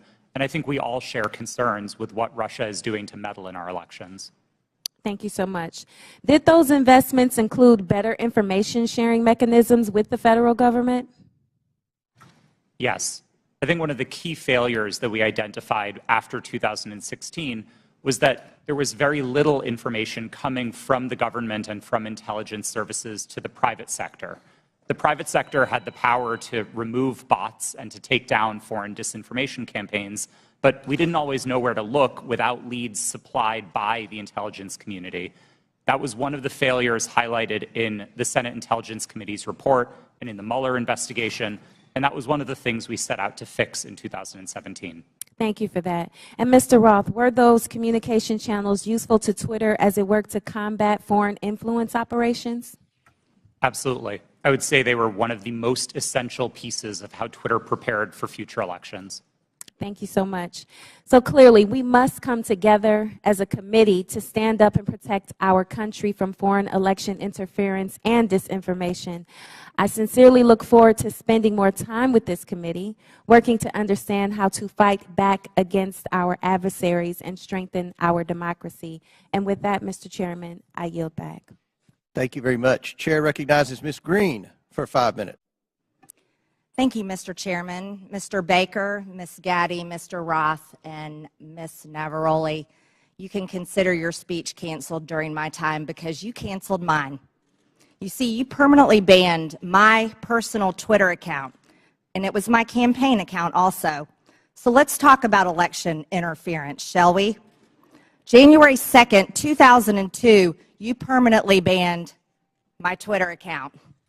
This was the account that I would put my campaign ads on, raise money on, fight back when attacked with lies, and be able to talk to my voters in my district.